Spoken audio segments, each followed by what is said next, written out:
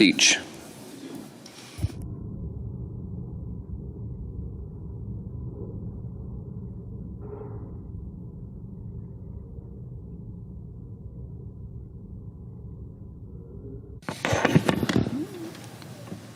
Senator from Iowa.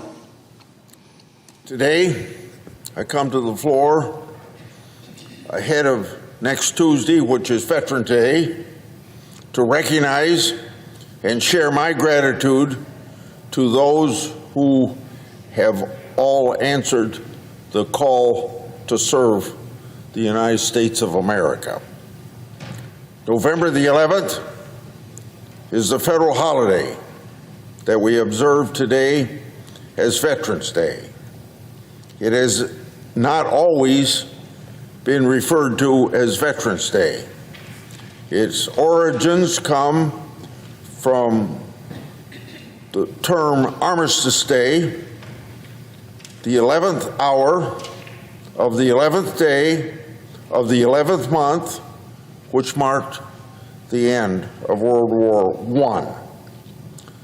The holiday is often marked by tributes and other ceremonies to show our gratitude to our family, friends, and neighbors who have served.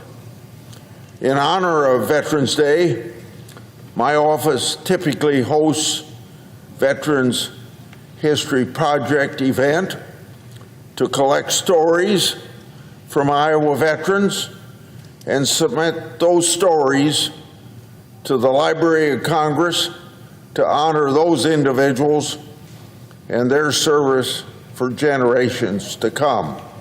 Also, so that researchers can hear the exact words spoken from the mouth of those veterans of what war is all about. To date, I have submitted 95 stories from Iowa veterans to the Library of Congress. There are more Iowa veterans who wish to share their story, and I look forward to continuing my efforts to preserve those stories. Normally, it would be this weekend at some major city in Iowa. I would ask veterans to gather together so we can record their memories. Obviously, with the government shutdown, that isn't possible for my staff to do it. But we will continue that as long as I serve in the United States Senate. I'd also like to recognize that this year, the day before Veterans Day, marks the 250th anniversary of the United States Marines. On November the 10th, 1775, the Second Continental Congress established the Marine Corps. I've been fortunate to have a brother serve in the Marines in World War II. I have had a grandson in the Marines in the last 10 years. For the last 250 years, the Marine Corps has faithfully defended our nation with a distinct fighting spirit, and I'm confident that the Marines will continue to do that. Thank you for our dedicated Marines, and thank you to all veterans. I yield the floor. Suggest the absence of a quorum. Clerk will call the roll. Ms. Alston-Brooks.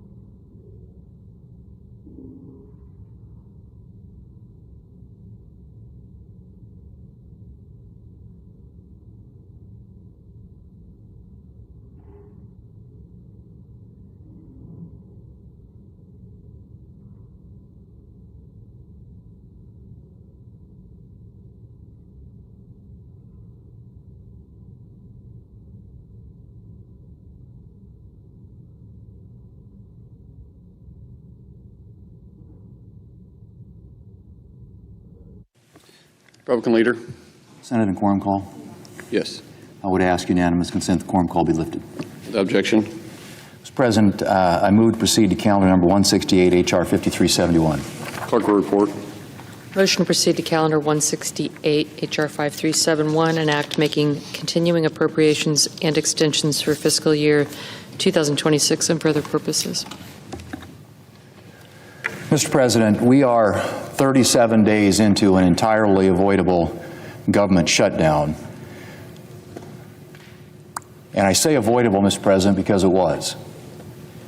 Democrats instigated this shutdown by rejecting a clean, nonpartisan funding resolution. Republicans weren't asking them to swallow a bunch of new conservative policies. There isn't a single partisan policy in the bill. And yet Democrats couldn't bring themselves to take yes for an answer.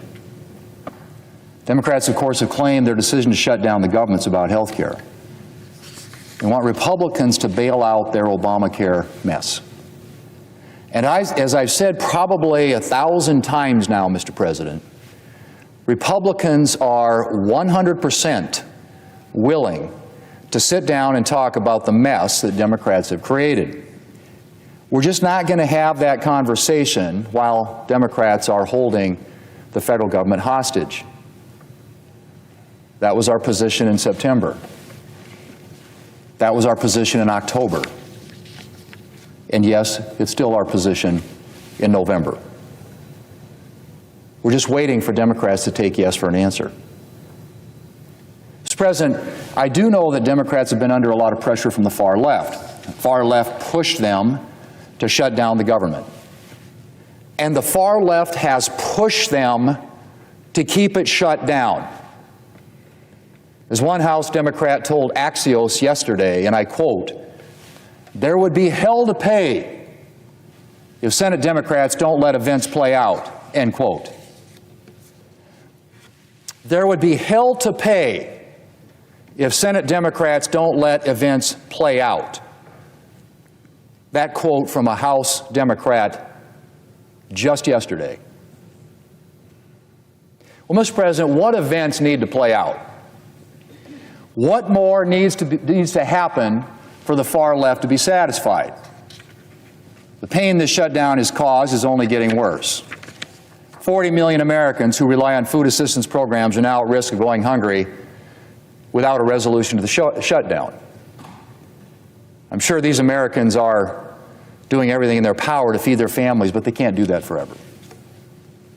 Federal workers have now gone without pay for more than a month, including the people in this building. Will the far left not be satisfied until federal workers and military families are getting their Thanksgiving dinner from a food bank? Because that's where we're headed. And then, Mr. President, there's air travel. Yesterday, the Transportation Secretary announced that as a matter of safety, the Department of Transportation is requiring mandatory reduction in air traffic starting tomorrow because of shutdown staffing issues. That means widespread flight cancellations, supply chain issues, hundreds of thousands of passengers dealing with disruptions to travel every day. The impact this will have will be immense. And all of it because Democrats cannot bring themselves to accept a clean, nonpartisan funding resolution, something that happened 13 times when they had the majority and President Biden was in the White House. So I ask the question again, Mr. President, what more do Democrats need? They got their chairs at the left-wing No Kings rally. They kept their base satisfied through the fall campaigns and Election Day. And as of Tuesday, they have the extremely dubious honor of instigating the longest and most severe government shutdown in history. How much more do Americans have to endure before Democrats are satisfied? Mr. President, The Democrat leader said yesterday that every day gets better for Democrats. The number 2 Democrat in the House has said that the American people's suffering takes a back seat to Democrats' precious leverage. And the senior senator from Vermont, a leading voice on the left, wrote an op-ed over the weekend calling for Democrats to keep the government shut down forever, as far as I can tell. Mr. President, I hope that's not where most Democrats are. I hope at least a few Democrats can see that this can't go on any longer. People are suffering, and it's getting worse every day. A furloughed federal employee, a mother of 5 in Maryland, told the New York Times last week, and I quote, "I don't know how to get the mortgage paid," end quote. Federal workers are taking on second jobs to make ends meet. Food banks across the country are overwhelmed. And American families are looking to the holiday season with apprehension. Mr. President, Democrats have a choice to make. Are they going to continue to bow to pressure from voices on the far left telling them to keep up their opposition? Or are they going to stop the American people's suffering and end this shutdown? I hope enough of them are willing to do the right thing. And I hope they do it soon. The American people can't wait for events to play out. Mr. President, I yield the floor, and I suggest the absence of a quorum. Clerk, call the roll. Ms. Alster-Brooks.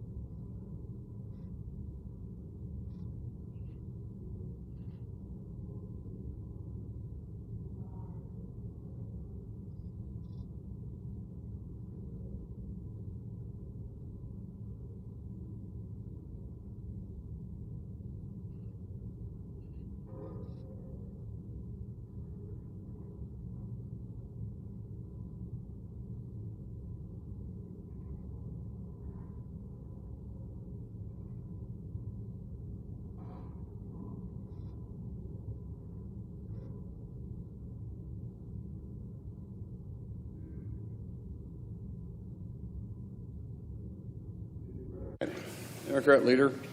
We in a quorum? Yes. I ask unanimous consent the quorum be dispensed with. Without objection? So, Mr. President, Americans plagued by high costs fired a political torpedo this week at Donald Trump and Republicans. They spoke loudly and clearly. We are fed up with the high cost of living. We're fed up with the tax on health care. We're fed up with your broken promises. And the question now is, will Donald Trump and Republicans listen to the American people? Will Republicans finally work with Democrats to reopen the federal government and negotiate a fix to the ACA premium crisis? Will Donald Trump finally take a break from his lavish ballrooms to help families who can't afford the rent, can't afford health care? The American people are waiting, and Democrats are ready. We want to have negotiations. It's been long enough. Look, if Republicans were smart, they would get the message after Tuesday that their do-nothing strategy isn't working. Even Donald Trump knows Americans hold Republicans responsible for this mess. Here's what he said. The shutdown was a big factor. He was talking about, why did you lose the election? He said the shutdown was a big factor, negative for the Republicans. Again, Donald Trump's words. The shutdown was a big factor, negative for the Republicans. That's what he said about the elections Tuesday. This is probably the smartest thing President Trump has said in a while. Donald Trump clearly is feeling pressure to bring the shutdown to an end. Well, I have good news for the president. Meet with Democrats, reopen the government, fix the ACA crisis. That's the best way to put this crisis behind us. And I will say something else about what happened on Tuesday. The single biggest worry Americans feel right now is the cost of living. If you could boil down the theme of Tuesday's elections down to one word, it was affordability. And Republicans absolutely whiffed on that by focusing on everything but affordability. In fact, Republicans have governed all year like drunken sailors. Instead of lowering costs, they plundered health care into oblivion. They've cut taxes for billionaires while kicking millions off health care. They've approved luxury jets for cabinet officials and acted as if there were zero consequences for their actions. After spending all year intoxicated on right-wing policies that do nothing to lower costs, Republicans shouldn't be surprised that Tuesday hit them like a bad hangover. And now that Tuesday is over, we're suddenly reading all these stories about how Donald Trump is finally going to start getting serious about messaging on affordability. One story said it's going to be the big focus for him next year. Wow. Where's this guy been? What fantasies is he living in? And are we supposed to applaud Donald Trump now that he's finally going to focus more on affordability? And he says on messaging, the American people want results, not a message that brings no results and produces no progress. Apparently, Donald Trump even said on Bret Baier's show that Republicans aren't doing a good job talking about affordability. No kidding. That would be putting it kindly after everything they did this summer to make life affordable to billionaires. So look, if Donald Trump really wants to get serious about affordability, here's a free tip. He should work with Democrats to actually make health care more affordable, not even say he wants to do something vacuously. We should extend the enhanced ACA premium credits, which Senate Republicans voted against 3 times. If Donald Trump has any interest in keeping his promise to lower costs, he should maybe focus more on fixing health care than sending billions to Argentina and trying to win a Nobel Prize. The American people have spoken. It's time Republicans finally listen and work with Democrats to bring this shutdown and health care crisis to an end. I yield the floor.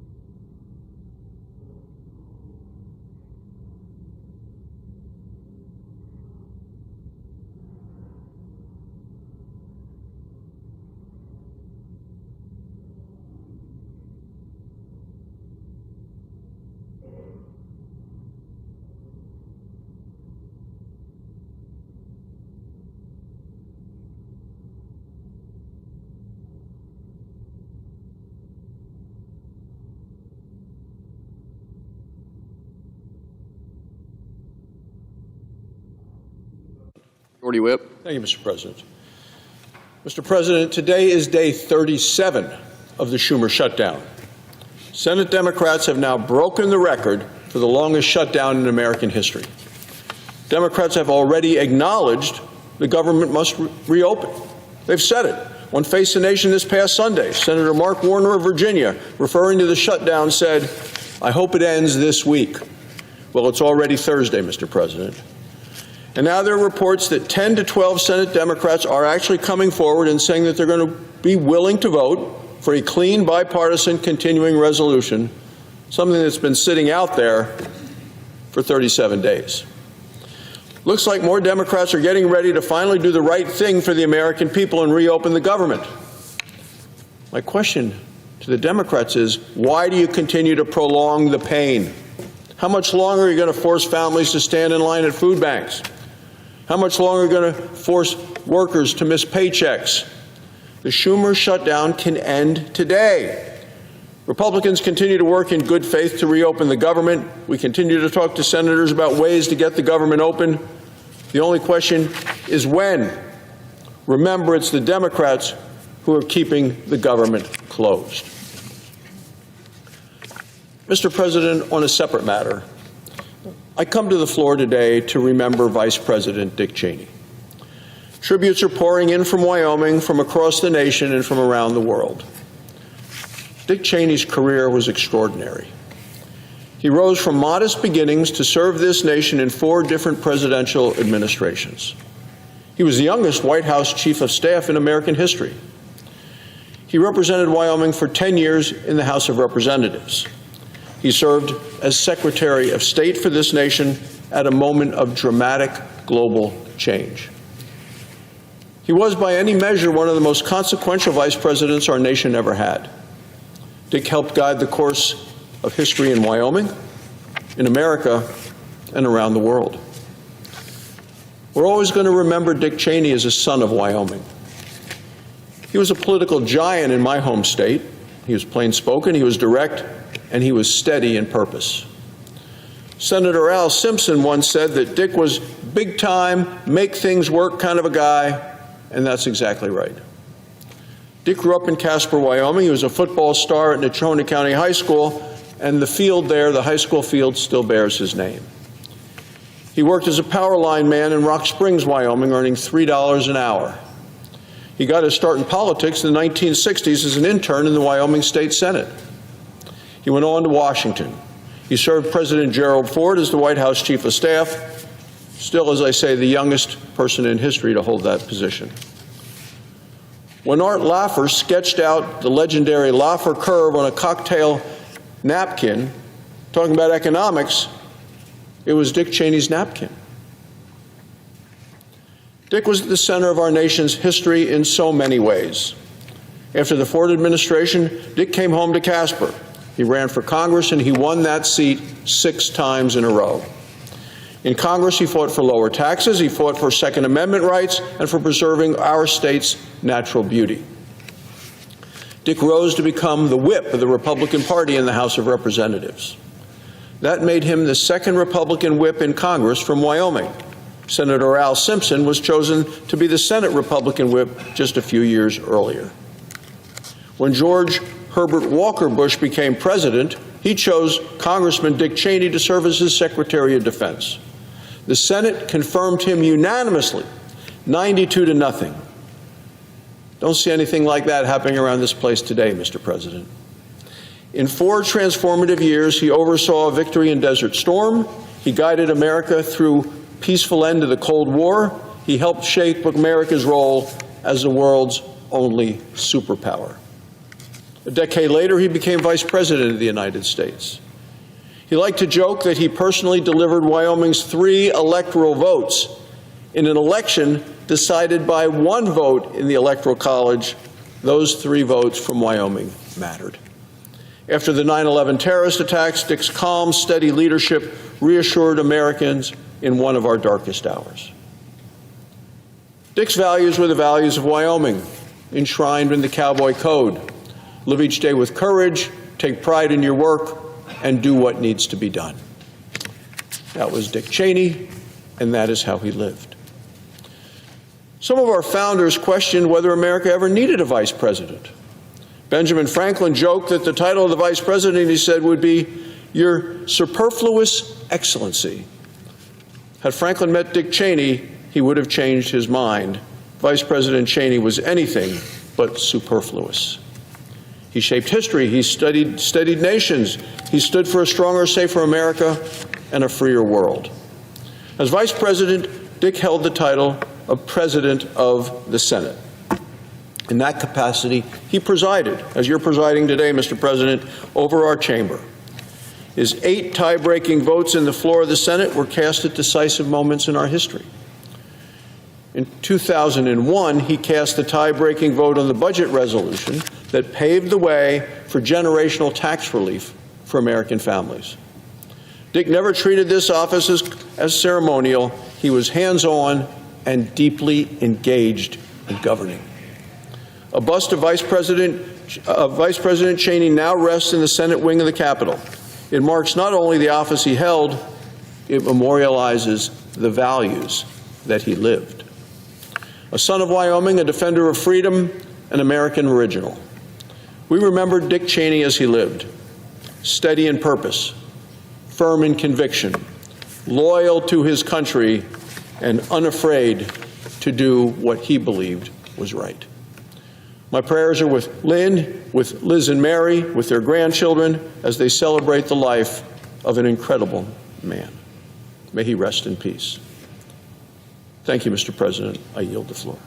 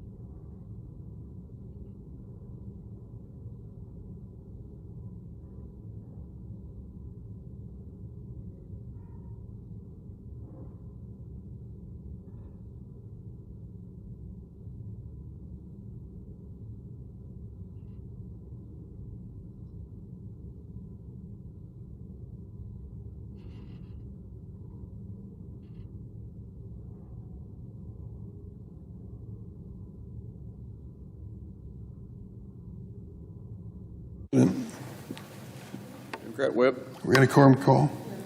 No. No? No. Thank you.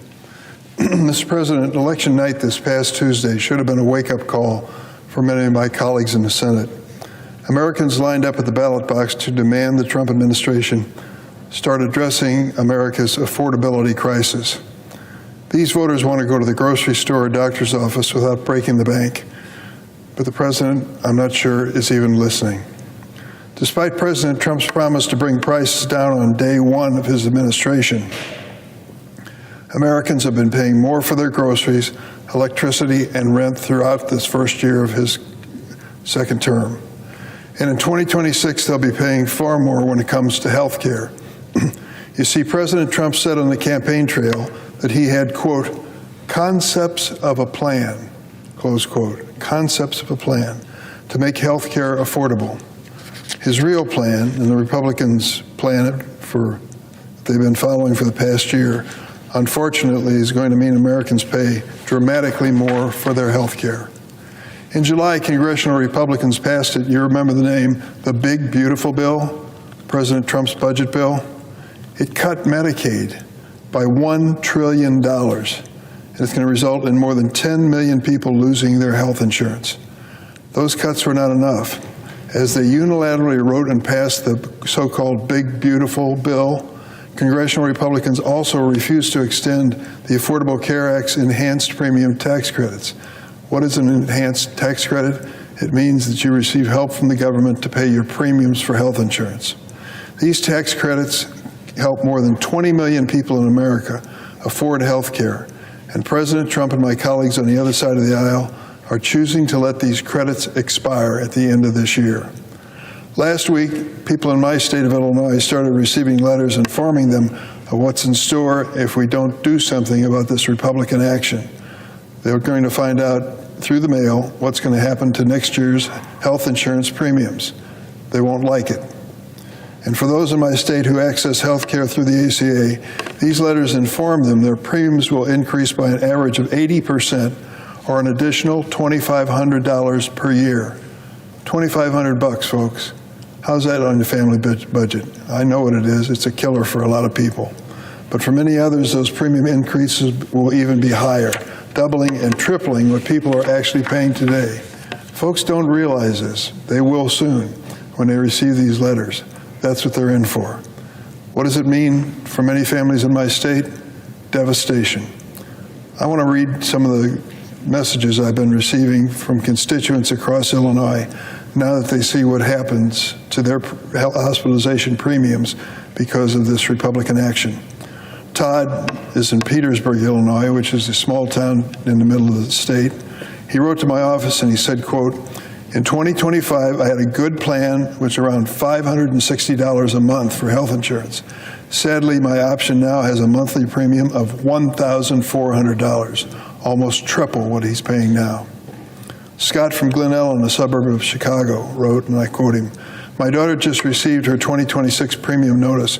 Without any help, her costs will increase from $232 a month to $788, triple what she's currently paying. Phyllis from DuPage County wrote, I lost my job and I've been on the ACA Marketplace plan. Last year, my plan with dental and vision cost me $162 a month.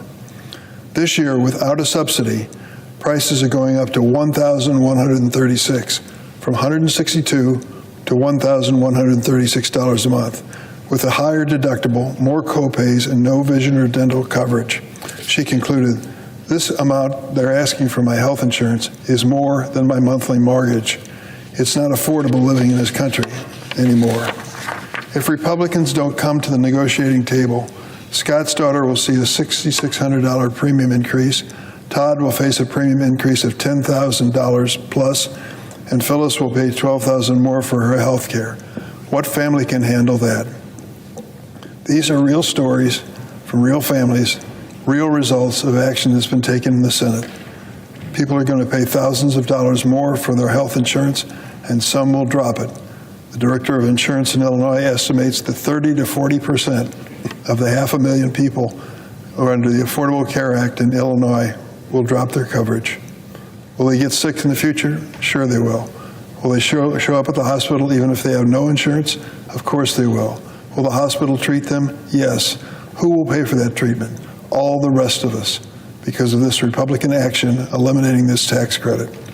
So what has President Trump been doing as my constituents receive these awful notices? In the last month, he launched a $40 billion bailout for Argentina. $40 billion. We didn't vote for $40 billion. He just announced it. He started construction on a grand new ballroom for his billionaire buddies at the White House, insisting it won't cost the taxpayers any money at all.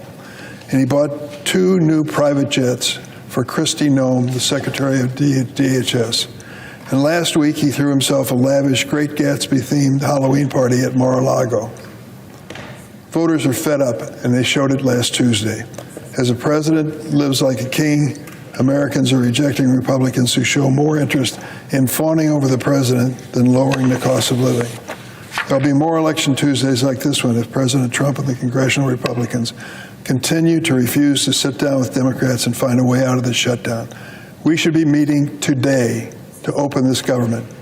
We need to address this health insurance problem. It affects every district. In fact, it affects red states, those who President Trump carried more than blue states.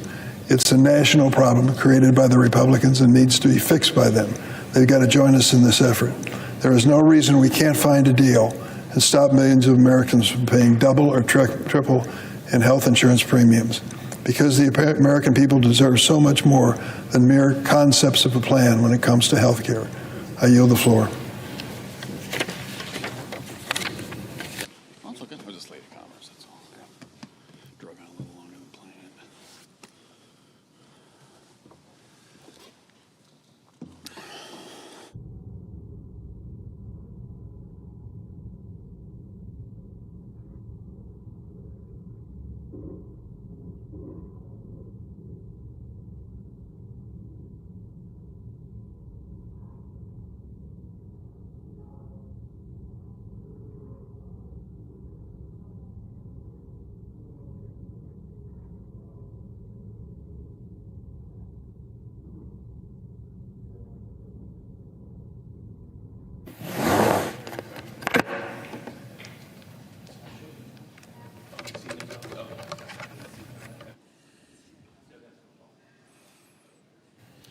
Mr. President, Senator from Florida. today is day 37 of the longest ever government shutdown. And American families and American workers are paying the price for Democrats to put on a show. From poetry being read at night, to protests, to press conferences, it's a high price to pay. And that means our troop, federal law enforcement officers, air traffic controllers, other essential personnel, families in need that go paycheck to paycheck aren't getting a paycheck. For 6 weeks, Americans, many of whom our lives depend on, have wondered how they're going to pay their bills or keep food on the table for their families.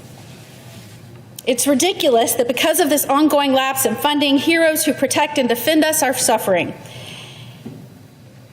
In fact, I found it incredible and embarrassing that the U.S. Army has published guidance on the IRS website, on their website, directing soldiers in Germany to emergency service benefits, loans, food banks, and food sharing organizations where volunteers provide leftover food through public fridges.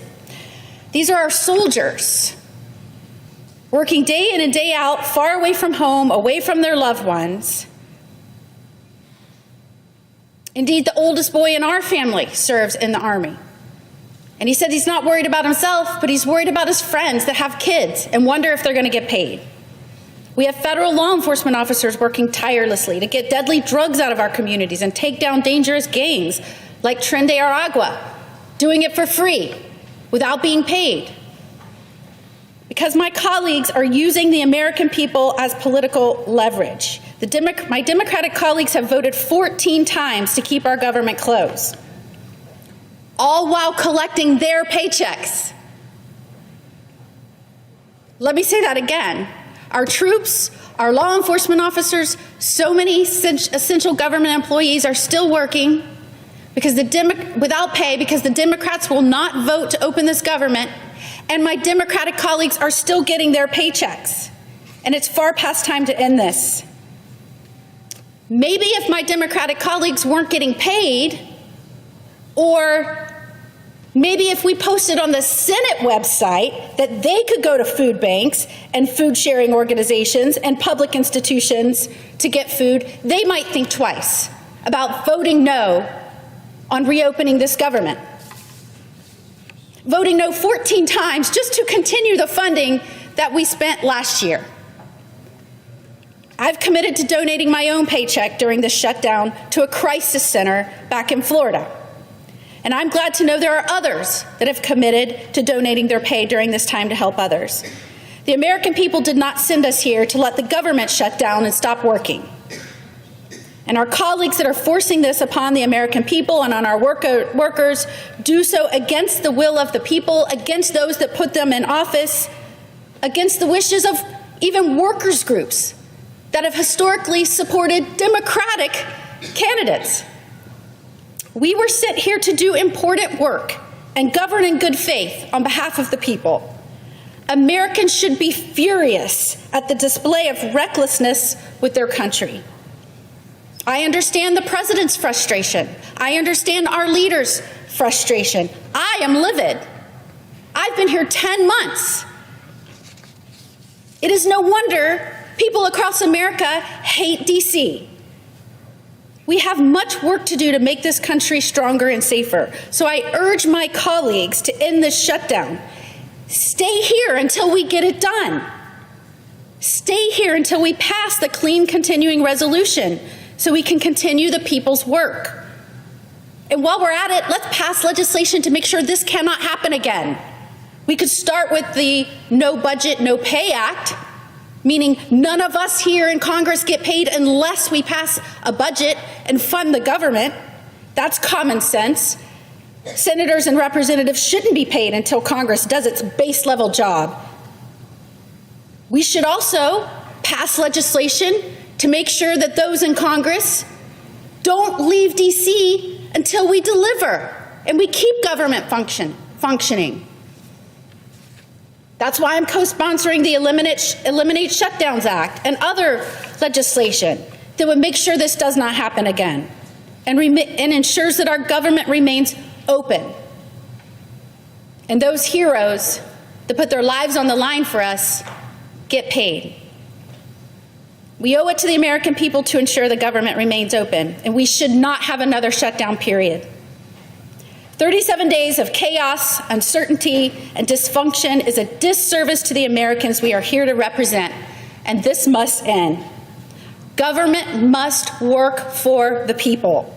If showboating politicians begin sabotaging the very operation of our government, corrupting rules, warping those rules' intended use to satisfy a subversive agenda, all options need to be on the table.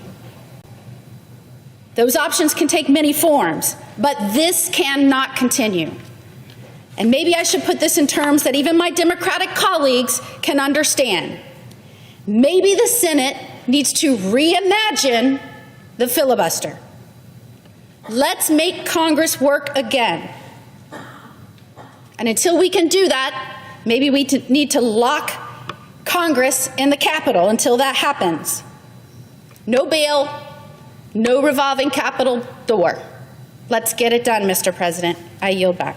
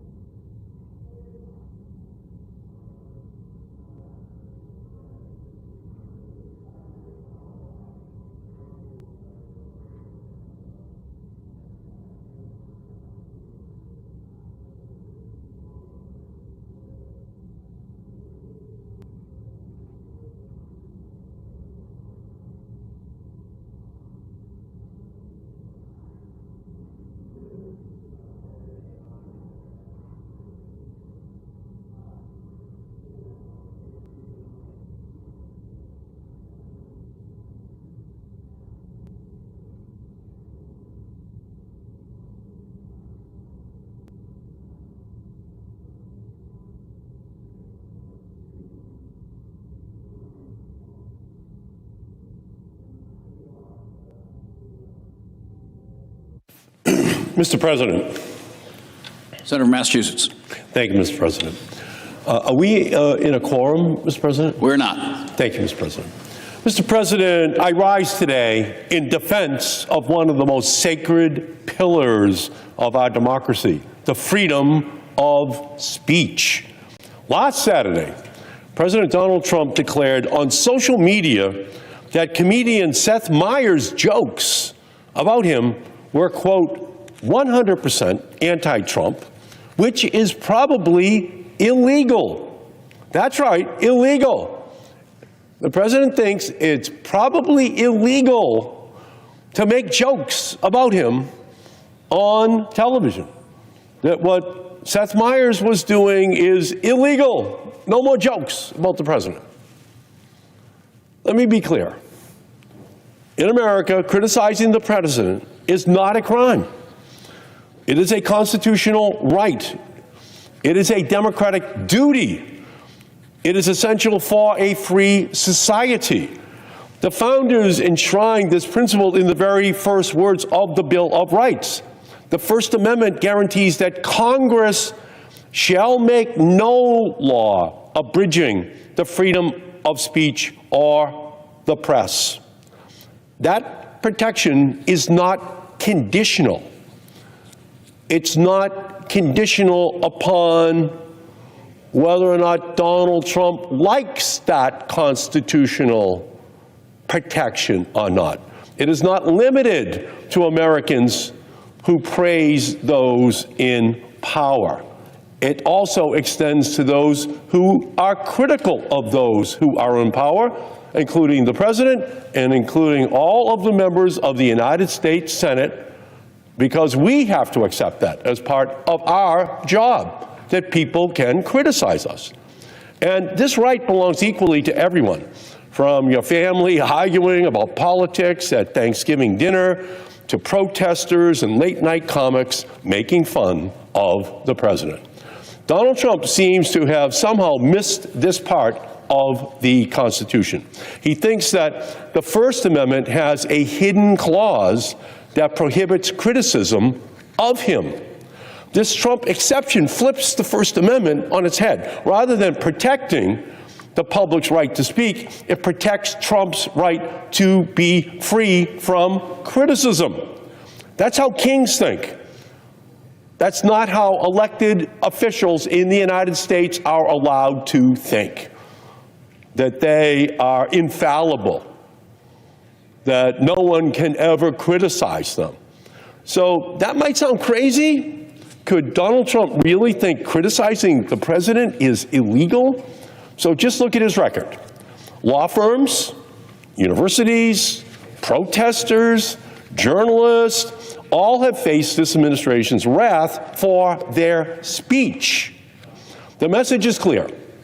If you dare to dissent, you have a target on your back. Consider President Trump's repeated attacks on broadcasters. Over and over again, he has urged the chairman of the Federal Communications Commission to revoke broadcasters' licenses for their speech. His allies, including Chairman Brendan Carr, have echoed those threats, even warning ABC and Disney that the FCC could, quote, do this the easy way or the hard way, over the political commentary of late-night host Jimmy Kimmel. Those are not jokes. These are threats. And when government officials use the power of their office to intimidate or silence speech, they assault the very fabric of our democracy. The resolution I bring forward today is simple. It is straightforward. It condemns any suggestion by President Trump or his administration that criticism of him is illegal. It reaffirms that the First Amendment protects the right to speak truth to power, including and especially to the most powerful person in our country. And it urges all Trump administration officials to refrain from using the machinery of government to punish or suppress dissent. This is not about partisanship. It is about principle. Presidents come, presidents go. But the First Amendment must endure. If we allow any president to wield government authority as a cudgel against speech, then no citizen's voice is safe in our nation. Not yours, not mine, not the press, not the public's. No one is safe. So I urge my colleagues to join me in sending a clear and bipartisan message. In the United States of America, it is not illegal to criticize the President of the United States. It is our constitutional right to be able to criticize the President. We have to give our support to our government, to our nation, 100% of our time. But we only have to support elected officials led by the President when they are right. That is what our country is all about. That's why we have a First Amendment. Mr. President, I ask unanimous consent that the Senate proceed to the consideration of Senate Resolution 486 submitted earlier today, and further that the resolution be agreed to, the preamble be agreed to, and that the motion to reconsider be considered made and laid upon the table with no intervening action or debate. Is there objection? Mr. President, Senator from Florida. reserving the right to object. Mr. President, this is an interesting conversation, but Democrats have had 37 days to stop the most important issue that this Senate should be focused on right now, and that's this shutdown. But they clearly rather spend their time playing politics and attacking the president, and so instead of doing what's best for the American public. Democrats have caused the longest government shutdown in our nation's history. For one reason, they hate our president. They hate him. They don't care that their actions are stopping our troops, Capitol Police, federal law enforcement, air traffic controllers from getting their paychecks. They don't care that they're causing chaos and delays at our airports, or that 42 million people rely on SNAP benefits who can't put food on the table. Now, I think about growing up. I was blessed, had a wonderful mom, but we lived in public housing. I don't know my dad.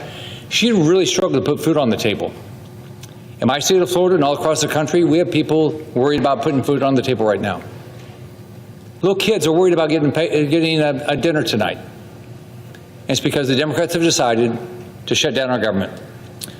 So I represent the people of Florida and Americans across this country who are sick and tired of these political games. What we ought to be doing is feed our families, pay the people who are working their tail off, and open our government. Therefore, I object. Mr. President. Objection is heard. Senator from Massachusetts. Thank you, Mr. President. Mr. President, it is telling that the Republicans have objected with an unrelated bill. This is a classic Republican move. They're scared of supporting anything critical of Donald Trump, but they don't want to defend his actions at the same time. So they object and pivot to an unrelated issue. But don't be fooled. Senate Republicans just blocked a resolution stating that it's not illegal to criticize President Trump. I'm genuinely shocked that we can't agree that the First Amendment protects our right to criticize the president. This is, unfortunately, an era where Donald Trump wants to be king, and too many in the Republican Party are allowing him to believe that that is possible in a democracy with a Constitution and a First Amendment that guarantees the right of free speech and the right of freedom of the press. So with that, Mr. President, I yield back. Mr. President. Senator from Florida. And I'm shocked that my colleague doesn't want to worry about the people, the 42 million people that are not getting SNAP benefits, the Capitol Police that are protecting us that aren't getting paid. These people have mortgages and they ought to get paid. So, Mr. President, I rise today with my bipartisan and common sense no budget, no pay act. It's a simple proposal that says if members of Congress can't complete one of our basic jobs of funding the government, we shouldn't get paid. This shouldn't even be necessary. We should just do our jobs. But as we sit here over a month into the Democrat shutdown, it's clear we need something to hold Congress accountable. Every year we're tasked with putting together a budget with the expectation that it is on time and fits the needs of the American people. The American people elected us to come together. Look at what we're collecting in revenues and put together and pass 12 appropriation bills that use those dollars effectively. I was governor of Florida. Every year we pass a budget and we balance the budget. And we did it on time. The last time Congress passed all 12 appropriation bills on time was, what's your guess? 3 decades ago. Congress has failed time and time again to do its most basic job. I came to the Senate to fix this. I ran on a plan to make Washington work better for families, which included my No Budget, No Pay Act. And I've been fighting to get this passed since I got here in 2019, and I've been met with resistance from many of my colleagues since I got up here. But unfortunately, Democrats have thrived in the dysfunction and have fought endlessly to keep the status quo. They passed massive spending bills after massive spending bill, which has caused massive inflation in this country. They've raised taxes and expanded government. We have now Mr. President, how much debt do you think we have now? $38 trillion. We're running $2 trillion a year deficits. Now they're using the same dysfunction to shut down our government. They're prioritizing a liberal wish list of the needs of the American people. And they're more than happy, it seems, to deprive federal workers, TSA, FAA, and law enforcement of their paychecks, while members of Congress still get their own paychecks. Democrats are happy to stop 40 million people from getting their SNAP benefits. I just can't imagine, the little kids worried about where the meals are going to come tonight. These Democrats voting to shut down government are still getting paid. We should not get paid if we don't do our job. There's a problem with Washington. Any working American will tell you that if you don't do your job, you don't get paid, except here. Members of Congress consistently fail one of our basic duties of funding the government on time and still get a paycheck, even when others don't. Senate Democrats have now voted against funding the government 14 times in the last 5 weeks. They voted time and time again to continue the longest shutdown in our nation's history and stopping people from getting paid. But they're still getting paid. Democrats shouldn't be shutting down the government and risking others' paychecks without being in the same boat.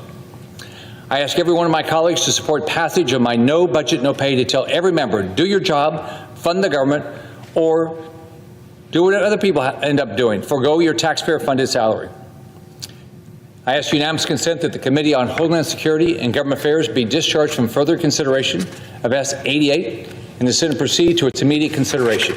I further ask that the bill be considered, read a third time and passed, that the motion to reconsider be considered made and laid upon the table. Is there objection? President, I reserve the right to object. Senator from Massachusetts. And I agree with my colleague, for sure, that during a government shutdown, lawmakers should not be paid. And that's why I'm having my pay deferred during this period.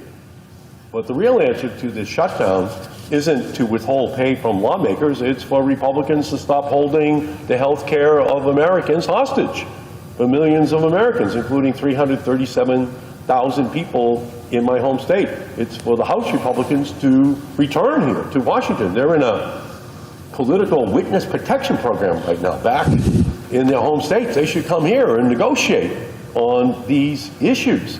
We're seeing the consequences of this Republican shutdown every day: reduced SNAP benefits, canceled flights, rising health care costs. So enough already. Let's sit down. We can open the government and protect the health care of all Americans with one vote on the floor. So my Republican colleagues, they're kind of twisting themselves into knots, trying to use the shutdown to block my free speech resolution.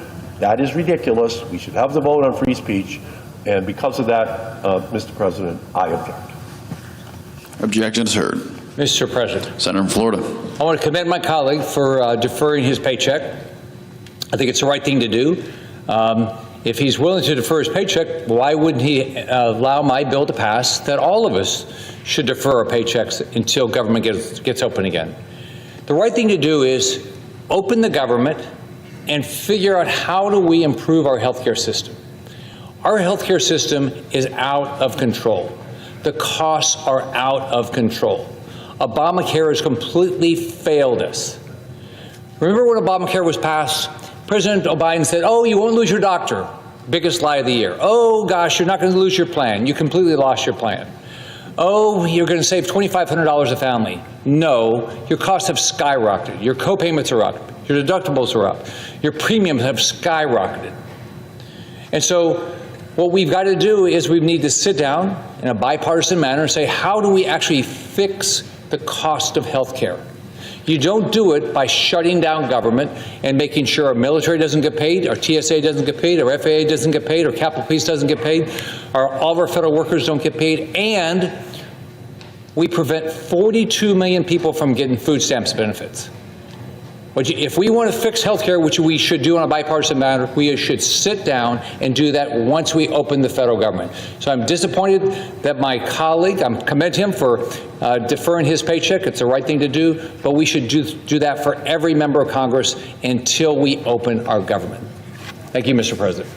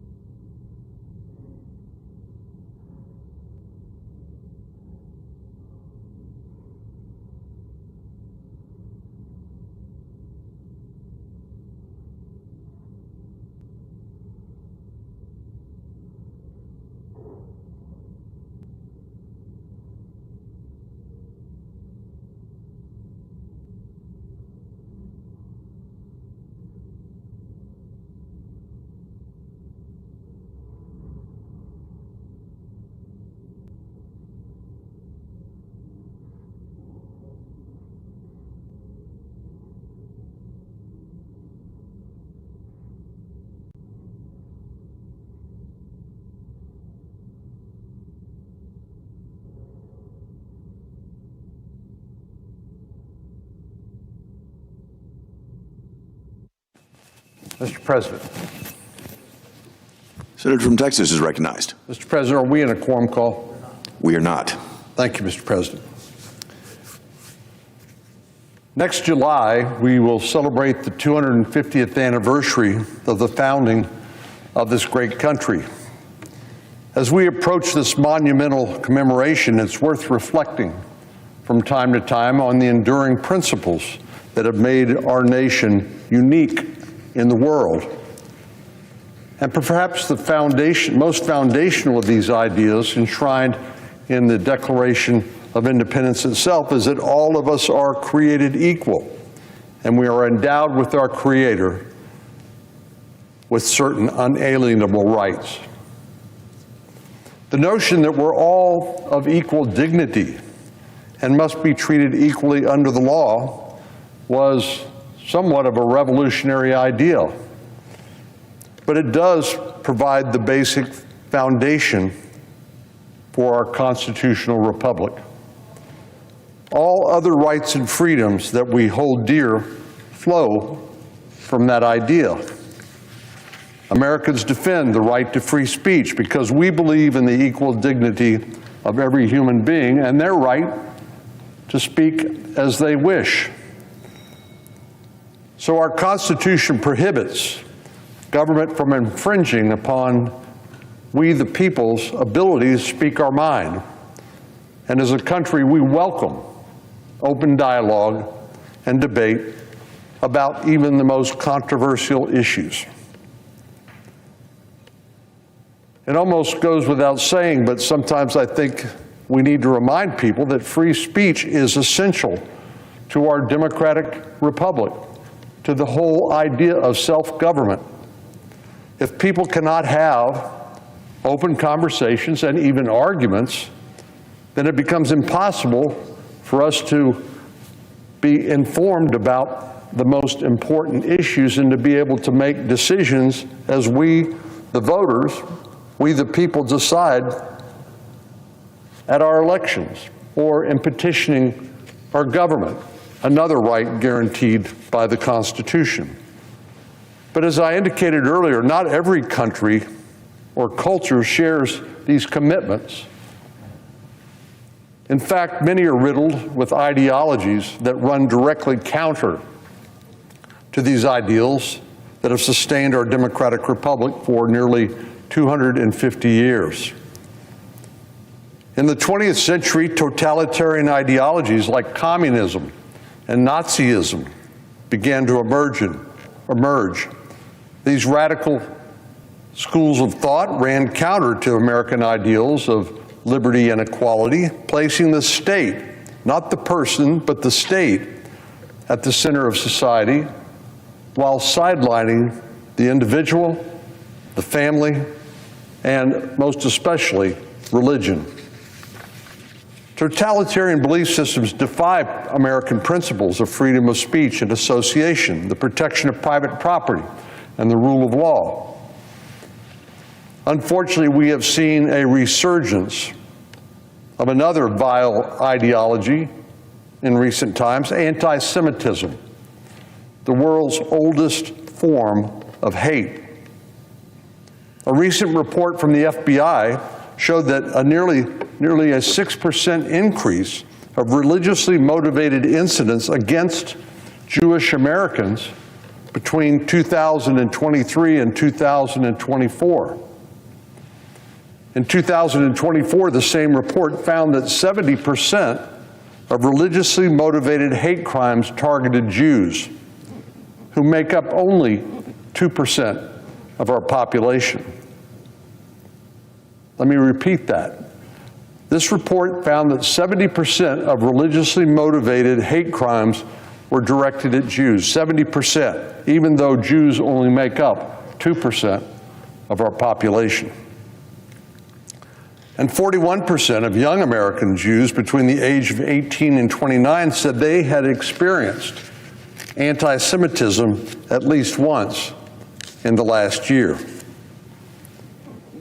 As we can all recall with horror, 2 years ago on October the 7th, Hamas terrorists conducted the deadliest terrorist attack against Israel in history, the worst cause of death since the Holocaust for Jews, resulting in the murder of 1,200 people and the brutal raping of women and young girls, and hundreds of hostages taken at the same time.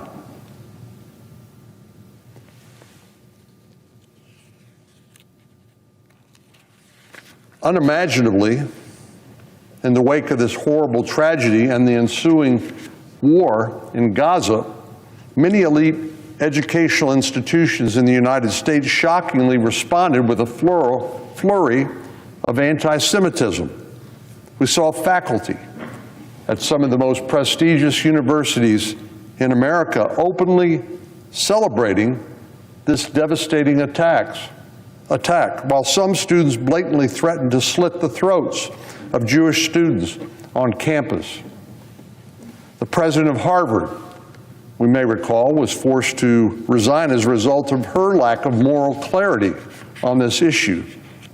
There should be no confusion between good and evil, and this was clearly motivated by evil and hate. When pressed in committee hearings on anti-Semitism on whether Harvard policies prohibited students for calling for the genocide of Jews, she said, quote, "It can be, depending on the context," close quote. Shameful. Republicans in the House and the Senate rallied to the defense of American Jews facing this rising tide of hatred from the radical fringes of the left. While unfortunately too many of our colleagues across the aisle left them out to dry. For example, in 2024, in May, we introduced a resolution led by Senator Tim Scott of South Carolina condemning anti-Semitism on American college campuses, yet this was blocked by senators on the other side of the aisle for some reason. Some Democratic House members even visited these protests to show solidarity with the very people spreading hateful rhetoric, such as Zionists don't deserve to live. Vice President Kamala Harris even chose not to preside over the joint address to Congress of the Prime Minister of Israel, instead preferring to keep a previously scheduled commitment to address a sorority gathering in Indianapolis in an obvious snub for the Prime Minister and Israel. There are increasing signs that the Democratic Party has lacked conviction to stand up to the most vile elements of their base. Some of it have even openly embraced anti-Semitism. The newly elected mayor of New York City refused to condemn terrorism in a interview on national television, saying, quote, he doesn't really have opinions about the future of Hamas in Israel. I find it too curious that just 2 years ago he said, quote, when the boot of the NYPD is on your neck, it's been laced by the IDF, the Israeli Defense Forces. This is the newly elected mayor of New York City. And when asked how he would have handled the protests on Columbia's campus, he said, I would have not sent the police to Columbia. Despite his refusal to use police to quell these campus riots, Mamdani has expressed on multiple occasions a willingness to direct the police to arrest Prime Minister Netanyahu if he were to ever visit New York City. The left has openly embraced this radical candidate, and now he's been elected as mayor of America's largest city. But while the Democratic Party has unfortunately embraced anti-Semitism in too many instances, Republicans under President Trump have continued to make clear that what we stand for and have not shied away from making clear what we stand against. President Trump's leadership in the fight against anti-Semitism has been undeniable. In his first term, he signed a landmark executive order giving new authorities to the Department of Education to investigate anti-Semitism complaints on college campuses and university campuses.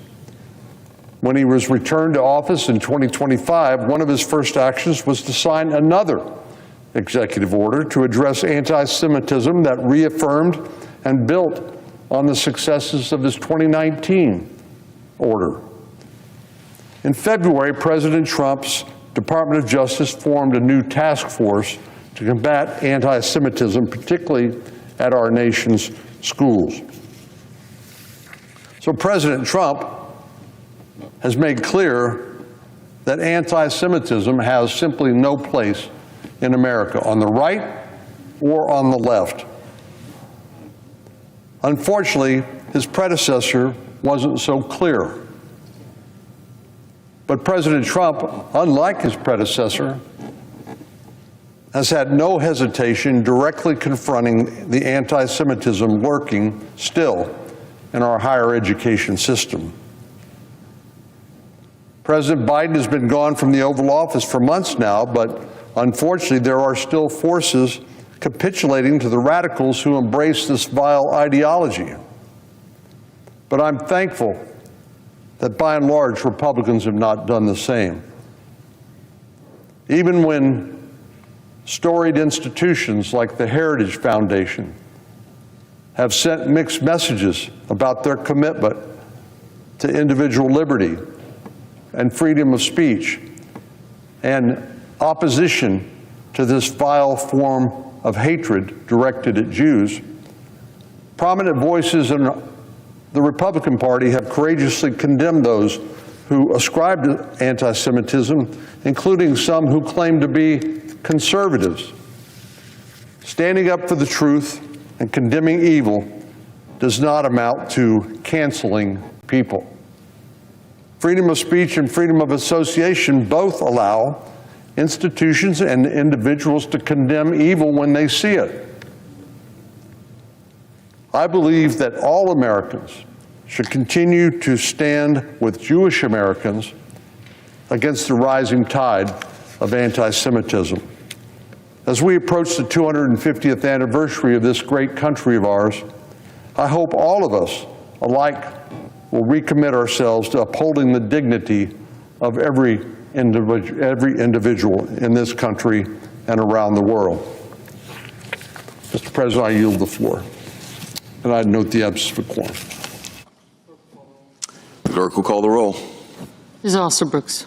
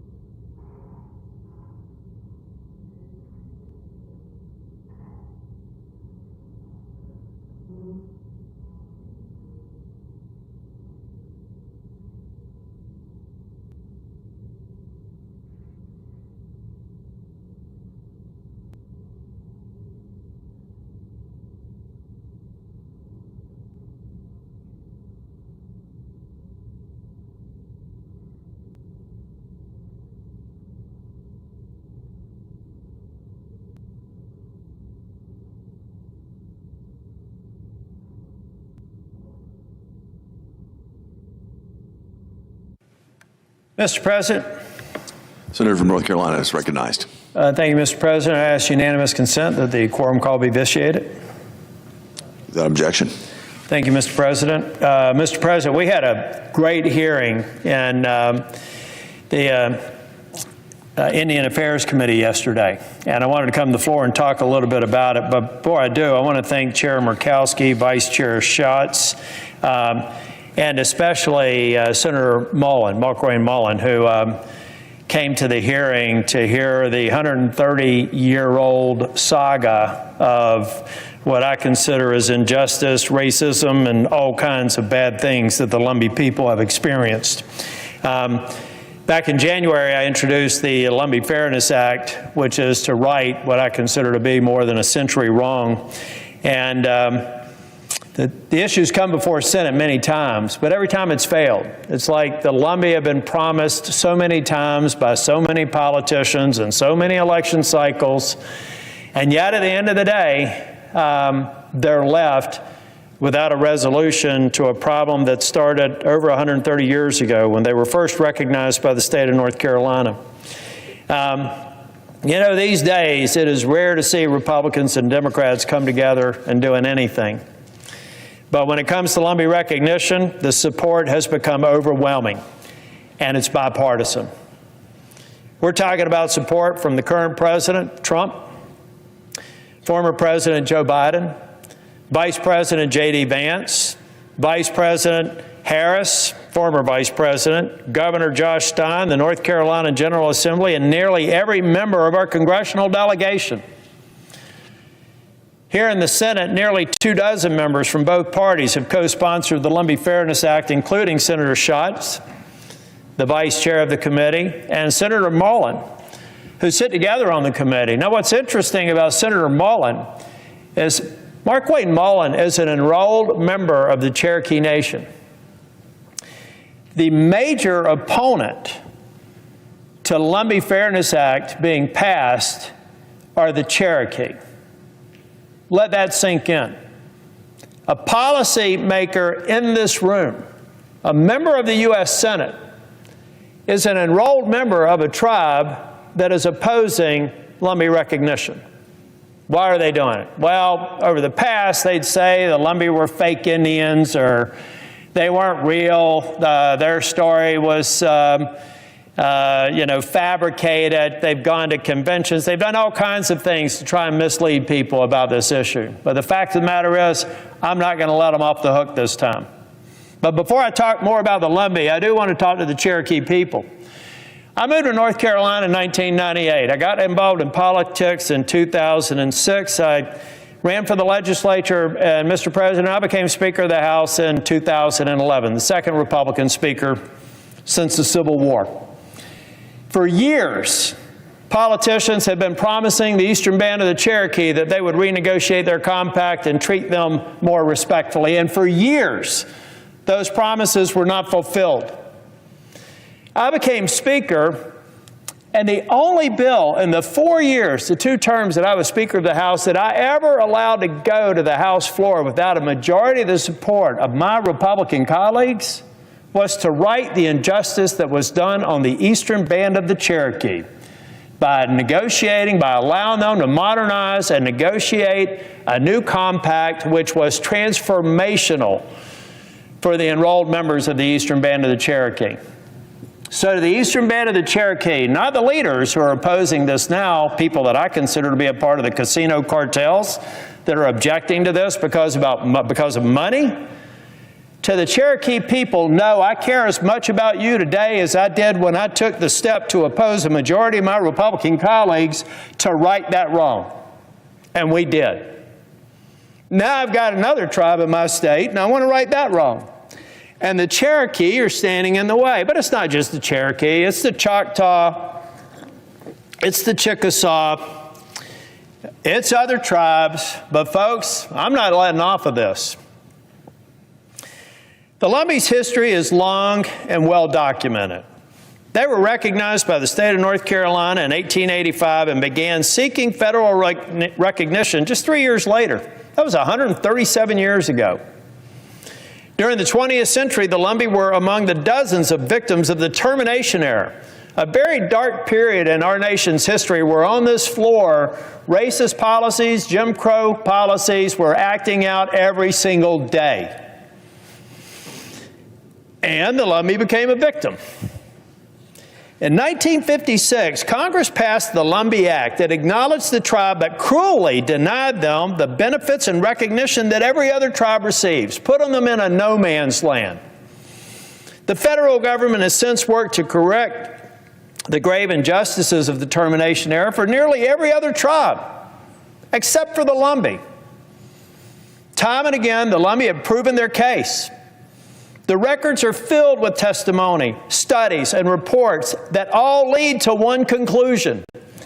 The Lumbee are a tribe fully deserving of federal recognition. The House has acknowledged that repeatedly, passing the Lumbee recognition bill with broad bipartisan support in every Congress since the 116th. This year, it was unanimously voted and included in the National Defense Authorization Act that we're about to begin conferencing on. In 2022, I promised to identify and expose the small but persistent opposition to this bill. And I'm not going to go into the details here. I did in a speech that I did yesterday. But let me just tell you what I found was pretty simple. It's a small handful of well-funded tribes hiring high-priced D.C. lobbyists to spin half-truths and stir fear, motivated by profit, not principle. At the center of that opposition, it is the Eastern Band of the Cherokee leadership. Again, let me make the distinction between the elected leaders of the Eastern Band of the Cherokee and a tribe that I am fully dedicated to, and I've demonstrated that through the actions that I made when I was the Speaker of the House in North Carolina. But at the center of the opposition, it's also a lobbyist whose name I'll have you refer to my testimony yesterday. But it's just rooted in financial self-interest, folks. And that's their right. But let's not pretend it's anything more. We've got them. We've found them passing out leaflets at Native American conventions talking about fake Indians, undermining the case for the Lumbee. It's disgraceful. But we're tracking them, and everywhere we go, almost invariably, I can find somebody that can give me information when they're trying to spread myths, lies, and confusion. The Eastern Band, in reality, it's not just about the Lumbee.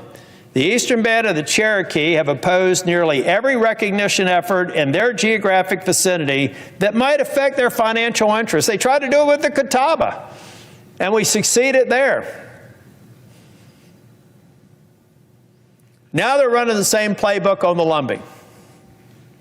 They're spending millions of dollars on lobbyists and pay-for-play reports. They'll pay whoever they have to conjure some sort of report that builds their case. It's like, I have this thesis, now give me a report to support it, because it's going to keep the Lumbee in this limbo that they've been in for 137 years. It is disappointing to see the kind of money wasted on tearing down other tribes instead of lifting up their own people. To the leadership of the Eastern Band of the Cherokee, spend those millions of dollars on education, on improving the situation in the boundary, helping your people like I have. So, now yesterday in the hearing, the principal chief of the Eastern Band of the Cherokee says, let it just happen in the Department of the Interior. Let it run its course. Well, that is political speak for let the administration do it, take 10 or 20 years, and then we'll have a lawsuit that will take another generation to settle. We know their playbook. I've studied this. I know what they're doing, and we're going to match them at every step along the way. Since 1978, they said don't recognize them by an act of Congress. Let it go through the process. But here's the reality. Congressional recognition has become the norm. Since 1978, twice as many tribes have been recognized by Congress as through the administrative process. Congress has recognized tribes by legislation many times, including the Little Shell tribe of the Chippewa Indians in the 2020 NDA and 6 Virginia tribes in the 2017 National Defense Authorization Act. I supported both of those bills because it was the right thing to do. So, Mr. President, in closing, I hope that the Eastern Band of the Cherokee leadership know that I care about the people of the Eastern Band of the Cherokee as much as I care about the Lumbee. I went to great lengths to have the Eastern Band experience the benefits that came from the work that I did as Speaker of the House. I will go to great lengths in my remaining time in the Senate to help them in the future, as soon as they do the right thing and allow the Lumbee people, after 137 years, to get the federal recognition that they deserve. Thank you, Mr. Speaker. No, thank you, Mr. President.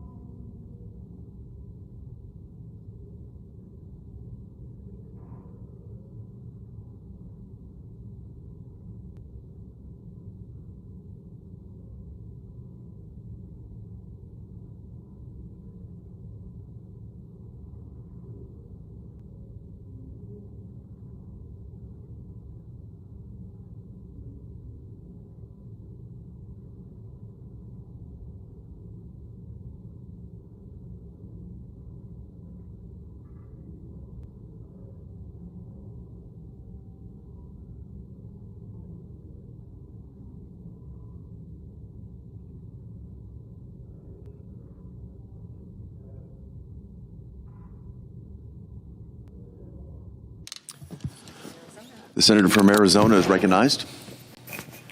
Mr. President, I rise today on behalf of my good friend and the duly elected member of Congress for Arizona's 7th Congressional District, Adelita Grijalva. It has now been 44 days since the people of Southern Arizona voted overwhelmingly to send Adelita to Congress, yet still her seat is vacant. Since the passing of her father in March, the people of Southern Arizona have had no one to speak for them in Washington. Now for 44 days, the people of Southern Arizona have been denied representation. For 44 days, the 800,000 residents of Arizona's 7th District have been denied representation and forced to go without federal casework services, all because Speaker Johnson refuses to do his job and uphold his constitutional duty to swear her in. It is now the longest period in history that a duly elected representative has gone without being sworn in. And why? Why does Speaker Johnson refuse to swear her in? Because he's doing everything he can to prevent accountability for those connected to the Epstein investigation. He knows that as soon as Adelita is sworn in, she'll be the final signature needed on a petition to release the Epstein files. So instead of letting that happen, Speaker Johnson has kept the House on an extended vacation, falsely claiming that he can't swear in Representative Grijalva while the House is out of session. That is a lie. Just this year, he swore in 2 representatives from Florida while the House was out of session. But when it comes to swearing in someone who will vote to expose elite predators, he refuses to act. He also knows that if Adelita is sworn in, she'll be another vote to stop health care premiums from skyrocketing for 24 million Americans. He knows that if he brings back the House into session, if his members are forced to choose between doing nothing or acting to stop yet another cost increase for constituents, they might just do the right thing and act to protect the rise in health care premiums.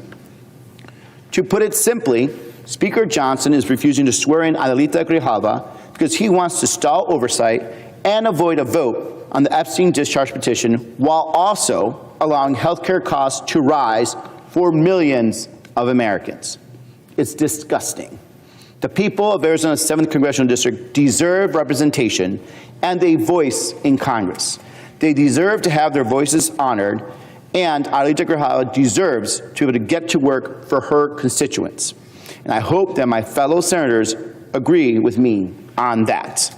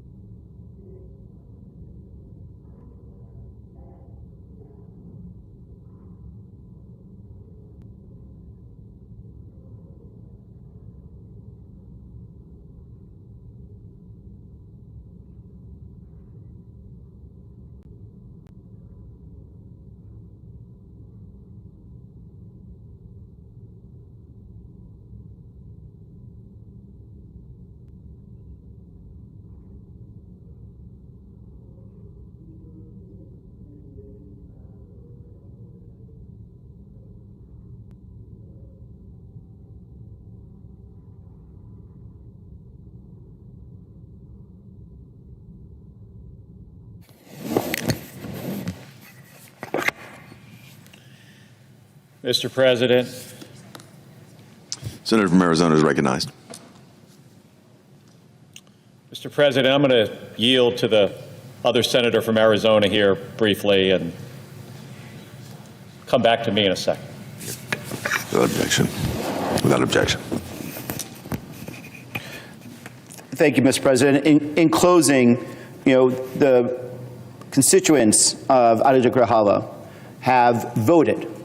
They have voted and they have spoken in the most democratic way that we have established under the Constitution.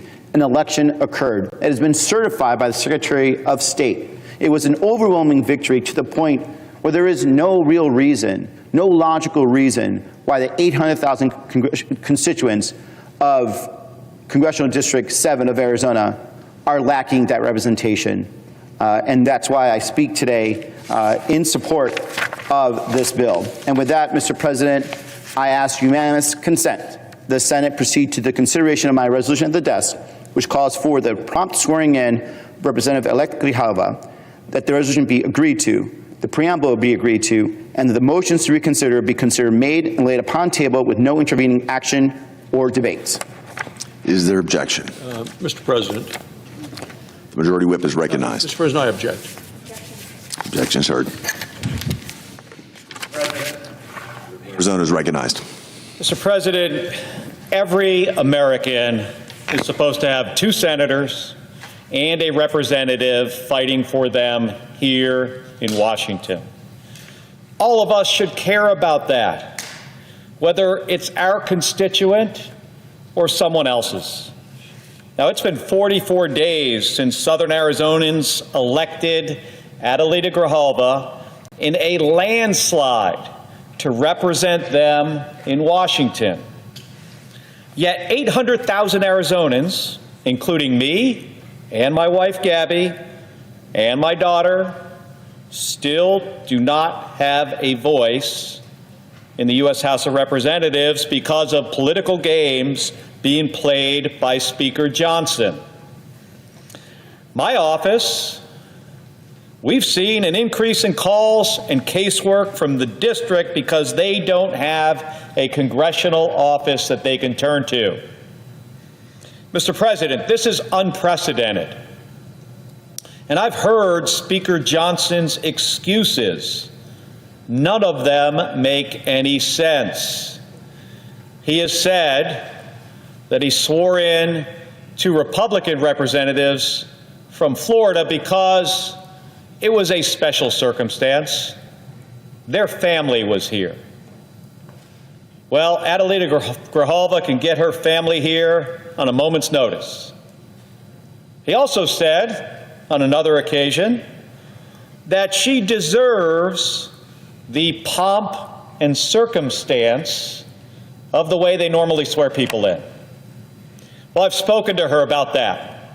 She does not care about pomp and circumstance. Now, Mr. President, the people of Arizona did their part. They voted. And their representative, Adelita Grijalva, she's been certified. The election's been certified. And they should not have to wait another day to have someone representing them in the House. So we have a message for Speaker Johnson. Do your job. This isn't complicated. It's the basic stuff of being the Speaker of the House. It's the basic things in our democracy, and it should not be impacted by politics. And I'd like to think that every senator here, whether a Democrat or Republican, would agree with that. Thank you, and I yield the floor.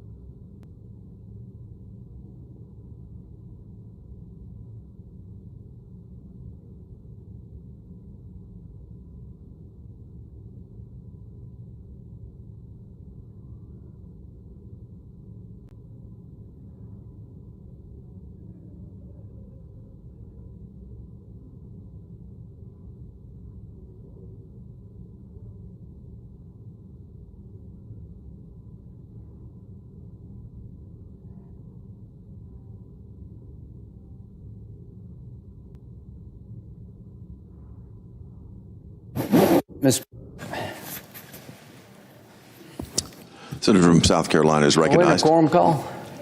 We're not. Okay, thank you. Well, I will be speaking here for a few minutes about the upcoming War Powers Resolution vote. First, I'd like to introduce into the record the Wall Street Journal editorial about the War Powers Act, if I may. Thank you. So I've been asked a lot about this in a prior life. I used to be a judge advocate in the Air Force for about 33 years, prosecutor, defense attorney, and a military judge for a very short period of time, and I enjoyed it very much. So this part of the law has been part of my life, and the body is going to make a big vote today, and I think it is a consequential vote. And simply put, here's my understanding of the Constitution and how Congress and the President and the courts interact when it comes to making war. No president has the ability to put America in a state of war. That is reserved to the Congress. It says in the Constitution, only Congress can declare war. When you look at the history of the country, we've declared war, Congress has, 5 times in the last 250 years. So declaring war is an unusual thing by the Congress. The War of 1812, the Mexican-American War, the Spanish-American War, World War I, and World War II. So I would suggest that declaring war is something America doesn't do a lot, and that's probably a good reason. When you declare war, it affects insurance contracts. It's a legal state that has a lot of consequence to it. So we've done that 5 times as a nation. Wonder how many times a commander-in-chief has used military force to defend the nation without a declaration of war. Hundreds, if not thousands of times in the last 250 years. So the norm in this country is that military conflicts are not carried on under a declaration of war. Military conflicts, which they've been a lot of, Korea, Vietnam, on and on and on, are engaged in by a commander-in-chief who feels a need to use military force depending on what the threat is. The question before the body is, can the Congress stop a military conflict declared by the commander-in-chief because we don't agree with their decision, and without our approval, it must end? And the answer unequivocally to me is no. Under the Constitution, the authority to be commander-in-chief resides exclusively with the President. The power to declare war is exclusive to the Congress. Now, what could the Congress do constitutionally if they disagree with a military action that's not a declaration of war? We could cut off funding. The Constitution reserves the right of the Congress, beginning in the House, to appropriate money.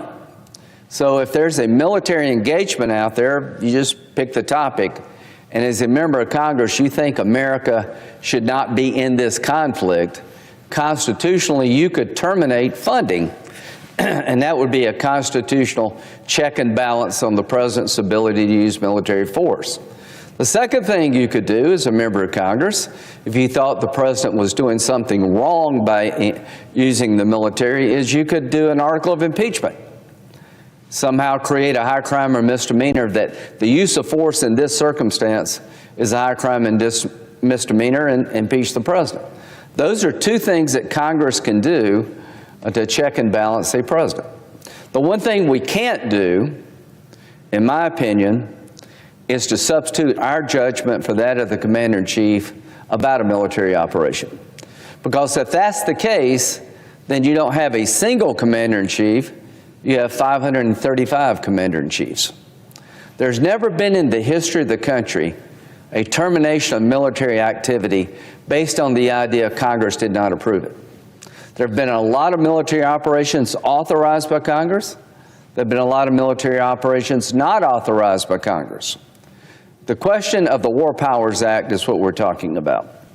In 1973, the frustration with the Vietnam War, Congress passed a statute that required the commander-in-chief to notify Congress about engaging in hostilities within a specific period of time, to make reports to Congress at the end of a defined period. I think it's 60 days, I can't remember. If Congress hasn't approved those hostilities, then they must be terminated. I think the War Powers Act is an obvious constitutional infringement on the ability of the commander-in-chief to conduct military operations. Because the War Powers Act, at its heart, takes away the ability of the commander-in-chief to decide military matters, and it resides with us. If you can terminate a commander-in-chief's decision through the War Powers Act, then that constitutional authority has been taken by us, the Congress. And that would be a disaster for this country. So I would argue that the War Powers Act is on its face unconstitutional. Reagan and a bunch of other presidents have said the same thing. The day that we terminate a military operation based on the idea that we haven't authorized it, then we become commander-in-chief. We, the Congress. That power has been taken from the designated commander-in-chief and usurped by us. That would be a disaster for our country. It would create paralysis at a time of need. Now, presidents have informed us of military actions under the War Powers Act, arguing the act is unconstitutional. I would continue to do that if I were a commander-in-chief. I would inform the Congress. I would brief the Congress about what I'm going to do or not do using our military. I think it's good public policy. But the vote we're going to take this afternoon is basically we're going to vote as the United States Senate to terminate actions taken by President Trump regarding drug cartels. And I think the day we do that, then we're saying to the world that really the commander-in-chief is the Congress, not the president. And if you don't like what President Trump's doing with drug boats and other activity in the Caribbean or anywhere else, you could pass a law saying no funds can be used for the purposes of these operations. And I've been told by my colleagues, well, that's hard. Well, it's meant to be hard. The president can veto any law we pass, and the only way we can override that veto is to get 2/3 of the body. It's meant to be hard. It requires us to find consensus. So to my colleagues, please do not be confused about this.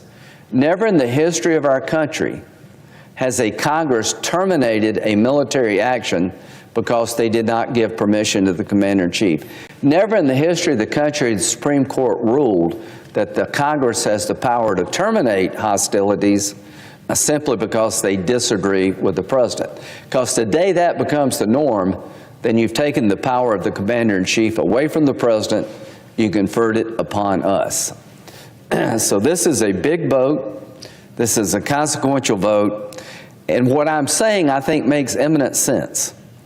By making the commander-in-chief a single person, the president, sitting atop the military, you create a structure and order. If to get military action up and running and sustained, you had to have a vote of 535 people, it would be chaos. If you don't like what the president's doing, then again, the remedy is to use your constitutional tools as a member of Congress, which is funding, not replacing your judgment for that of the commander-in-chief. I've said that about Obama, Clinton, everybody.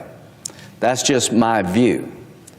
In 1989, President Bush, 41, used military force to take down Manuel Noriega, the leader of Panama, and he was indicted and put in American prison for being a drug lord, a drug kingpin. That was done without authorization of Congress. I think President Bush 41 was right to take Noriega down. We can't tolerate nation states in our backyard becoming narco-terrorist centers. And that takes us to Venezuela. The President Trump has decided that these drug boats being operated by narco-terrorists emanating from Venezuela are a national security threat to our nation. I think he's right in his assessment. All of these boats coming to our shores, headed for our shores, have drugs. And drugs are killing more Americans than any terrorist group out there. Fentanyl comes from China through Mexico. But cocaine production was up 85% over the last 4 years, and cocaine has destroyed a lot of lives in our country. So these drug boats are being interdicted by the military because President Trump believes that narco-terrorism is a national security threat to our country, and he is using the military in that endeavor, not law enforcement. I think he's right. Some people say, have the Coast Guard stop the boat. Well, the Coast Guard is military and is civilian. I like the idea that our commander-in-chief is telling narco-terrorist organizations, you're not only a foreign terrorist organization, but when you engage in threats to our country, a boat headed to America full of drugs, we're going to take you out. That's going to stop the flow of drugs. We've secured the border, but we now need to go to the networks that produce the products and distribute the products that eventually come to our shores and kill Americans. As to Venezuela, I would argue it's a narco-terrorist state. It is not a sovereign country in the sense of international law. That the leader of Venezuela, Maduro, is an indicted drug dealer with a $50 million bounty from the United States. That the recent election was stolen by Maduro. He's not a legitimate president under the laws of Venezuela, and he's not recognized as being legitimate by a multitude of international bodies. So I would say that Venezuela, in the hands of Maduro, is an existential threat to the people of the United States. That is a narco-terrorist state run by a drug kingpin that's used as a base of operations to send deadly drugs into our country, and it needs to stop. And whatever power that President Trump would like to use to stop that, I think he has the authority under the Constitution. And if we don't like it as Congress, we can defund the military operations. We can't replace our judgment for his. Finally, Maduro and Hezbollah have a long connection. The president of the presiding officer of the Senate is a great senator who understands national security. He's ambassador to Japan. Been a great addition to this body. Hezbollah connections to Venezuela go way back. Hezbollah is a Mideast terrorist organization, Shiite, connected to Iran, that has a lot of American blood on its hands. 241 Marines killed at the end of a runway in Beirut in the 80s by Hezbollah. They're running out of money because President Trump has really isolated Iran, their benefactor. So now they're upping their game by associating with Maduro. Maduro now has a business relationship with Hezbollah at a level we haven't seen before. Funding this terrorist organization from narco-terrorist activity in Venezuela threatens America's interests in the Mideast. This is not a hypothetical connection, it is a real connection. So I am hoping that the body will understand that what President Trump is doing is not only lawful, but necessary. We have a drug caliphate in our backyard. We have Mexico, we have Colombia, we have Venezuela, and we have Cuba. These are all nations, some of them are allied with us, that have enormous drug problems, and they've lost their sovereignty in Mexico over parts of the country. But I'm focused on Venezuela. Venezuela truly is not a legitimate government under Maduro. He stole the election. He's an indicted drug dealer. It is not legitimate. It is a threat to the United States. So I'm glad to see that President Trump has put narco-terrorist drug organizations and countries that support them on notice that we will fight back to protect our people. And as these drug boats flow toward us, I think President Trump sees it as a killing machine. If a boat full of al-Qaeda guys were coming to the United States, what's the right answer? Blow them up before they get here. If you got a drug boat full of drugs run by narco-terrorists associated with Mideast terrorists, blow them up before they get here. But we got to do more than blow up the boat. We got to go to the problem on the land. Who loads the boats? Who makes the money off the boats? So I don't know where this is going in Venezuela, but I know this. President Trump has said that Maduro's days are numbered. They should be. What I like a lot about President Trump, he's a man of peace until he's not. He is seeking peace all over the planet. He stopped 8 conflicts. He will be the first one to tell you that. I like the idea of a president wanting to make peace, not war. But he's a man not to be trifled with. I think he has decided early on that narco-terrorism emanating from our backyard is not going to be tolerated any longer. There's a new game in town. You do this at your own risk. And I just want to let him know and the country know, not only do I think he has the legal authority, I think he's doing the right thing. You're saving a lot of lives by stopping this boat traffic from getting to our shores. And if you need to take down the organization that funds the boats and supplies the boats, that's a direct threat to the United States associated with Mideast terrorist organizations, tell us what you're up to, but do what you have to protect America. So at 5 o'clock, we're going to take a very consequential vote. And I would urge my colleagues, whether you like President Trump or not, whether you agree with him about politics, this is bigger than you and it's bigger than him. I did the same thing for Obama. When he went into Pakistan to kill bin Laden, I didn't think for 1 minute Congress had to authorize that action. He was taking out a mastermind of terrorism that made us safer. It was in a sovereign country called Pakistan that was no longer reliable when it came to policing bin Laden.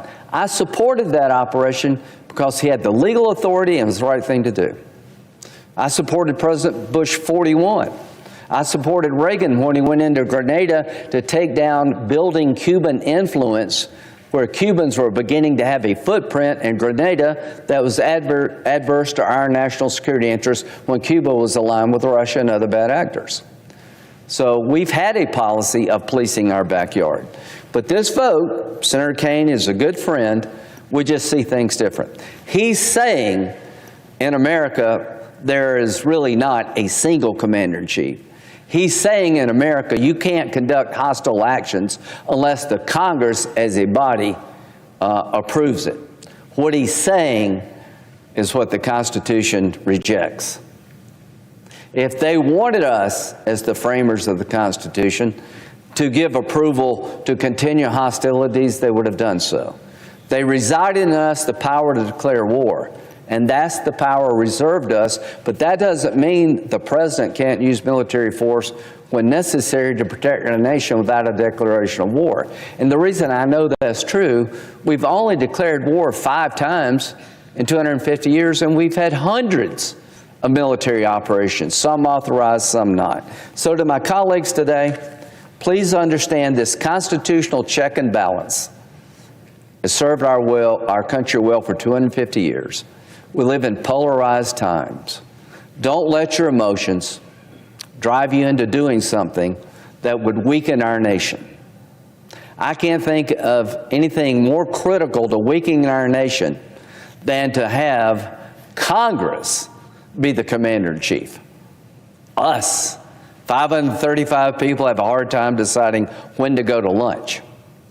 So I'm hoping that this resolution, well-intended, will be voted down, not because I like President Trump, because I believe the constitutional structure that was created a long time ago has served us well as a nation, and if we vote to change that structure, we will do great damage to our nation and our national security. So I would urge a no vote this afternoon. Thank you, Mr. President. I yield.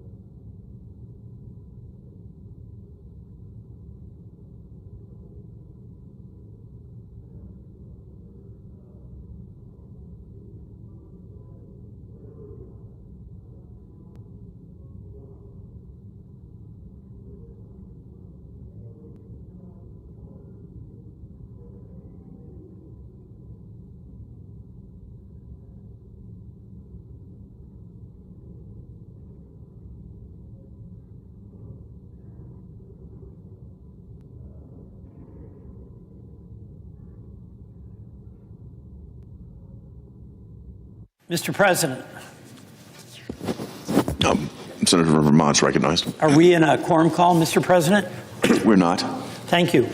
Mr. President, I rise today to request unanimous consent on my bill to extend the Affordable Care Act's premium tax credits. Those tax credits have made it possible for over 24 million Americans in my state of Vermont and in your state of Tennessee and across this entire country to have access to affordable health care.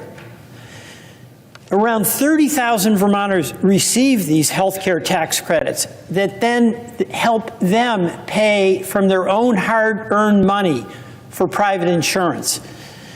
But in Vermont, and this is true everywhere, annual premiums have doubled, in some cases, way more. And I heard this directly this weekend from a farmer in the Northeast Kingdom of Vermont, which is right on the border of Canada, incredibly hardworking rural part of our state. And it's a place, frankly, in Vermont that's Trump country. His premium rose $1,600 a month, and what he said to me is this: Peter, if I have to pay that premium, I'm going to go without health care. And that story is being repeated by citizens that you care about, that the chairman from Idaho cares about, and that I certainly care about. I heard directly from Allison Mendel in Vermont. She has a 17-year-old son, Lay. He spent 174 days in a hospital fighting myeloid leukemia. He's cancer-free. That's really the good news, and it's a reflection of the extraordinary care that he got at a local community hospital where there was a quick diagnosis, and at the University of Vermont Medical Center where he got expert care. But that family, who was the beneficiary of having access to affordable health care, their premium is going to go up by $40,000. $40,000 is what they're going to have to pay, and they don't have that money. And they know how absolutely critical it is that they have insurance, because their beloved son is alive and healthy today because they did have access to health care. As you know, open enrollment began on November 1st. And what is going to happen is that as folks see this notice of the sky-high premiums, they're going to opt out of insurance altogether. And they're not going to opt out because they don't want to pay it. They're going to opt out because they can't pay it. And I'm having in mind a woman who, she and her husband have 2 kids. They have a small business where they make meals in their takeout. And she said, you know, as a mother, I feel totally irresponsible if I don't have health care for my kids. But if I can't pay it, what do I do? You know, and the point here, I see the chairman of the Finance Committee. It's so good to see you, Senator. You care, I care about folks who need the health care that they have now.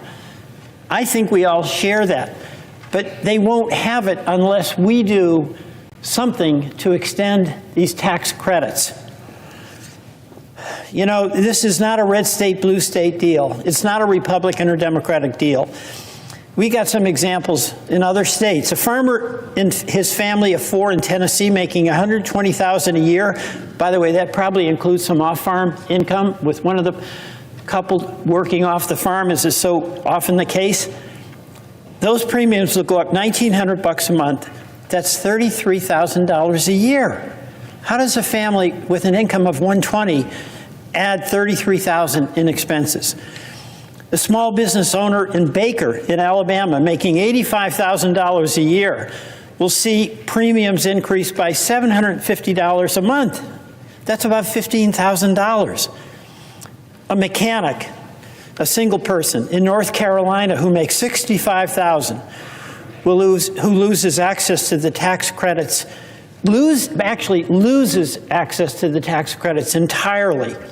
And to afford any health care, they'll have to pay over $14,000 a year. You know, the majority leader is saying that we can get what we want, or we can get to an outcome if we just trust him and vote to negotiate later. And I want to say something directly to you and to all of my colleagues. I trust the majority leader. I trust John Thune. But here's a fact. It's beyond his control if we don't get an enforceable agreement, because we have to get buy-in from the House of Representatives, and to the everlasting disgrace of the House of Representatives, they are not here today, and they haven't been here for over 6 weeks. And many over there have made it very clear that they want nothing to do with extending the tax credits. So yes, I trust my Republican colleagues. I trust our Senate Majority Leader. But if we don't have a House that is even here, how are we going to get? Would my colleague yield for a question? What question? I recognize the senator from Connecticut. Oregon. Oregon. What'd you do all in Connecticut? Oregon. Okay. What my colleague seems to be stressing, and it's something I share, is that there is an urgency here. Right. In my state, we have a couple with premium hikes of 500%.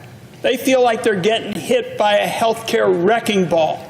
And what I'm also deeply concerned about, and we've talked about it in the Finance Committee, is that with all these cuts in public programs, we're going to have a massive shift to those who have employer-sponsored coverage. It's 154 million people, 92% of Americans with coverage that comes from their employers. They're going to have a massive shift onto them. And what I believe my friend is saying, and what he's stressing, and he's seeing it in Vermont, is the urgency of this. If you could speak to that as we review this first of what I think may be other colleagues coming to speak. Right. No, thank you very much. You know, one of the questions is, why don't we just open up and deal with this later? And there is an answer to that. And this is not about one party trying to jam the other. It's about, as the ranking member of the Finance Committee said, a deadline.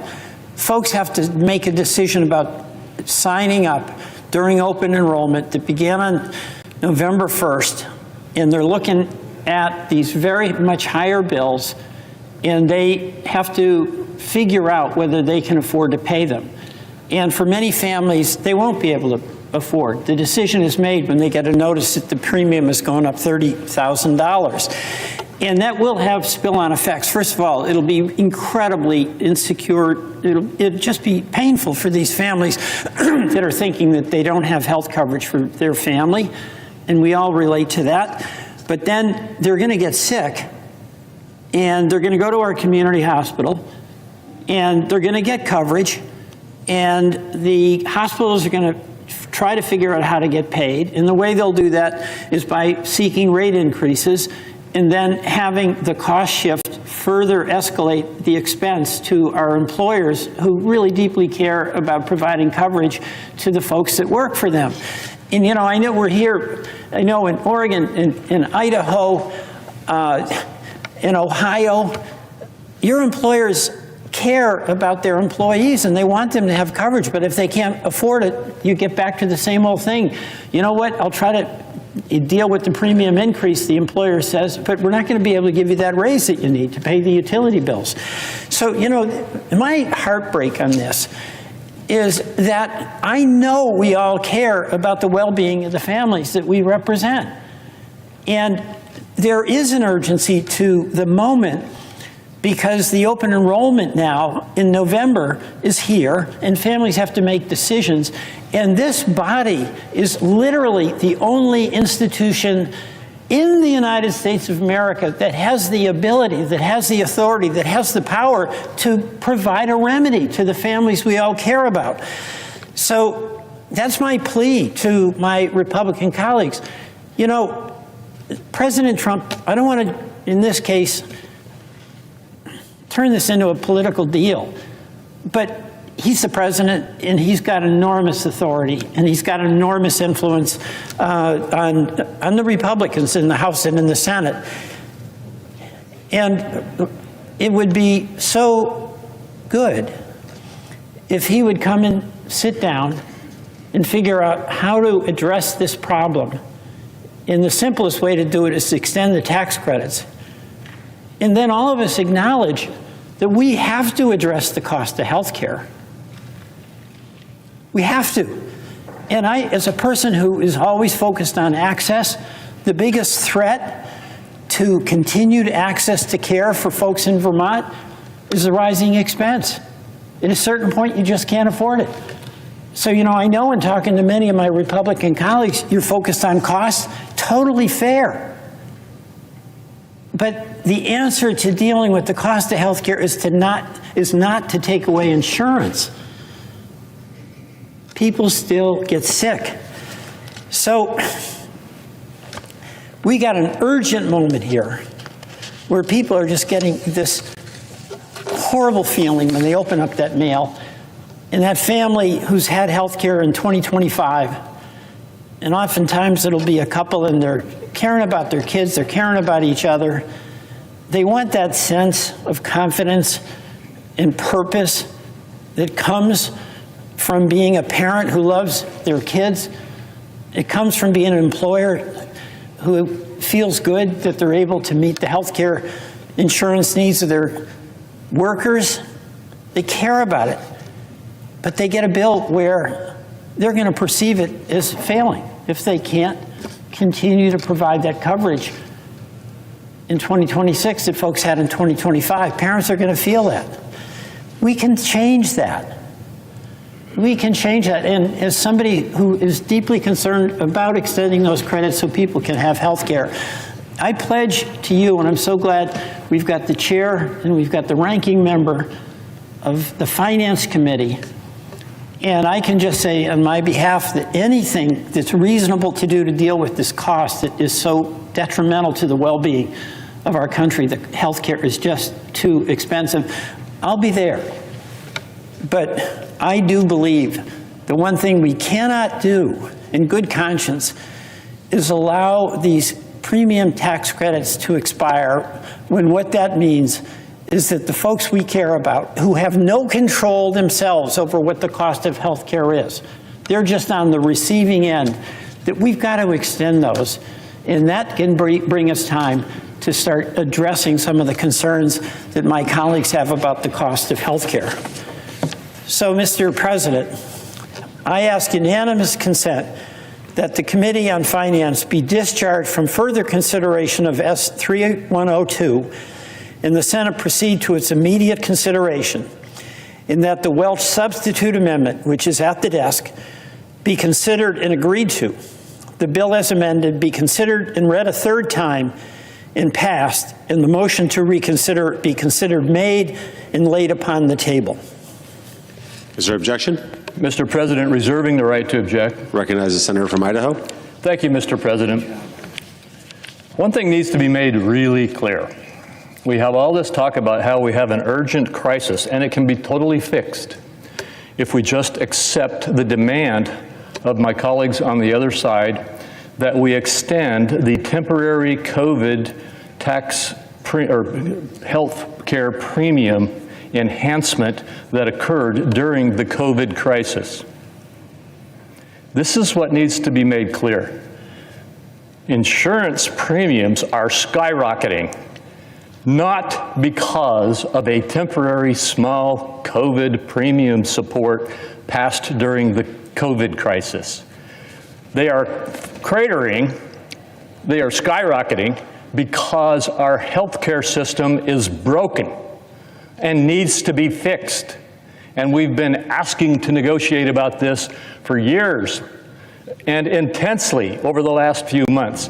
And let me give it some real specifics.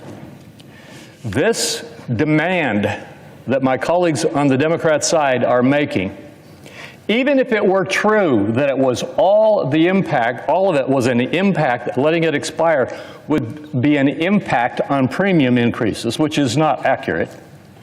Even if all of it were to be impacting premium increases, it's only 4% of the premium support. It's only 4% of the premium increases that are coming. So we have the entire United States government shut down because we won't concede to a demand that we spend another $100 to $350 billion in premium supports because the premium expansions are coming, resulting from a broken healthcare system that we can get no engagement on in negotiating. Congress has a timely bipartisan obligation to reopen the government. The proposal offered by my colleague on the other side of the aisle does not address that. The Senate has now voted 14 times to end this shutdown. My Democrat colleagues claim to be taking a stand to make health care more affordable. While we may disagree on the merits of those individual policies, everyone in this chamber shares that goal. In fact, as a part of the clean CR that we have voted on 14 times to extend critical Medicare and Medicaid programs, we would have increased payments to rural hospitals. We would have provided access to telehealth services for our seniors. We would have offered our seniors the option to receive hospital-level services in their homes. But no, not unless we agree to spend $350 billion or $100 billion. The current request is around $100 billion. Not unless we agree to spend billions of dollars extending what were made temporary by my Democrat colleagues when they controlled the Senate. They were made temporary because they were intended to get us through the economic difficulties of the COVID crisis. And again, they relate to only 4% of the premium increase that is coming. And yet it is said that we can solve the entire premium increase problem today by just doing this. Not true. Because Democrats will not join Republicans in reopening the government, these programs that I mentioned just a moment ago have lapsed. These programs have lapsed, disrupting care for millions of Americans. Premiums are going up dramatically for all Americans, and not just those enrolled in Obamacare. And despite the confusion that has been created here, the original Obamacare subsidies don't expire. Let's make that very clear. The only thing expiring is temporary COVID-related enhancements that the Democrats themselves made temporary. The Democrats are the ones who set the expiration date that we're debating today. Even without extending these COVID enhancements, taxpayers will spend $1 trillion over the next 10 years subsidizing Obamacare premiums. So let's not tell the American people that the American government is going to stop subsidizing the failed Obamacare premium system. Over $1 trillion is going to be spent subsidizing it. We need to address that problem. We cannot spend our way out of rising premiums. If my colleagues want to have a conversation about reforms that truly lower costs, instead of masking the problems with a $100 to $350 billion taxpayer-funded patch, then Republicans are willing to have that conversation. Leader Thune has made this point clear. In his own words, he said, "I am willing to sit down with the Democrats," and I join him. I'm also willing to sit down with the Democrats to discuss the growing unaffordability and unsustainability of Obamacare. It's a system they created, but I'm happy to hear them out. I'm still quoting Leader Thune. Heck, I'm even willing to give them a vote, which we have offered and offered and offered. But there's one condition: end the Schumer shutdown. I will not negotiate under hostage conditions, nor will I pay a ransom, period. That's the end of the quote from our leader, Leader Thune. For these reasons, I object to my colleague's request. Mr. Chairman, Mr. President, I yield the floor. Objection is heard. Mr. President, I recognize the senator from Vermont. I want to address some of the points that the chair of the Finance Committee made. Now, first of all, I happen to be in agreement with you that we have a broken healthcare system. Number two, I am absolutely willing to engage with you and with anyone in this chamber to address the rising cost. And we have made some bipartisan progress. I support the international pricing mechanism that President Trump is talking about to try to bring down prescription drug costs. We had a PBM and physician payment bill that was in the legislation last year that got blown up when Elon Musk intervened. We should be doing what you're saying. And I can just speak for myself. When it comes to talking about how do we bring down the cost of healthcare, I think that's absolutely essential for the well-being of the economy and the well-being of the American people. Also, I want to acknowledge on COVID, it was temporary. You're right about that. And of course, that was because we had that emergency where healthcare demand went way up and employment went way down. So it's a fair point, and I owe you an answer on why it is I'm standing here today asking to extend something that was temporary. And here's the reason. We did fail to bring down the cost of healthcare. So what has happened since COVID left is there's been very significant inflation, including really high inflation in healthcare cost. And people in this country are not able to pay their bills. And it's really becoming a problem for the people you and I both represent. So the cost of healthcare has gone way up. And in fact, if we don't extend that premium support, even though yes, it is temporary, it will expire, it's going to mean that those premium increases I cited, where some folks who are going to be paying or need to pay $32,000 more have a real problem. They're not going to be able to do it. So you make a meritorious point, but the point I make is that those individuals and those families who are dealing with the reality that they're getting, say, a $32,000 increase, they have no capacity to do the things that only we have the capacity to do. They're on the receiving end. They have no control over it. So it's not like a family has been irresponsible last year, or they're smoking and getting sick. They're just going about their lives doing their work. And in the mail, they get a notice that they got to pay $32,000 more. So, you know, the question for us is, do we want to give them at least a year where they have some stability, and then we take up the challenge?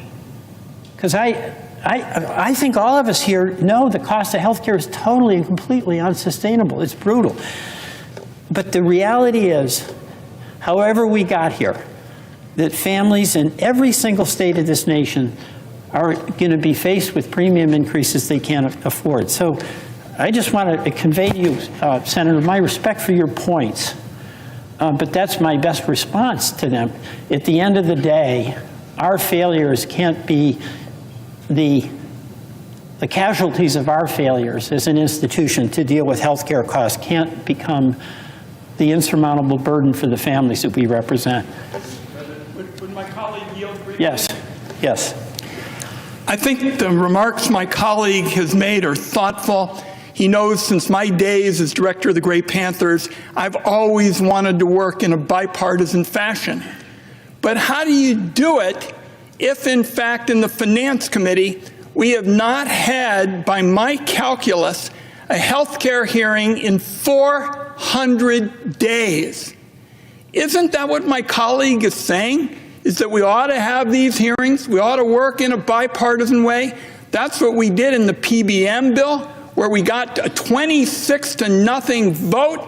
I see my friend from California, the new member. You can't get a vote around here, 26-0 to order a can of Sprite. But it was because colleagues like Senator Welch wanted to find some common ground and get going. Isn't that what my colleague is saying, is that we want to work with Republicans in a bipartisan way, and we are available 24/7 to do it? Is that correct? Well, It is. I want to be fair to my colleague because I think he wants to work with us. We obviously have different points of view, but we've got to sit down and we've got to stay at it, and we've got to have hearings, and we've got to do the work that we're blessed to be able to do. So I just... Julie, yield briefly to me. I will, yes. Senator Welch, first of all, I appreciate you acknowledging that we do want to work together. I would hope that you would acknowledge that we are working together, trying to find solutions. And this notion that the fact that we haven't had a hearing is because we haven't gotten to the point in that where we have legislation before us to have that hearing on. But I just would like to make 2 points. One, once again, open the government. Number 2, even if we agreed to your request today, all of those people you talk about who are going to get hit with premium increases are going to get hit with premium increases because this temporary COVID premium enhancement support was never intended to be and never was the foundation of what is driving, or did deal with the foundation of what is driving premium increases. Everybody in America is going to get hit with a massive premium increase, and it's not going to be changed if we give an extension for that 4% that goes to this enhancement. It could be like made a tiny bit different in some ways and in some places. I doubt it would make a dollar's difference in most cases.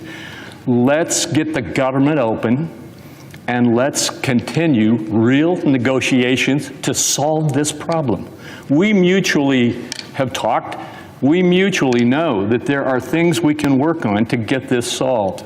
I'm just asking my colleagues on the other side to quit trying to blame Republicans for the premium increases that are coming and say, let's get the government open and let's get together working to solve our health care crisis. I thank you. I thank my colleagues. I would love to get the government open, and I'd love to be able to let folks know that the health care they had in 2025, they'll be able to have in 2026. I'd like the president to do what presidents do, and that's get the parties together in a room and negotiate an outcome that works for all of us. Whatever we do in this is where I want to agree with both my chairman and ranking member. We have real work to do on the cost side of health care. We really all have to take that on. But the approach to dealing with the high cost of health care can't be taking people's health care away. It has to be making the health care they have more affordable. So I thank the gentleman. I thank my colleague, Senator Wyden, our ranking member, and I yield the floor.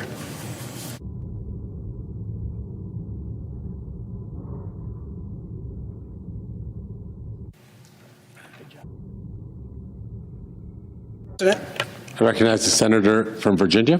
Mr. President, pursuant to Section 601B of the International Security Assistance and Arms Control Act, I move to discharge the Committee on Foreign Relations from the further consideration of Senate Joint Resolution 90 to direct the President to terminate the use of United States Armed Forces for hostilities within or against Venezuela unless specifically authorized by a declaration of war or specific authorization for use of military force.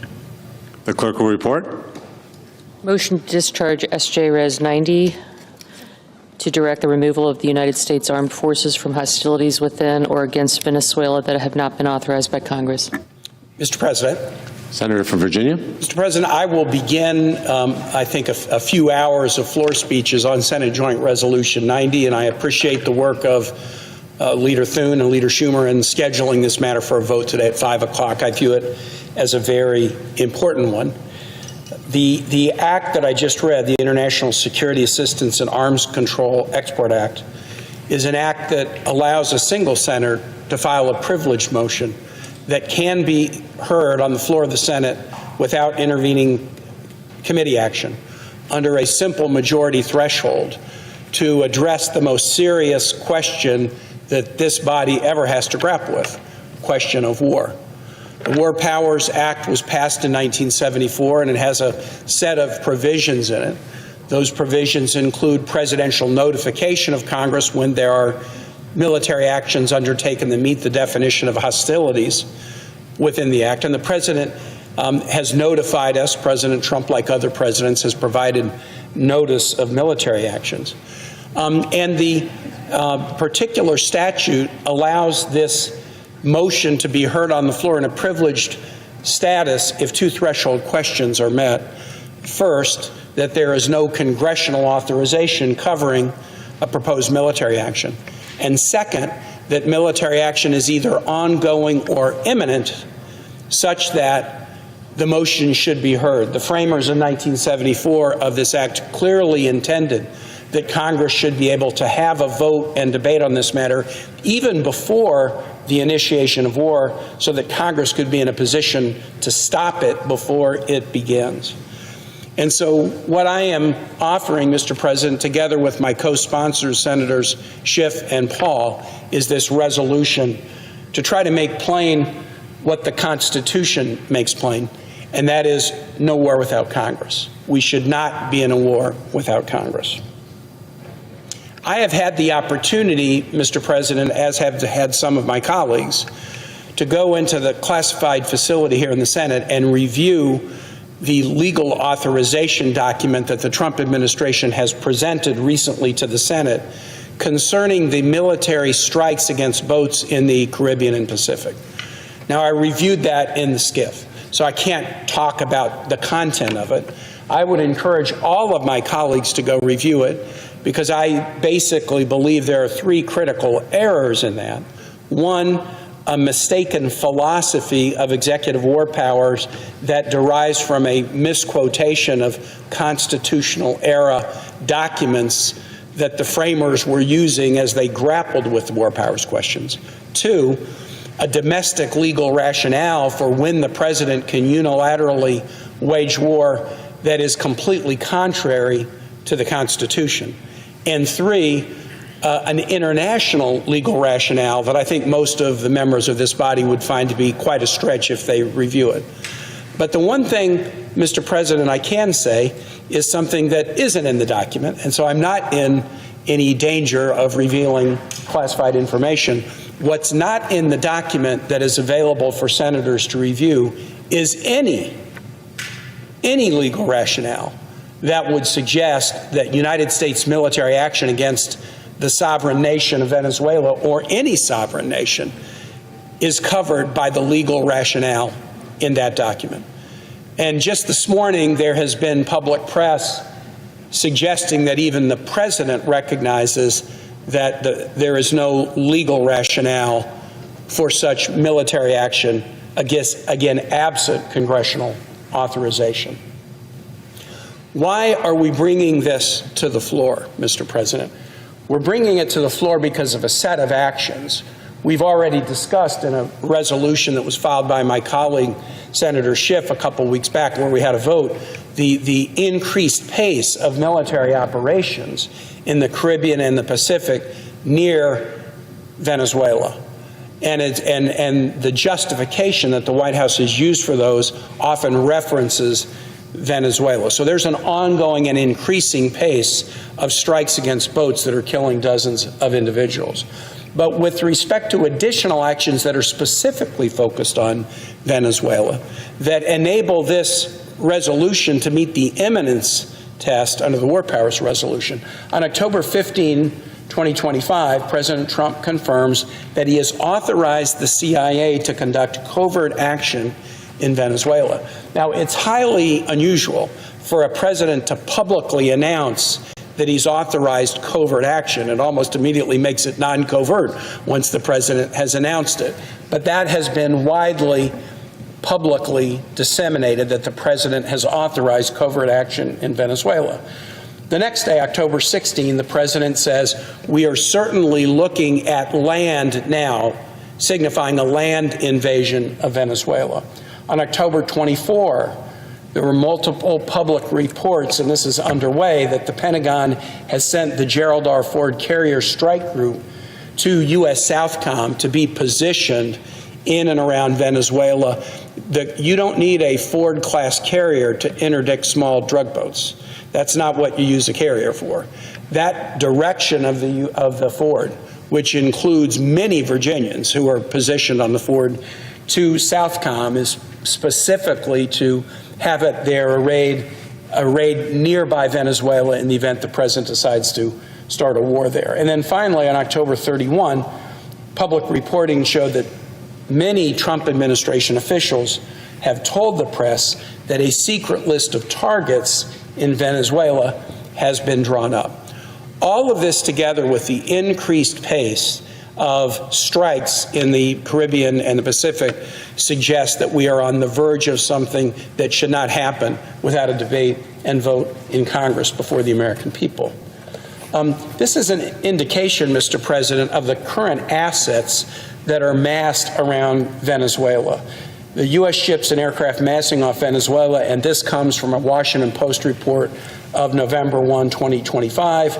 The Gerald R. Ford, the largest and most modern aircraft carrier in the world, built at the Newport News shipyard in Virginia, is the lead, but the mass of other ships and submarines and special operations vehicles and aircraft platforms, both manned and unmanned, is significant. Currently, about 10% of the United States Navy is arrayed around Venezuela. They've been pulled from every other theater in the world to array around Venezuela. And this poses some significant risks to U.S. sailors. Venezuela has very high-end weaponry that they have acquired from U.S. adversaries, primarily Russia and Iran, that could do significant damage to these U.S. assets and to our sailors and troops that are on these assets. Particularly if Venezuela were to misread the impressions or the strategy of the United States, or there were to be some kind of a miscommunication, it would not at all be outside of historical precedent for Venezuela to use its own weapons if it believed it was subject to imminent attack, and that would pose the U.S. troops connected to these multiple platforms to significant danger. And that is what we should avoid. Mr. President, here is my belief. There may be members in this body who believe that we should be at war with Venezuela, just as there may be members in this body who believe we should be at war with narco-traffickers in the Caribbean and the Pacific. And there is a simple solution for that is consistent with the Constitution. And that solution is for U.S. senators to draft up an authorization for use of military force and have the backbone to put their own names on it if they believe a war is a good idea. But the framers of the Constitution firmly believed that we should not be at war. We should not be risking our troops who are on all these platforms right now, their life and their health. We should not be risking them without a debate and a vote in Congress. The framers took this position in such an unusual way in 1787. In all of the other countries around the world, the ones they were familiar with, the initiation of war was a matter for the executive. But the framers of the Constitution, as I've said before, even with George Washington as the president, a great military leader who they revered, they said a decision about war is too important to put in the hands of one person. And thus the initiation of war should be for the Article I legislative branch, not the Article II executive branch. And that has been consistent constitutional language that is very unique. Most nations still put the decisions about war in the hands of the executive, not the legislative branch. And I've been a stickler about this, whether the president has been a Democrat or Republican. Interestingly enough, Mr. President, this issue came up yesterday right across the street in the Supreme Court as the court was hearing oral arguments on the case of Learning Resources, Inc. versus Trump, a case dealing with the question of whether tariffs could be imposed under the IEEPA statute that we've spent some time discussing on the floor.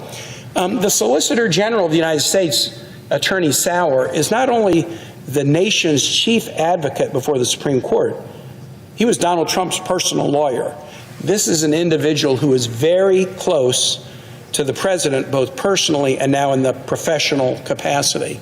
And he was making the argument that Congress had delegated a clear congressional power, the power to impose tariffs, the power to tax, to the executive. And one of the justices, Donald Trump's appointee, Justice Gorsuch, was pressing on the question of whether Congress really can delegate specific congressional powers to the executive or not. On page 68 of the transcript of the oral argument in that case, Justice Gorsuch was pressing this Solicitor General, Donald Trump's personal attorney. What's the reason to accept the notion that Congress can hand off the power to declare war to the president? And the Solicitor General said, well, we don't contend that. Again, that would be an abdication, not a delegation. I stand here, Mr. President, to urge my colleagues, and I've done this often during my 12 and a half years in the Senate, not to abdicate. Don't abdicate the power to declare war. Of all the powers given to the Article I branch, this is the one that should be most jealously guarded. The reason the framers put this decision in the hands of Congress was because of a belief that we should not risk the lives of our service members unless there is a clear political consensus, as expressed by a vote in Congress, that the mission is worth it. If Congress is not willing to have a debate and say that the mission is worth it, then it's the height of, I would sort of call it public immorality, to nevertheless require people who are serving to risk their lives and their health. Now, people who volunteer for the military volunteer knowing that it's going to be dangerous. They do sign up for that. But they ought to know if they are ordered into a mission that involves military action, that there's a political consensus by the elected leadership of the country that that mission is worth it. And absent a debate and vote in Congress, we are ordering people to potentially risk their lives without having the courage ourselves to sign our name to that mission. And so I stand here with my co-sponsors, Senator Schiff and Senator Paul, to say we shouldn't be at war without Congress. Even President Trump, by public reporting today, suggests that he may not yet think he has a legal rationale for a war against Venezuela. Let's not abdicate. Let's not abdicate the most important power that we have. I would hope that all my colleagues, whatever they think about the virtues or vices of a war against Venezuela, would at least stand strong for the proposition that Congress should have the power and indeed the responsibility to have a debate and have a vote on it before we order our troops to risk their lives. And with that, Mr. President, I yield the floor. Which one do you want?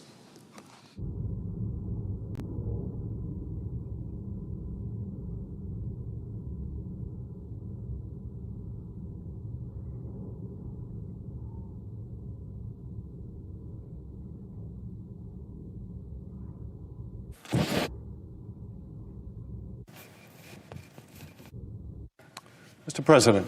I recognize the senator from California. Mr. President, I am proud to join my colleagues Senator Kaine and Senator Paul in introducing this War Powers Resolution that provides that we have not authorized the use of force against Venezuela. We meet at a precarious moment when we might be on the precipice of war with that country. Today in the Caribbean or on its way to the region are the following military assets: 3 Arleigh Burke-class destroyers, the USS Gravely, Jason Dunham, and Sampson, the USS Lake Erie, a Ticonderoga-class guided missile cruiser, the USS Newport News, a nuclear attack submarine with torpedoes and tomahawks, the USS Iwo Jima, an amphibious assault ship equipped with a flight deck for F-35s, Ospreys, and attack helicopters, the MV Ocean Trader, a floating base designed for special operations, Reaper drones, Harriet jets, a 5th-generation fighters, incredibly lethal aircraft. But this is not all. The largest aircraft carrier ever built, the USS Gerald R. Ford, is on its way right now from the Mediterranean. This means we will see upwards of an additional 24 Super Hornets and 24 additional F-35s. This warship will be accompanied by 3 additional destroyers, bringing at least 10 of America's best naval warships within striking distance of Caracas. All told, there will be more than 400 missiles and other vertical launch systems on Nicolas Maduro's doorstep. 115 Tomahawks alone, with an additional 70 coming with the Ford. Are we supposed to believe that this is only about striking speedboats? If so, why will there be 10,000 American service members in the vicinity? Why fly 3 B-52s from the United States to the region? Why have a B-1 supersonic bomber flown off the coast of Venezuela in just the last few weeks for a so-called bomber attack demonstration? That's not my definition of the mission, that's what the Pentagon called it. Bomber attack demonstrations for what? To blow up fishing vessels? We all need to see that this has quickly become so much bigger and so much more dangerous. And maybe that was the point, to focus the narrative on drug trafficking so we don't recoil from what may be right around the corner with Venezuela, and that is the use of force to achieve the goal of regime change. Now, I understand the president this weekend said that he was not inclined along those lines. But I urge my colleagues to look at the administration's actions and not merely its words, because if it walks like a military buildup and talks like a military buildup, it might just very well be a military buildup. 2 weeks ago, the president said, "We are certainly looking at land now because we've got the sea very well under control." And now the buildup I just described. People may be putting a lot of stock into the president's most recent words, saying he would not strike Venezuela when he was on 60 Minutes on Sunday. But when asked if the leader of Venezuela's days were numbered, he also answered, "Yes, I think so." That's what our commander-in-chief said with the largest warship the U.S. has sailing close to Venezuela. If any other world leader moved this kind of firepower to another country's doorstep, we know what we would believe was taking place. And the bottom line is this: Americans do not want another war. They don't want American service members put in harm's way, either flying missions or with boots on the ground for a war not authorized by Congress. Mothers and fathers of American sailors, Marine soldiers, pilots do not want to lay awake at night wondering if their kids will be the ones who have to be deployed to yet another armed conflict, this time in South America. Last month, we came to this body with a resolution to end the unlawful strikes the administration had been taking against boats in international waters, and we came up a few votes short. But while we remain concerned about those ongoing strikes, this debate is about a different resolution. This resolution is tailor-written to stop one thing: a war with the nation of Venezuela. The administration has not asked Congress to authorize such a war, but the administration appears to be laying the groundwork for one anyway. If they believe a war is necessary, let them come to Congress to make the case for one. Maduro is a murderous dictator. He is an illegitimate leader, having overturned the last election by the use of military force. He is a bad actor. But I do not believe the American people want to go to war to topple this regime in the hopes that something better might follow. If the administration feels differently, let them come to the Congress and make the case. Let them come before the American people and make the case. Let them seek an authorization to use force to get rid of Maduro. But let us not abdicate our responsibility. Let us vote to say no to war without our approval. We don't have to wait, nor should we wait for that war to begin before we vote. The War Powers Resolution very clearly and intentionally gives Congress the ability to prevent a president from going to war in the first place. The legislative history of the War Powers Act makes that abundantly clear. My colleagues might object, well, these aren't yet hostilities, and yet people are already dying. They might object, well, this is not yet imminent, and yet, with the kind of military force being brought to the region, with the danger to our sailors, our Marines, our soldiers, as Senator Kaine outlined, because if Venezuela believes that we are on the precipice of war, they have the capability might take action against our ships. It clearly meets the definition of imminent. Our predecessors in Congress designed this law precisely to respond to the very type of military buildup that we see here and act in advance of the U.S. being dragged into another war without Congress's authorization. We in this body serve our constituents who have told us for years, now for decades, no more war, no more use of military force for regime change. We must reassert our constitutional power, our duty to have the sole decision when American lives could be on the line, when war is on the line. I share my colleague Senator Kane's concerns, having read the opinion of the Office of Legal Counsel. But regardless of what people view of the merits of that opinion, what we're talking about here is a wholly other matter. What we're talking about here is potential war with Venezuela. What we're talking about here is a massive military and naval buildup in the region when hostilities may be imminent under circumstances clearly contemplated by Congress when it passed the War Powers Resolution. I have debated, Senator Kane, whether this is our most important power, that is the power to declare war or to refuse to declare war, or whether it is the power of the purse. It may indeed be a bit of both, in the sense that one way of cutting off a military campaign is by cutting off support for that military campaign. But we have already so abdicated our power of the purse in this institution. Should we also abdicate our responsibility to declare war and allow the administration, or any president, to usurp that authority? It would be antithetical to what the founders intended and what they wrote.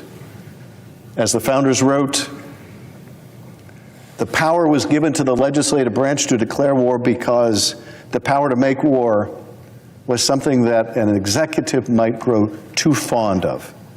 So the power was given to Congress, to this legislative body. Let's use that power. Let's reassert authority.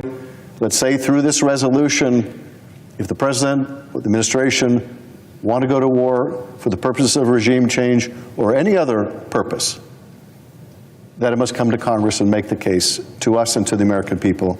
And I urge an aye vote on the resolution and yield back.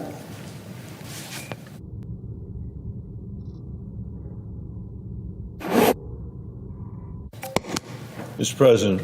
Recognize a senator from Colorado. Thank you, Mr. President. Today I want to recognize the leadership of Manuel Hart, who retires tomorrow after 15 years as chairman of the Ute Mountain Ute Tribe and 27 years on tribal council. For time immemorial, the Ute Mountain Ute Tribe has called the vast landscape of the Southwest home. The mountains and canyons and rivers that have sustained the Winooch people for countless generations. Chairman Hart carried this legacy of stewardship throughout his career. As a young council member, he began a lifetime of service rooted in deep love for his people and reverence for their ancestral homeland. Over the decades, he grew into a statesman whose leadership reached far beyond Toyoak, inspiring both tribal and non-tribal leaders alike all across this nation. As chairman, he helped establish Bears Ears and Camp Hale National Monuments, elevated tribal voices in the Colorado River Basin, and advanced the protection of the Dolores River. After generations of the unjust loss of their ancestral homelands, Chairman Hart led the effort to secure full federal trust status for the tribe's Pine Crest Ranch, reclaiming a piece of what was taken. It has been a privilege to work alongside him, meeting in Toyoak and across the ancestral homeland of the Ute people, rafting the Colorado River to discuss water and climate policy, visiting cultural sites in the Dolores River Basin, and gathering along the Continental Divide to discuss how Camp Hale should tell the Ute story. He regularly visited my office in Washington, D.C., and in 2021, I was proud to stand together at the White House to celebrate the restoration of the Bears Ears National Monument. When we introduced the Tribal Access to Clean Water Act, the chairman testified before the Senate Committee on Indian Affairs to remind Congress of the federal government's responsibility to ensure all of Indian country has access to clean, reliable drinking water. Chairman Hart also understood that the strength of a sovereign tribal nation lies in the preservation and vitality of culture and language for future generations. He led the effort to create the Kiagat Community Academy dedicated to teaching Ute history, language, and culture. Visiting the school with him was a profound reminder of the vision and dedication to his people and their cultural heritage. Chairman Hart never let the United States forget the promises to tribal nations and made sure that my office always included the voices of sovereign tribes when we made decisions. He taught me what true government-to-government respect means, and I remain deeply grateful for his friendship, his wisdom, and his example, for his brotherhood. His legacy reminds us that true leadership is measured not only in achievements, but in the strength and hope it instills in generations to come. Colorado and the United States owe Chairman Hart profound gratitude for his decades of service. We also thank his wife, Marie, and their entire family. Working with him has been one of the greatest honors of my life and my time in the Senate, and I wish him well in his retirement as he enjoys well-deserved time with his loved ones. Mr. President, I yield the floor.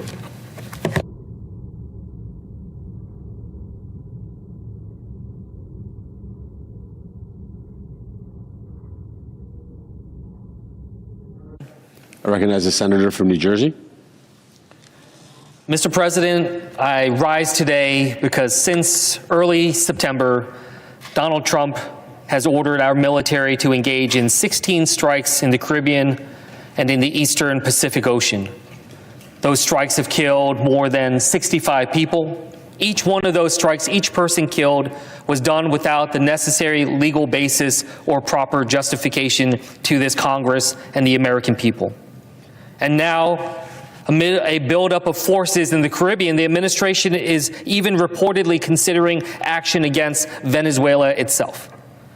Mr. President, we are not powerless against this lawlessness, and that is why I rise today in support of this resolution.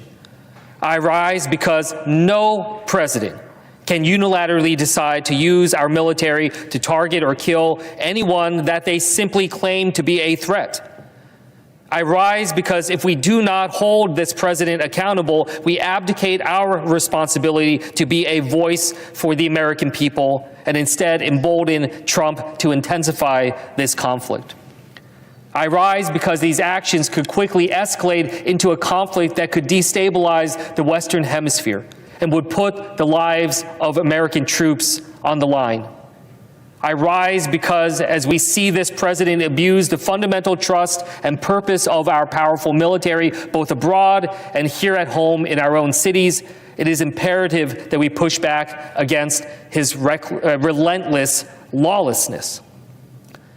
And I've seen this from my own perspectives, whether that was working as a State Department officer embedded with the military out in Afghanistan, or my work at the Pentagon, or my work at the National Security Council, working to try to counter the terrorist group ISIS. I saw the importance of us being able to do that, but do it in a way that is in accordance with our own laws, to be able to both ensure unity as a government, but also to ensure that our service members who are fighting have the protections that they need, that they know that the entirety of our government leadership is behind them, and that our country is with them. But that is not what we have right now. The first step in fighting back against the lawlessness is understand the importance of the War Powers Resolution. Now, in this very chamber 53 years ago, Senator Chavez, debating the overturning of President Nixon's veto of the War Powers Resolution, called the power to bring America into war, quote, most awesome power in the possession of any sovereignty. This resolution, he said, is about ensuring, quote, the broad representation of the people in the Congress, a voice in exercising that power. Now, Senator Chavez reminded this chamber in the wake of the Vietnam War that, quote, wars cannot be successfully fought except with the consent of the people and with their support.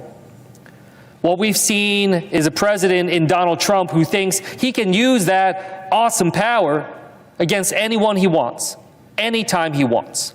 And that is not what the law says. It is not what our founders intended. Our founders intended for the people to have a say in when we commit our sons and daughters to harm's way. Even in an emergency, the law requires the president to seek Congress's approval within a 60-day window to continue action.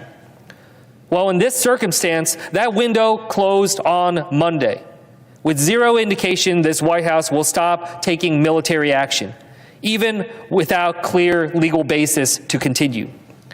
And after they first recognized the legal parameters of the War Powers Resolution back in September, now the administration is arguing that they are not bound by this law. They've changed their tune, contradicting their own arguments in order to get around the law.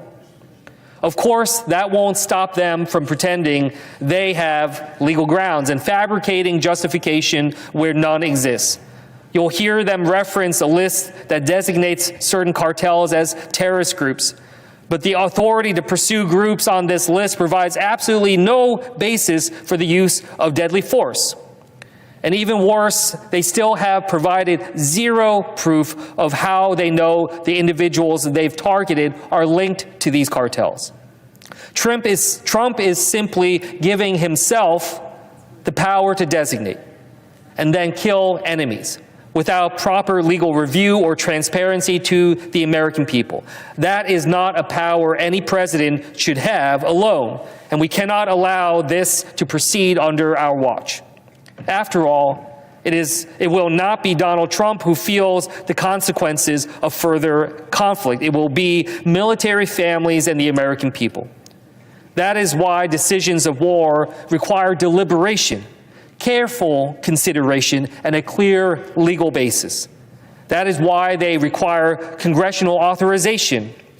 Through this resolution, we can uphold our responsibility to give voice to Americans on the safety of our troops and the security of our great nation.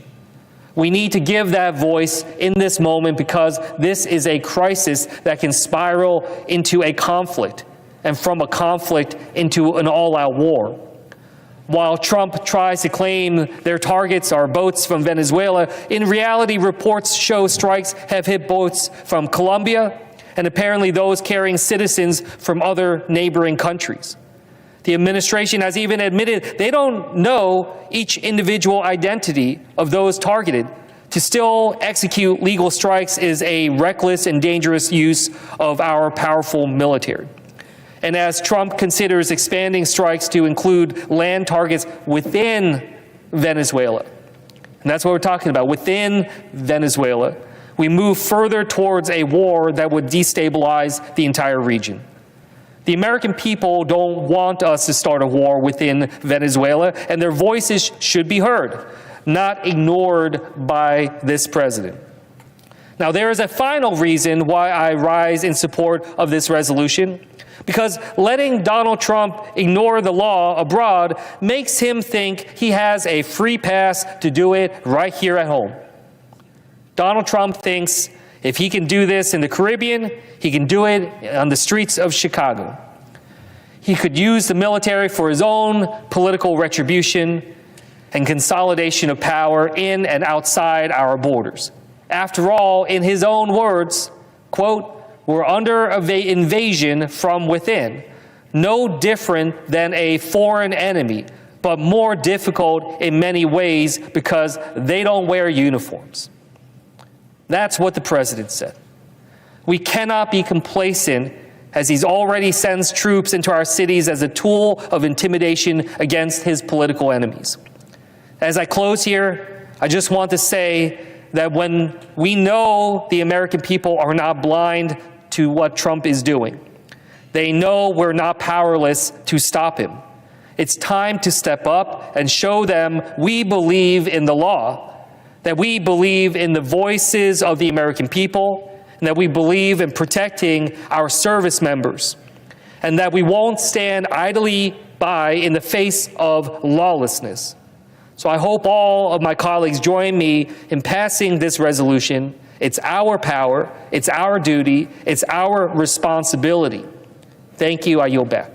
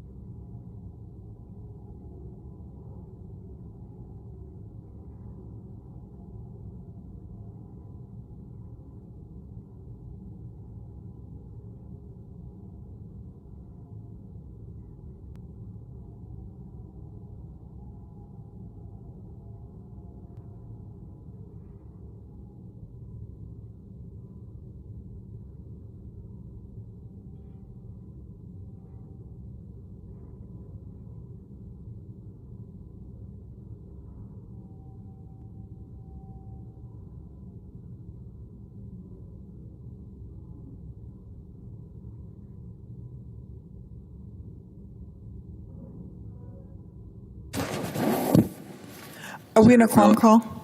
We are not. Mr. President, you know, next week marks the anniversary of my Alive Day.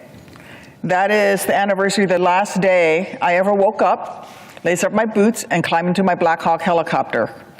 The day when an RPG shot my helicopter out of the Iraqi sky. The day that I could have died.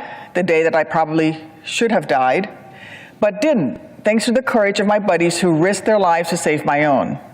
So I come here this afternoon, battle wounds and all, not because I'm scared of war. I'm not. Been there, done that, got the t-shirt. Titanium legs don't buckle, by the way.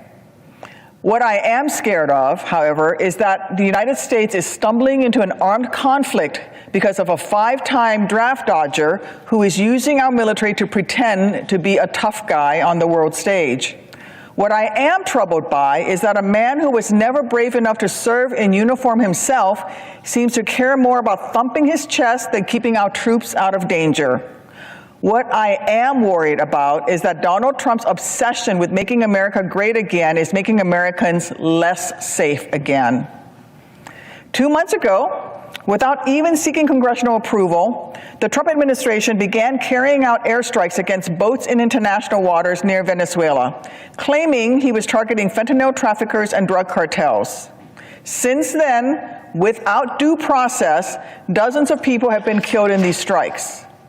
What he is doing is un-American, unconstitutional, and downright dangerous. dangerous for our service members, whom he is placing at greater risk of retaliation, dangerous for Americans who should be afraid that Trump is using military might to kill people without due process or proper evidence, and dangerous for our democracy if we keep speeding down this path.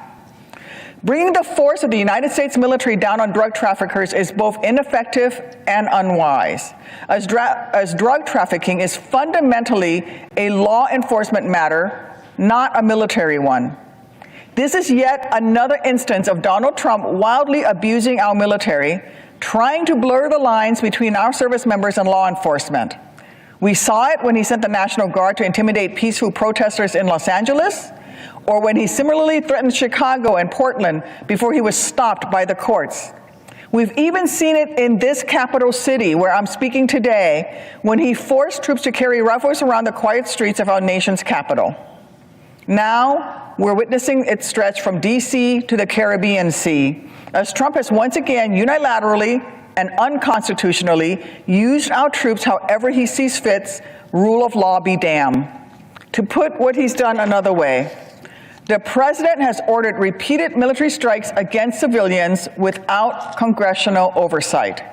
And he has claimed that such military action is justified because he himself, in his ultimate wisdom, has deemed these civilians to be criminals. Which leaves us to ask, what's to stop him from arguing that anyone he dislikes deserves the same treatment? What's to stop him from naming any of his enemies as a terrorist, then unilaterally deciding to use the military to hunt them down without congressional consent? To be clear, I will never, ever support trafficking illegal drugs into this country. I believe we should use the might of law enforcement to track down drug traffickers. But that is not why we're here today. Why I'm here is to sound the alarm on the incredibly slippery slope that Donald Trump has set us careening down. Even if the administration can actually give us proof that those killed on board were all criminals, well, then they should have been apprehended by law enforcement and tried in the judicial system. That is how law and order works. But Trump doesn't seem to care. In his world, he is a judge, jury, and executioner. In his mind, the justice system can be discarded at will. The military is his plaything, with fewer and fewer guardrails to keep the rest of us safe. He believes there are no checks on his power, no checks at all, other than the ones going into his own pockets signed by his rich friends. The United States exists today because a few brave patriots saw a tyrant who cared more about the gold in his coffers than the people in his colonies. Then our founders decided to form a more perfect union where enforceable guardrails would check executive greed. They pushed those chests of tea into Boston Harbor. They fought a revolution. They did the hard, messy work of forging a democracy. And because they knew that a man who believes he wields all the power but fears no consequences is a danger to those who fall under his rule. And while Donald Trump may be a wannabe king rather than a monarch by blood or title, what was true then is true now. He doesn't seem to care that his strikes are clearly escalatory actions that will only harden our enemies, put our troops in greater danger and our families at greater risk of retaliation. He does not care that this campaign is draining military resources, hurting its readiness, and wasting untold sums of taxpayer money. He probably isn't even aware of the second and third order security consequences of his decisions.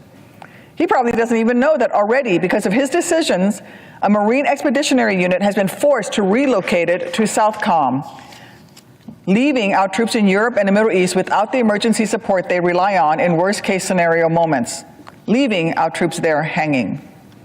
He just wants to look strong, and he doesn't care that in the process, he's making our nation weaker. Look, I first ran for Congress so that when the drums of war started beating, I would be in a position to make sure that our nation's leaders fully consider the true cost of war, not just in dollars and cents, but in the sacrifices of our heroes and their families. Now, with those drums beginning to echo once more, I am here today to once again keep my promise. Because sadly, worryingly, infuriatingly, Trump has already started a conflict and now seems intent on expanding it. He's already threatened land strikes against Venezuela, with seemingly no concern over the fact that only Congress, this body, not the president, has the authority to declare war. We are the ones tasked with deciding when and how we send our troops into combat. We are the ones the Constitution charged with that most solemn duty. And today, we are the ones who must be the adults in the room because Trump is yet again acting like a toddler throwing a tantrum on a playground, acting as if obeying the law is optional, acting as if the Constitution is nothing more than a yellowing piece of paper that he can rip up at will.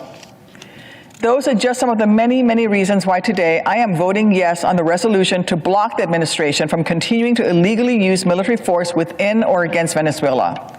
This should not be a partisan issue. No matter if you're a factory worker pulling double shifts or the President of the United States, no one is above the law. No matter if you're struggling to pay rent or your name is plastered in fake gold on the front of a building on Fifth Avenue, no one can overrule the Constitution. Listen, if the Trump administration actually believes there is an ongoing credible threat of armed conflict, then they must bring their case to Congress and give the American people a say through their elected representatives. They must respect our service members enough to prove why war is worth turning more moms and dads into Gold Star parents. And they must testify about what the end state of these military operations would actually look like. Then, when their case has been made, when Congress's debate is done, we should vote. After all, it's our duty. It's the least we owe to the warriors who deserve to know why we're putting them in harm's way.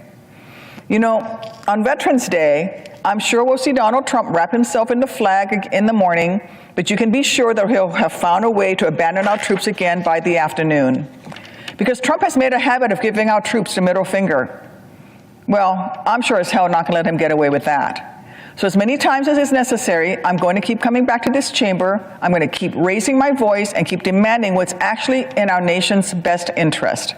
Because I don't make decisions of war and peace based on how tough I want to look on Truth Social. And as I celebrate my Alive Day next week, I'm going to do my damnedest to make sure other troops get to come home to their families too. It's just one small way I can honor those buddies who saved my life, every other veteran, and all those still in the uniform of our great nation today. If only this 5-time draft dodger hadn't cried bone spurs when his nation needed him the most, then maybe he would understand the first thing about what it means to actually honor those who serve. I yield the floor.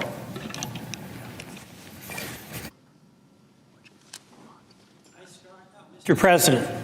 Senator from Vermont. I strongly support this resolution. I do want to say thank you to Senator Kaine. And Senator Kaine, I think I speak for you, and I think I speak for every member of the Senate. Senator from Illinois, you are wonderful.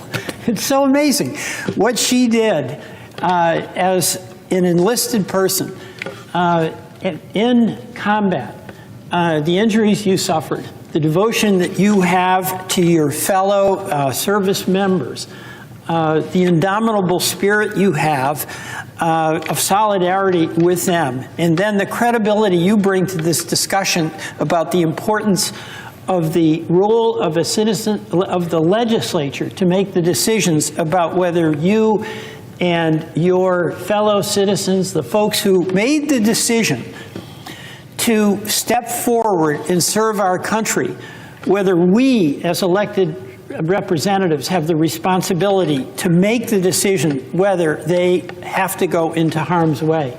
Because you've inspired us every day. If you're ordered to go, you go. You report for duty, the commander-in-chief makes a decision. But if it's about a decision to go to war, we, the United States Congress, has the obligation to make that decision. And nobody has more credibility in making that case than you do. And both of you have already stated the factual predicate here that we are engaged in hostilities. We've got 10% of our Navy down there. The president is saying that he is going to do land strikes and then changing his mind on it. But you know what? And he's also asserting what there is that we all share as a real concern, and that's any kind of drugs coming into this country. We're all appalled by and want to do everything that we can to stop it. But what is at stake here is the Constitution. And the constitutional provision that it's the people who are elected and directly accountable, the House of Representatives and the members of the United States Senate, who have to make that decision where we know when it is made to go to war. There'll be people like Senator Duckworth who say, I'm ready. I'm ready. We have that responsibility. It can't be the arbitrary action of any single individual, including the President of the United States. So what is at stake here is preserving the accountability that has so weakened as the Congress itself has delegated so many of our responsibilities to the chief executive. It is a terrible development in our democracy where the checks and balances that were essential to the well-being of our country, with the tug of war that goes on in every generation about what's the right policy, with the tug of war that goes on in every generation with competing efforts to get more power in either the judiciary, the executive, or the Congress. The checks and balances system that we have, where a check we have as United States senators is the right to make that decision whether the citizens of this country, the citizens that we serve, are going to be put in harm's way. So we couldn't have a better advocate than a person who herself made that decision to stand up for America, to defend our country, put herself in harm's way, who inspires us every day with her incredibly positive attitude despite these incredible injuries that none of us can imagine what it's like. But boy, you are so special. It's amazing to be her colleague, isn't it? It really is. But what you're speaking about is so profoundly moving to me because you understand better than any of us ever can how significant a decision it is to go to war. You've experienced it. You've seen, as you call them, your buddies who've experienced it. You have paid a price yourself. You've seen the price that others have paid. You've seen the nobility and the patriotism of those folks who do service in the services. And you take really seriously the obligation that we have to make that profound decision on yes or no, that we should go into war. So I want to thank you, and Senator Kaine, I want to thank you, because there is no more important thing for this Congress to do than to reassert its responsibility, to accept our responsibility for the powers that were delegated to the United States Congress, particularly about whether we do or don't go to war. So I so appreciate this resolution and believe it is one of the most important acts that we can assert to reestablish that we will defend the constitutional obligation to bear the burden of making these very, very difficult decisions about whether this country goes to war. I yield back.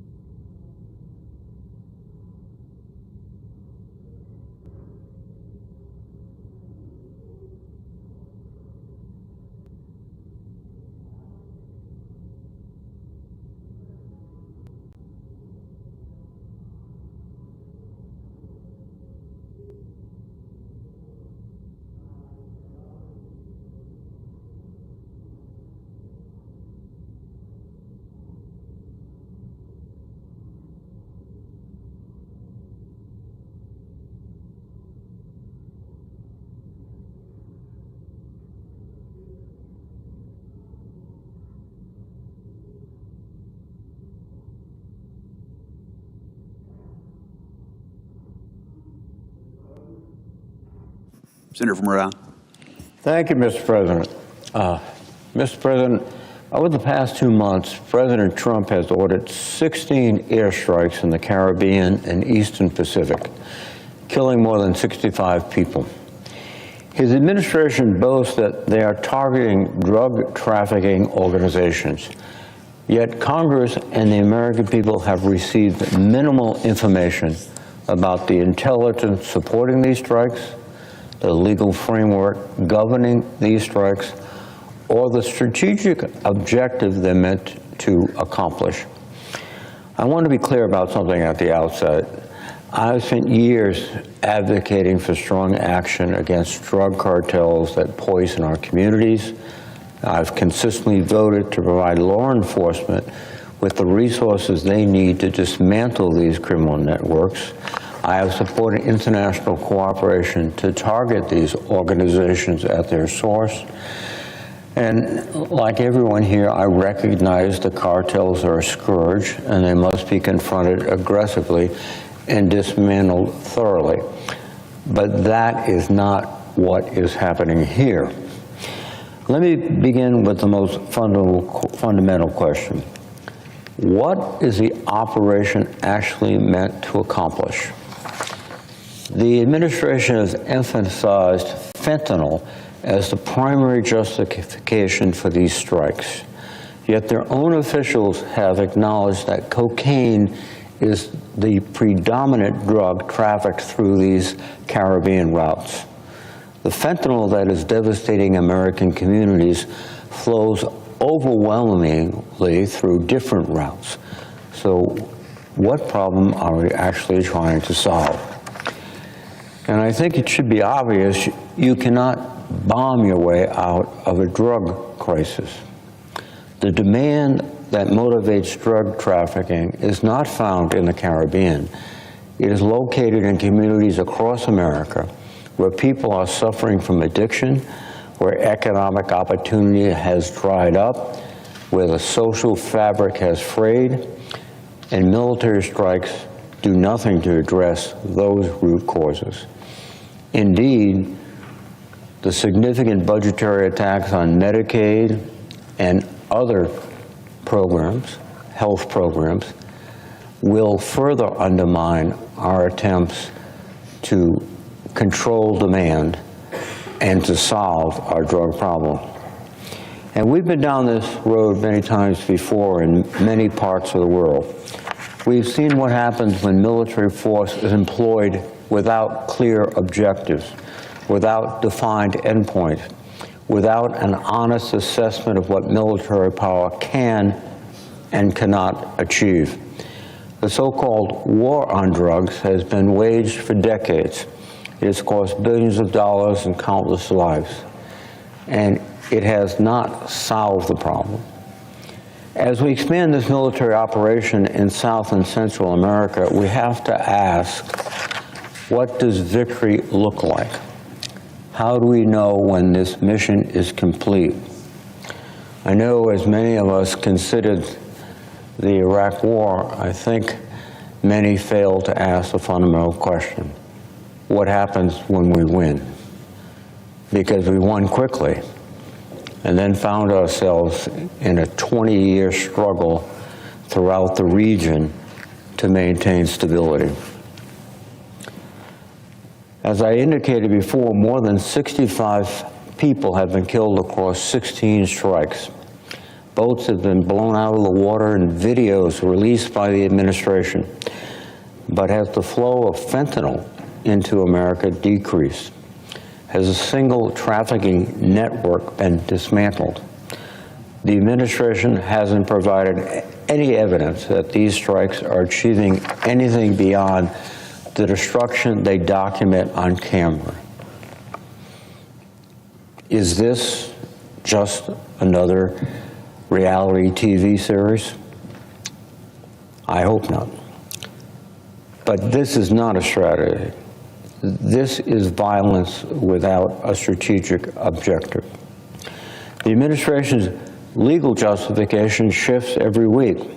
First, they simply cited the president's Article II authority and claimed that these cartels were terrorist organizations. Then the president decided that America is in a, quote, non-international armed conflict, which is a dubious claim. Now, Secretary Hegseth has begun calling these cartels the Al-Qaeda of the Western Hemisphere and declared open season on them. But he seems to have forgotten an important fact.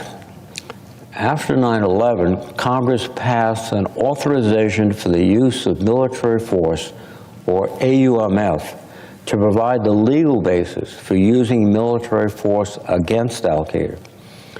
By Secretary Hegseth's own logic, this current operation requires congressional authorization. But there's a deeper problem with the administration's analogy to terrorism. Terrorists pursue political objectives. Cartels pursue profit and power. They're criminals, not ideological combatants waging war against the United States. If the White House truly believes that these are terrorist organizations, and the Defense Secretary truly thinks Tren de Aragua compares to Al-Qaeda, the administration should come to Congress and request an AUMF. The fact that they haven't is revealing. When the legal justification keeps changing, it means that there is no clear mission to begin with. And here's what troubles me the most. The administration's refusal to explain itself, both to Congress and the American people. It suggests that they know this operation does not hold up to scrutiny. Chairman Wicker and I have sent multiple requests to Secretary Hegseth to submit the basic information Congress is legally entitled to, execute orders, legal justifications, and intelligence underpinning individual strikes.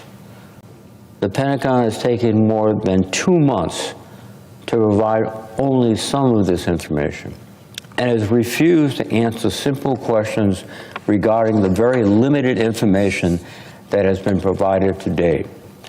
And this isn't a partisan complaint. These are statutory requirements that are being ignored and noticed by both sides of the aisle. The United Nations has stated that these strikes, quote, violate international human rights law and find, another quote, no justification in international law. Legal experts across the political spectrum have been nearly unanimous in denouncing these operations as unlawful. Yet the administration's response has been to withhold information rather than provide justification. If this operation serves vital American interests, if it can achieve its stated objectives, and if it is legal under domestic and international law, then why won't the administration defend it before Congress and the American people? The obfuscation suggests they don't have genuine answers. The secrecy suggests they know this doesn't make sense. And now the situation grows more dangerous. The USS Gerald Ford, our largest and newest aircraft carrier, is headed to the Caribbean, bringing additional warships and thousands of sailors and Marines. This is not a limited operation. This is a major military buildup. To what end? The administration will not say. Against what enemy? They won't specify. For how long? They refuse to answer. These operations risk destabilizing the region and provoking direct confrontation with Venezuela. We could be stumbling into another open-ended conflict without purpose or plan. If the administration intends to escalate towards conflict with Venezuela, Congress has a constitutional duty to declare and authorize such action. We cannot sleepwalk into another war through incremental escalation while being kept in the dark. To my Republican colleagues, I know many of you share concerns about endless American wars. I know many of you have questioned open-ended military commitments that lack clear strategic objectives. You have consistently opposed executive overreach by previous presidents in the matter of war. These Southcom operations look like the beginning of exactly that kind of entanglement. And we're being asked to accept it on faith, without information, without debate, without authorization. Which brings me to the matter of constitutional authority. The Constitution is unambiguous. Article 1, Section 8 vests the power to declare war in Congress, not in the executive branch. This was not an oversight by the founders. It was a deliberate choice, born from hard experience with monarchs who could commit their nations to war by decree. The War Powers Resolution exists to give meaning to that constitutional principle. It requires the President to consult with Congress before introducing forces into hostilities and to obtain authorization within 60 days. The Trump administration delivered its War Powers notification to Congress on September 4th. The 60-day window to receive congressional authorization closed on Monday, without approval being granted. A law-abiding administration would cease its operation, but the Trump administration continues on. Incredibly, according to public reporting, the White House is apparently now arguing that these strikes don't constitute, quote, hostilities under the War Powers Act because American service members are directly in harm's way while operating standoff weapons and drones. This is ridiculous. Most importantly, it is an insult to the men and women who are risking their lives flying aircraft, operating ships and submarines, and conducting reconnaissance in the region. They're very much in harm's way. And to say that this operation is so safe that it doesn't qualify as hostilities is embarrassing. And also, it suggests, perhaps, the logic that these really aren't military operations or hostilities. They are premeditated attacks to produce lethal effects on people who may or may not be drug dealers. This new interpretation creates a dangerous precedent. If standoff weapons exempt military operations from congressional oversight, we have effectively granted the executive branch unlimited authority to wage war anywhere in the world, so long as American forces can strike from a distance. Does this mean that we can fire a long-range missile into another country because we're not at hostilities, since there are no service members directly in danger as we launch the missile from our territory? That logic does not hold up. That represents, indeed, a fundamental rewriting of our Constitution, not through amendment or legislation, but through one man's decision.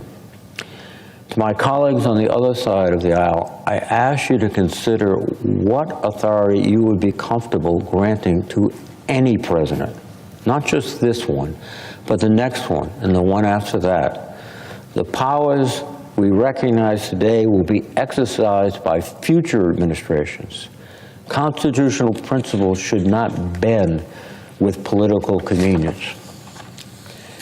And I believe that this is not a political debate. This is about the institution of Congress and the congressional and constitutional limits on executive power. It is about insisting that before we commit American military forces to combat operations, before we take lives in America's name, we must have clear legal authority, credible justification, and strategic coherence. If this operation makes strategic sense, let the administration make that case to Congress and the American people. Let them provide the legal justification they've withheld. Let them explain the end game. What happens when we win? What does winning mean? What are the limits of this operation? Let them show us how blowing up boats in the Caribbean solves what the president has repeatedly said, the fentanyl crisis in each and every one of our states. They have not done so, and until they do, this operation does not deserve our support. I urge my colleagues to hold the Trump administration accountable. The Constitution requires it, the American people deserve it, and we all have taken an oath to the Constitution, not the president. I yield the floor. Mr. President. Senator from Maryland. Mr. President, I want to start where Senator Reid, the distinguished ranking member of the Armed Services Committee, left off.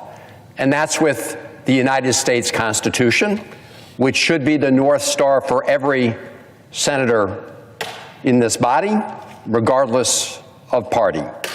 And that's why I rise in support of this bipartisan resolution, barring U.S. military action within or against Venezuela without congressional authorization.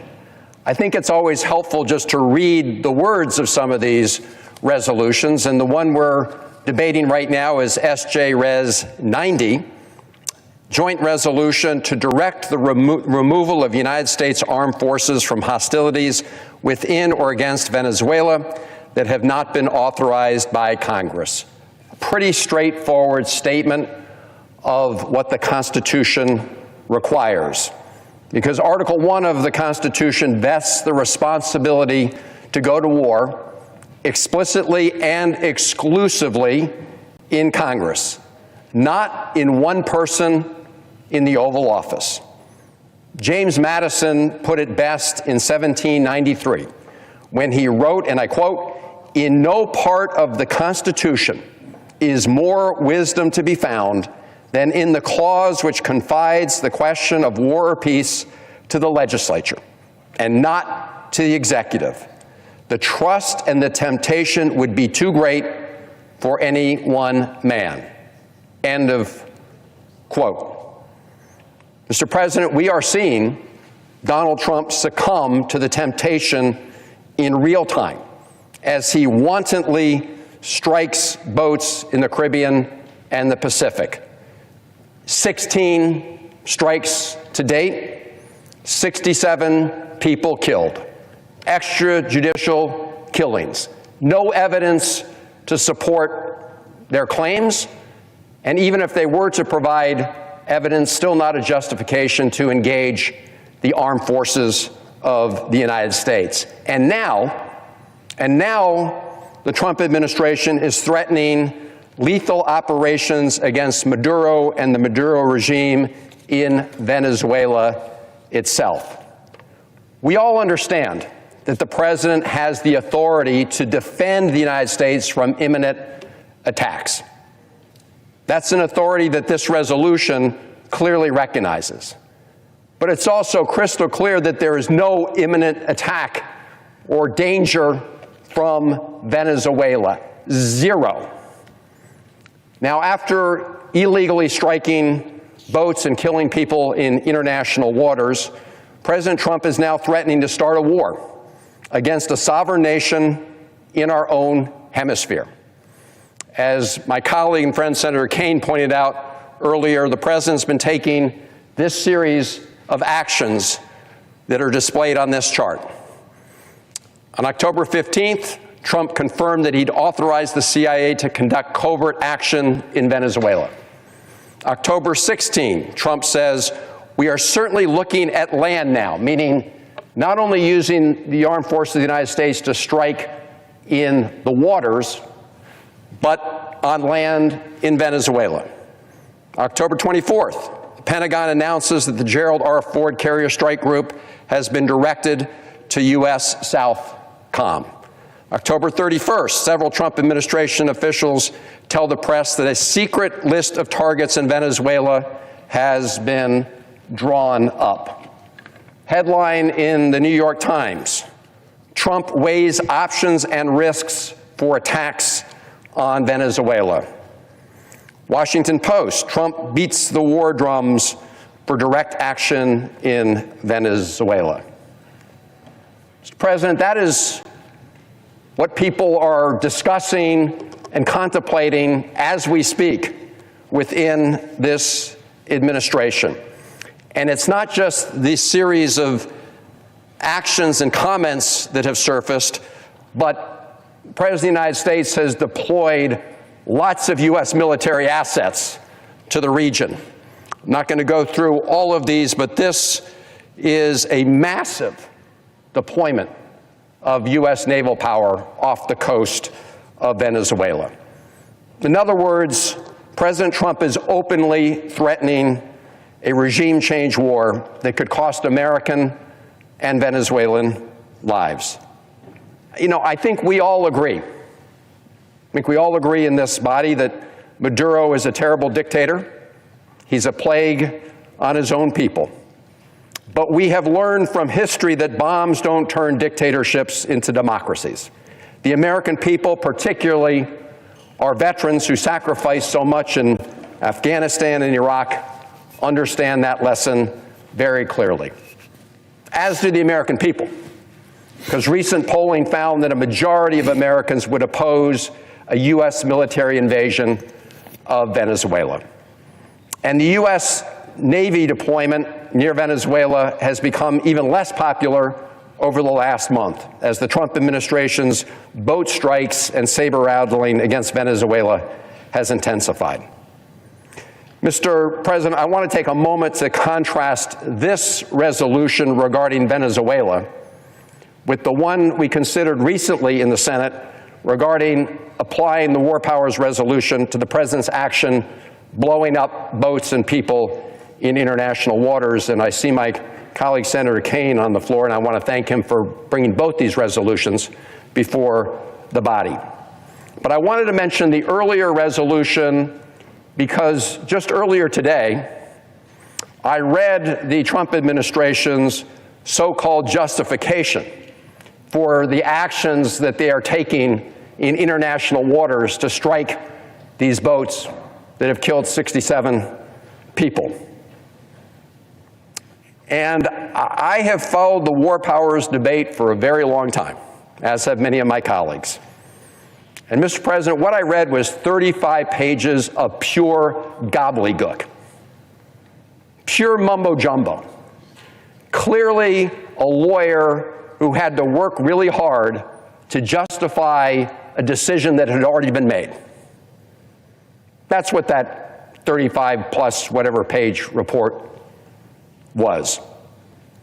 And as my colleague Senator Reid talked about, to justify the actions that the President's been taking about going after boats in international waters requires such a strained reading of the war powers set out in the Constitution and subsequently that it would blow up a hole so big that would essentially absorb the Article 1 requirement that Congress be the one that declare war. So based on my reading of that statement, there's zero justification for what the President's doing with respect to strikes. Some said as early as Wednesday, one confidently predicted Thursday, a couple more said Friday. So when I came back on Monday, I was pretty sanguine about things. It gives me no joy to say this, but I was wrong. I don't know, as bad as this multiple vehicle pileup looks from the outside, you ought to see it from the inside. I know you know what I'm talking about, Mr. President.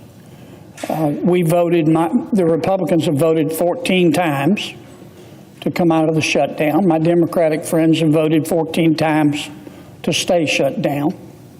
And I think it's going to be like that for a while. I used to have a beagle, Mr. President. I loved him to death. His name was Roger. He was a rascal. Roger would run off. He was a rabbit dog that we picked up as a stray. Roger would run off for 3 days, scare me to death. I was afraid he was going to die.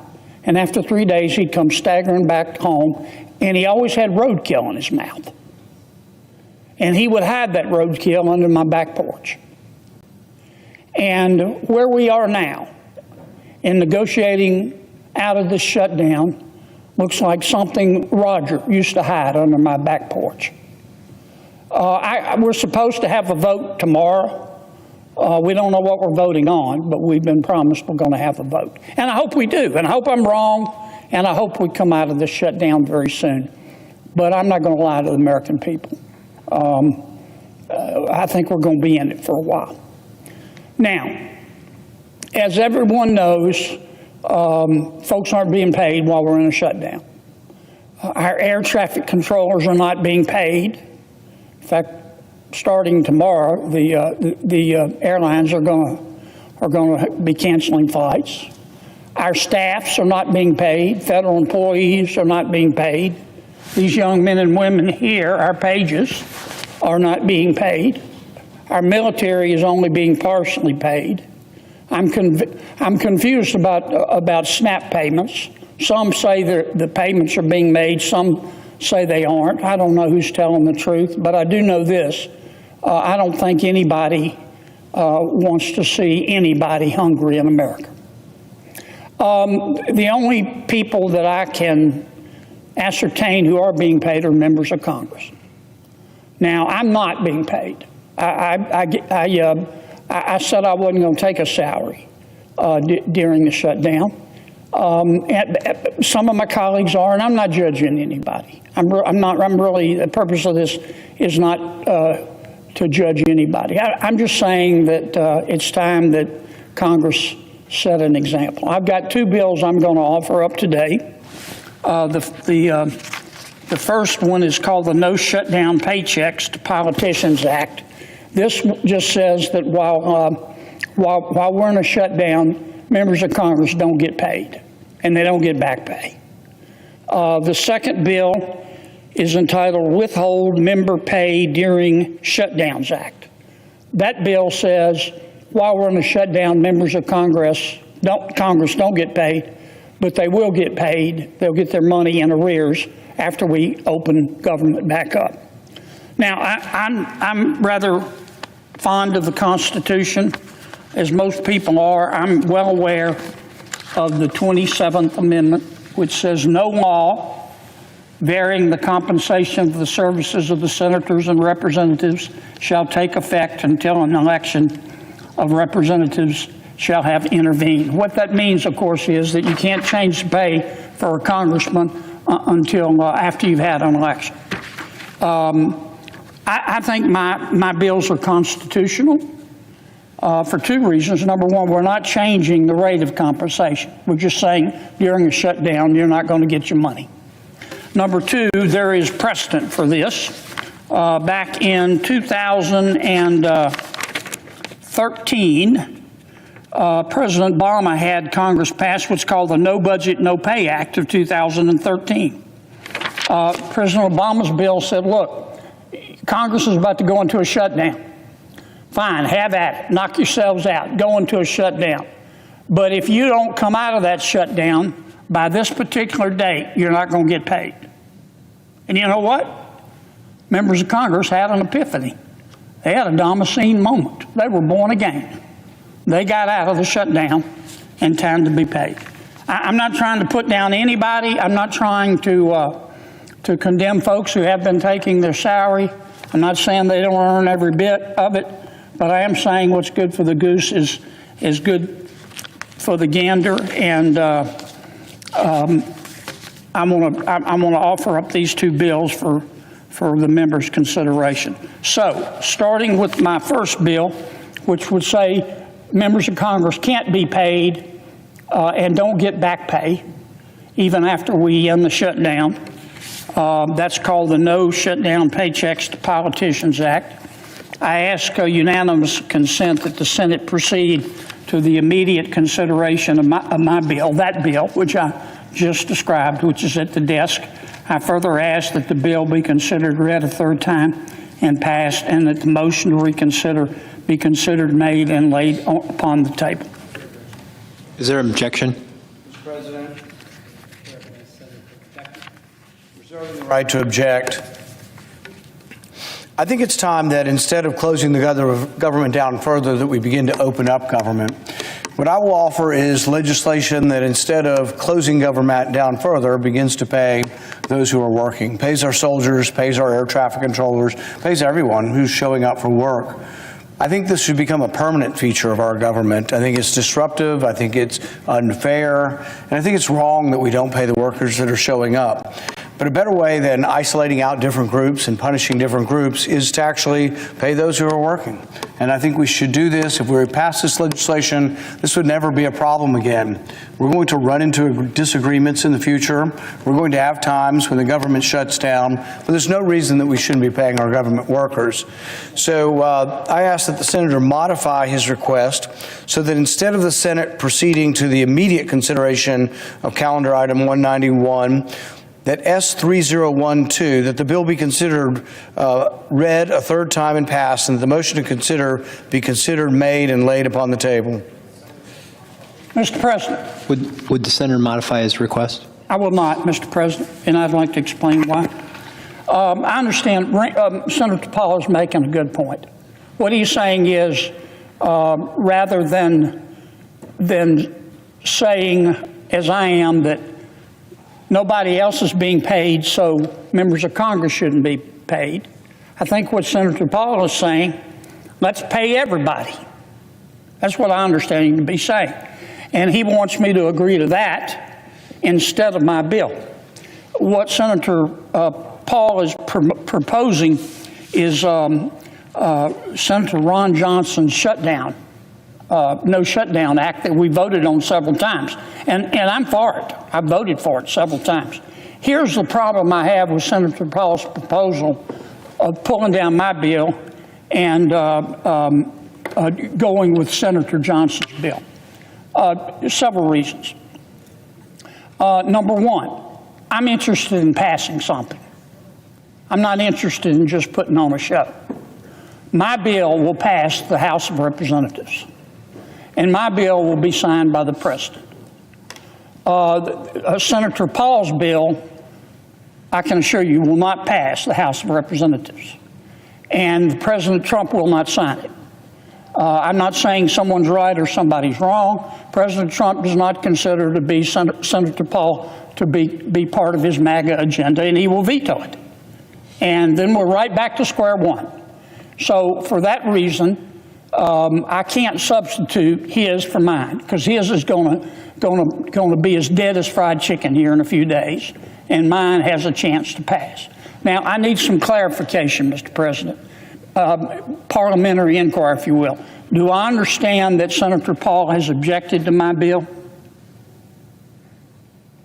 Correctly? The senator from Kentucky asked if you would modify your request. The senator from Kentucky asked if you would modify your request. And his modification, if I might ask, is to substitute his bill for mine. That is the understanding of the chair. Okay. I have said I will not substitute his bill for mine. Objection to the modification is heard. Objection to the modification is heard. Is there an objection to the Now, Is there an objection to the original request? Reserving the right, Mr. President. Senator from Kentucky. Reserving the right to object. I think it's actually not clear at all that the president wouldn't sign a bill to continue paying federal workers. I think it's actually a universal sentiment among both parties, among the American people, particularly among the soldiers, that we ought to continue to pay the soldiers, continue to pay the workers. I'm perhaps the most conservative member of the Senate. I vote to cut spending on everything. I think we spend way too much, but I'm not for cutting the salaries of people who have a contract and who are doing their work. Now, I probably would not hire new people, and I would probably let the federal government shrink gradually through attrition, because I think we need to be smaller. But if you work for government, you're doing your job, and you have a contract, I think you ought to be paid. So I don't think it's not clear that the president wouldn't support this. I think it's actually quite confusing that this is being objected by the Democrats. And I think actually it'd be nice to let the Democrats, have a round at this and explain to us why they don't want to pay the air traffic controllers. Look, we can have a dispute over spending. I think the Republican proposal spends too much. I think the Democrat proposal spends too much.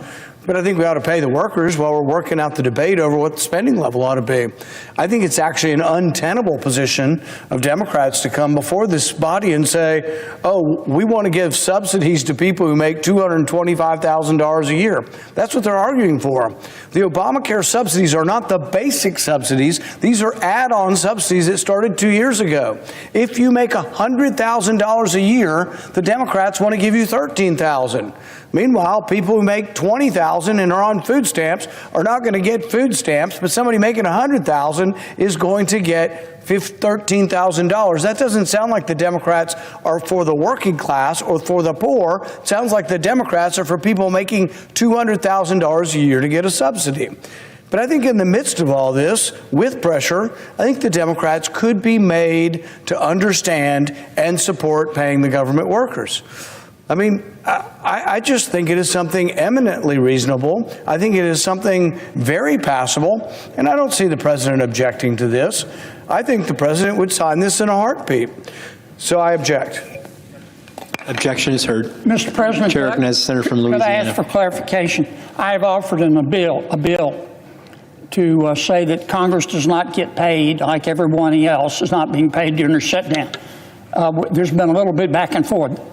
As I understand it, Senator Paul has objected to that bill. Is that correct? The senator from Kentucky objected to your unanimous consent request. The senator from Kentucky objected to your unanimous consent request. To my bill to keep, say Congress isn't paid during the shutdown. Is that correct? To the bill you ask unanimous consent to pass, he objected to the unanimous consent. I want to bring up my second bill.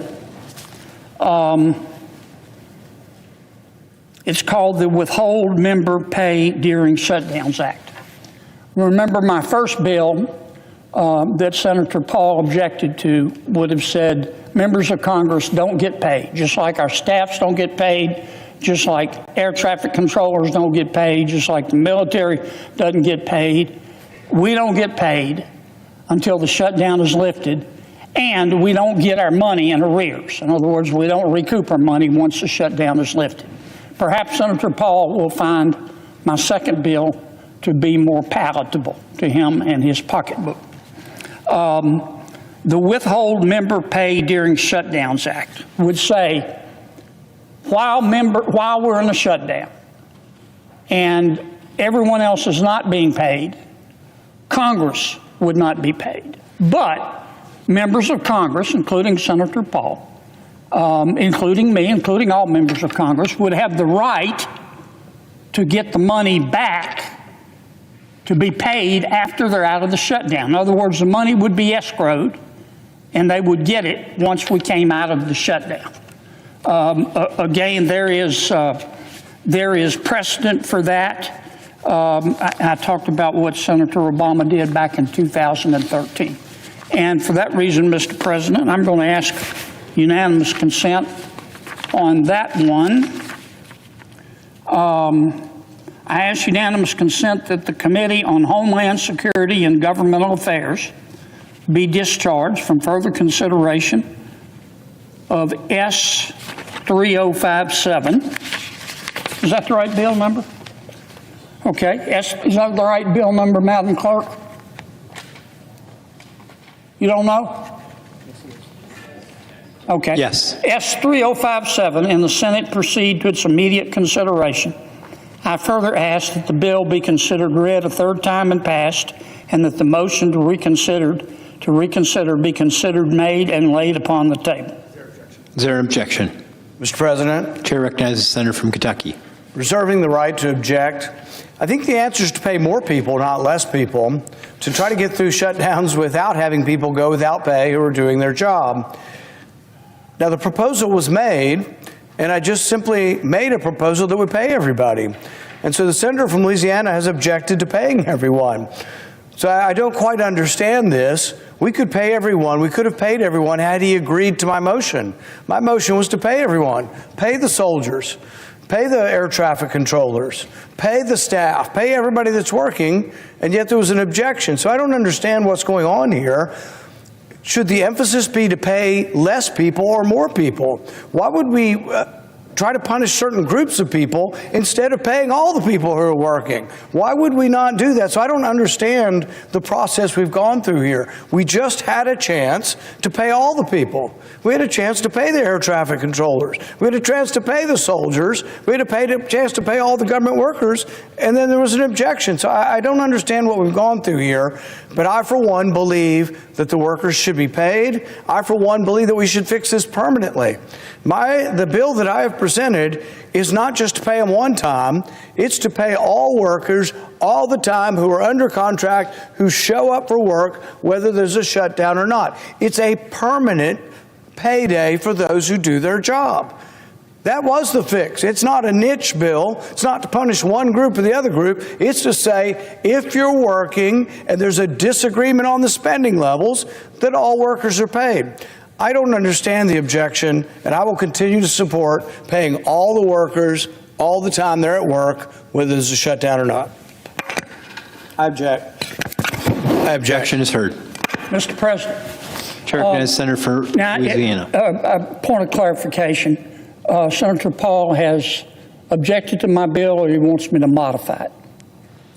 He objected to your bill. Okay. I'm not done yet. Let me see, maybe I wasn't clear. I apologize, Rand, if I wasn't clear. I support Rand's bill. It's actually Ron John's bill, but I support his idea. What I'm saying is if everybody over here isn't being paid, members of Congress shouldn't be paid, okay? What Rand is saying, Senator Paul is saying is, let's pay everybody. And he's absolutely right. I support that. But I want to pass something. I want to pass something, Senator Durbin. We live in the real world. And my bill is more likely to pass the House and more likely to be signed by the President than Senator Paul's bill. I wish that wasn't the case, but it is. I don't think that the House is going to pass Senator Paul's bill. And I don't think it's any secret. I'm not saying he's right or wrong, but President Trump does not consider Senator Paul to be part of the MAGA agenda. He said that. He's tweeted it about a squillion times. Am I wrong, Senator Durbin? I mean, he's tweeted it about a squillion times. And he's going to veto Senator Paul's bill because his name is on it.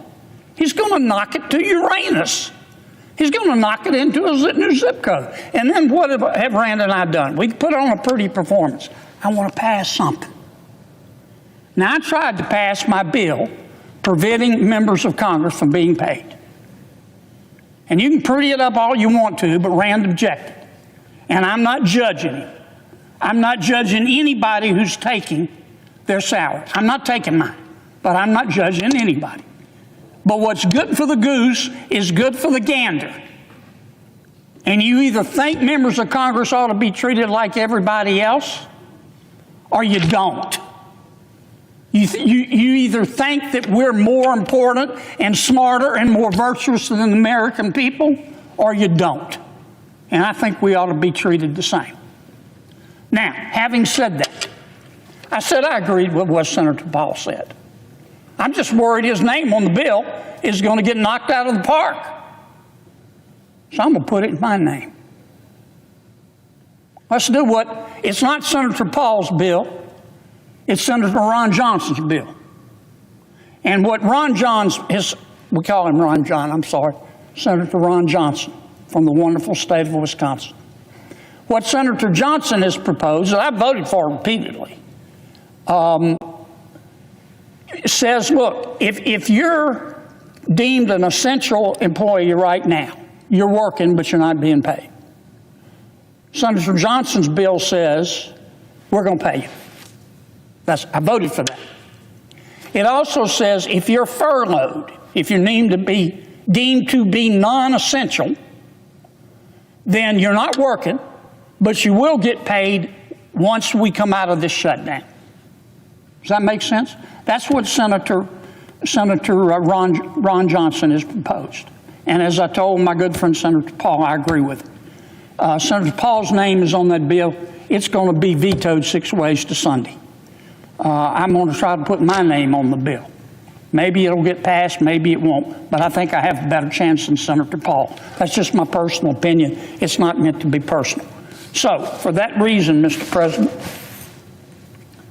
I tried a third way. It's not my preferred way, but we got to get out of this mess. I ask unanimous consent that the Senate proceed to the immediate consideration of calendar number 191 S302, which, as I've indicated, Mr. President, I think we've got a chance to pass the House with it, and I really don't think President Trump will veto it if I explain to him it's Senator Ron Johnson's bill. And I further ask that the bill be considered read a third time and passed, and that the motion to reconsider be considered made and laid upon the table. Is there an objection? Mr. President. Chair recognizes the senator from Washington. Thank you, Mr. President. Reserving the right to object, let me just say this. We should make sure that every federal worker gets the paycheck that they are owed. And the right way to do that is for Republicans to finally join us and get serious about passing a bipartisan CR so we do reopen the government and prevent healthcare costs from exploding. Instead, the bill that the senator from Louisiana is asking for unanimous consent for actually lets Donald Trump and Russ Vought decide who they want to pay during a shutdown, and that will allow them to stiff everyone else. President Trump has said he will only pay the people he wants to. He literally said, and I quote, "We're going to take care of our people. There are some people who really don't deserve to be taken care of, and we'll take care of them in a different way," unquote. This bill would actually let Trump do exactly that. Mr. President, we should make sure all of our workers get paid, not just the workers Trump likes. So the best way to do that is for, of course, Republicans to sit down with us as Democrats, work out a solution to reopen the government. If instead you do as the senator from Louisiana suggests here, then at a minimum, it should cover all employees. And that proposal is out on the table with Senator Van Hollen and Senator Peters. Thank you, Mr. President. For that reason, I object. Objection is heard. Chair recognizes the senator from Louisiana. Mr. President, look, I get it. You know, this is why we're in a shutdown.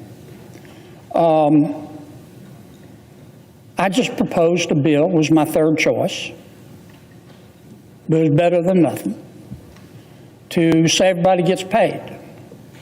And my good friend from Washington State objected. I don't know what else to do.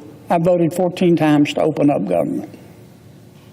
I can't change the election. President Trump was duly elected President of the United States. He was, in a free election. And the American people spoke. And some of my colleagues are upset about that. In fact, they hate the president so much, they've shut down government. They hate him so much that if President Trump came out in favor of breathing to live, they would hold their breath. It's not rational. And I just don't know what else to do. All I can tell my Democratic friends is, look, reasonable people disagree, and I get it. But you're just being too emotional.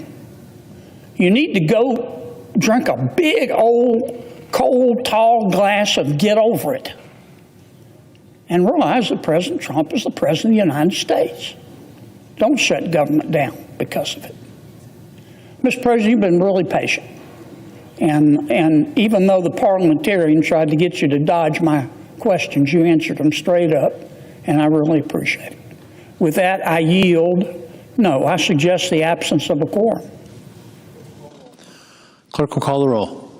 Ms. Alston-Brooks.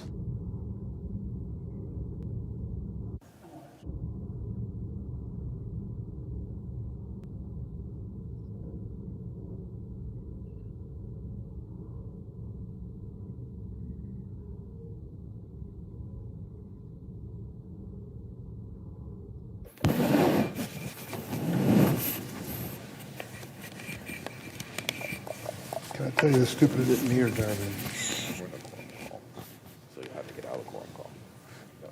Mr. President.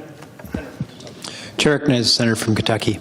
I ask unanimous consent that we vitiate the quorum call. Without objection.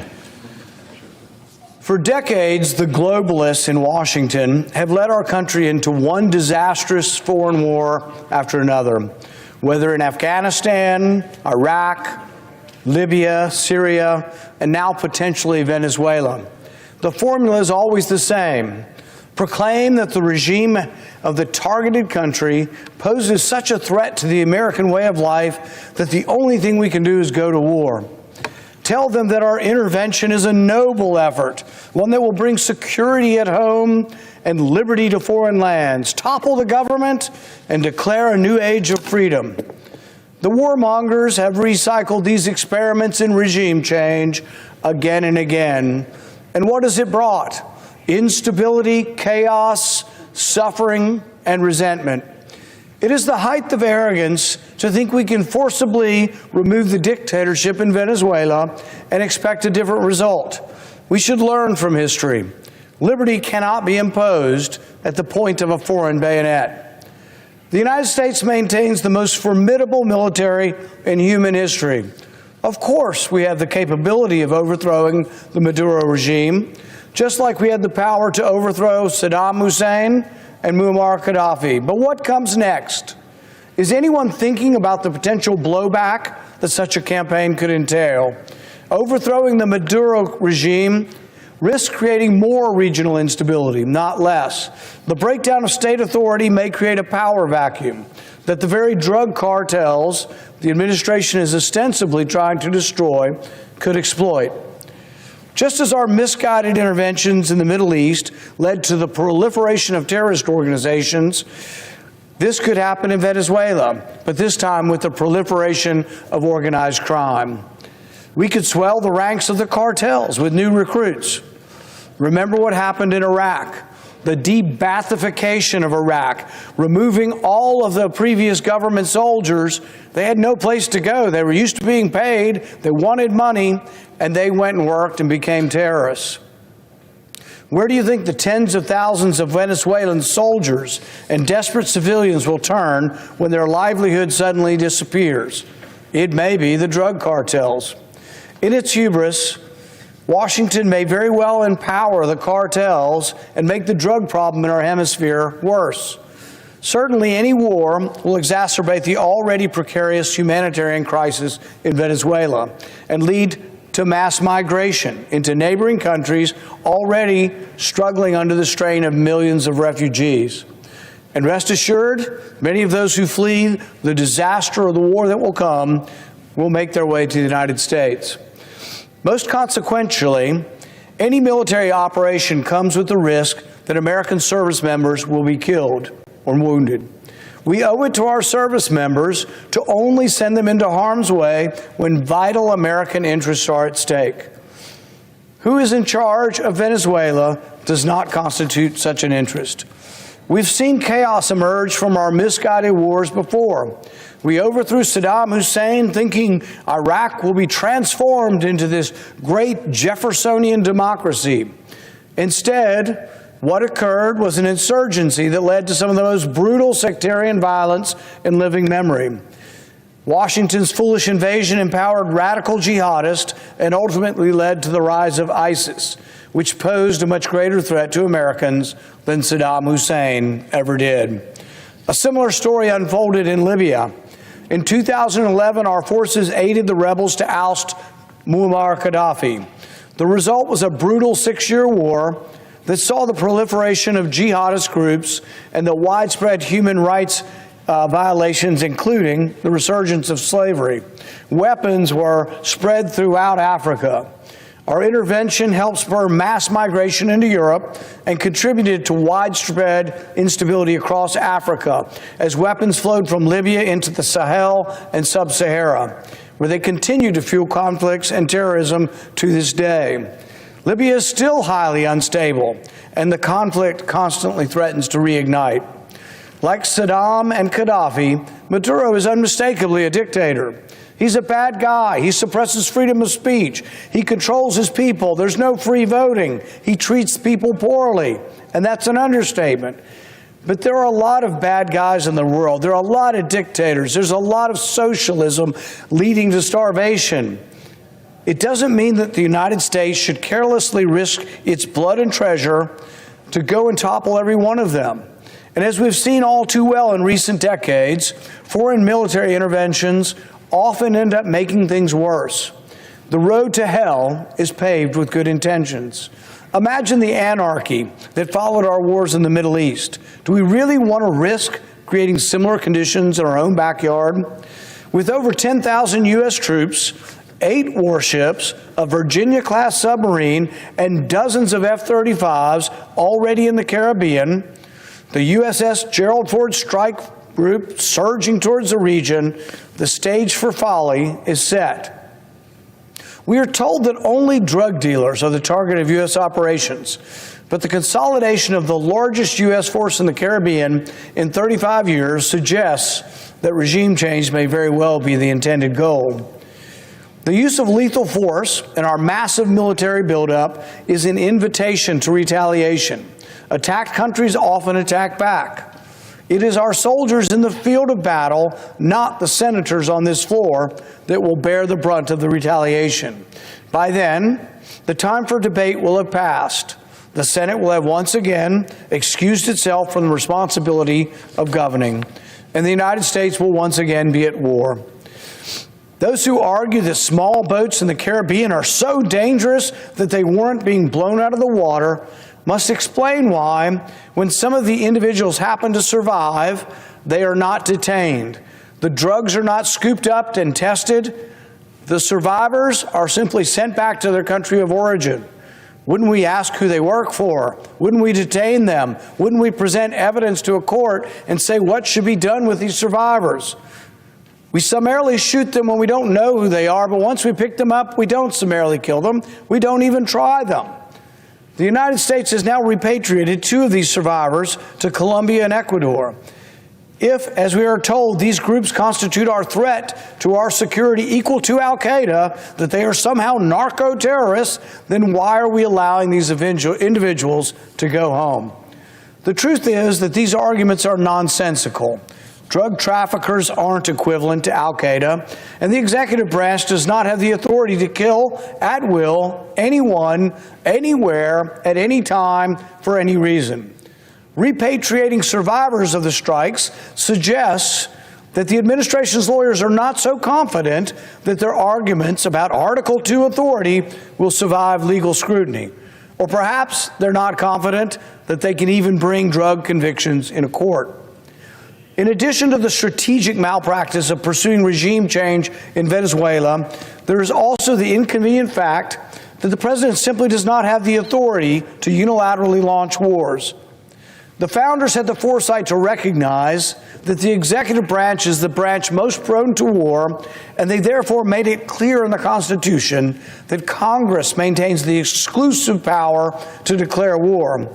Part of President Trump's broad appeal was his strong contempt for the neocons on the right and the liberal internationalists on the left who never met a war they didn't want someone else's children to fight. He rightfully criticized those in Washington who supported nation-building fantasies throughout the Middle East, yet now certain individuals within the administration seek to lead the president astray. I would advise President Trump to remember the wise words of his inaugural address, when President Trump said, "We will measure our success by the wars we never get into." President Trump, do not allow the warmongers in Washington to drag you into an unnecessary war of choice. Washington has spent decades, trillions of dollars, thousands of lives, trying to remake other countries in our image.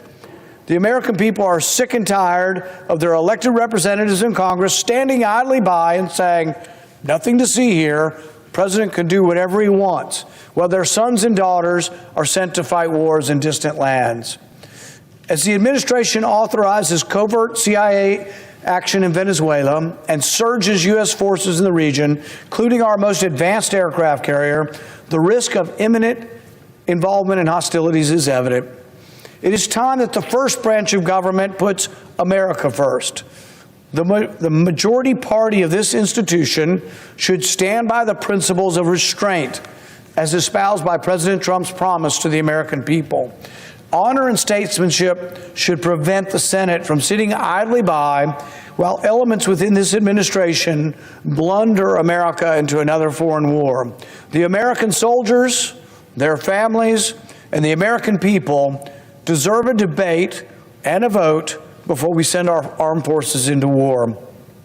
If you agree that our soldiers and their families deserve at least this much, vote yes on this resolution. Thank you. Mr. President. Chair recognizes the senator from Illinois. Mr. President, I want to thank Senator Kaine for Senate Joint Resolution 90 and ask unanimous consent to be added as a co-sponsor. Without objection. We are here debating a central constitutional precept, and I'm glad we are. Throughout my career in the House and Senate, I have tried to be consistent on this issue and respect the Constitution and its wisdom. I'm going to say 6 words I very rarely, if ever, have said in my entire career in Congress. I agree with Senator Rand Paul. I believe what he has said on the floor today is, in fact, the way I feel about what this section of the Constitution means. In one of the previous debates with the War Powers Resolution, War Powers Act being debated on the floor, Senator Kaine reminded us of that historic moment when the Founding Fathers decided to write this Constitution, which we've all sworn to uphold and defend. And leading that Constitutional Convention, of course, was the greatest general then and still in the history of the United States, George Washington.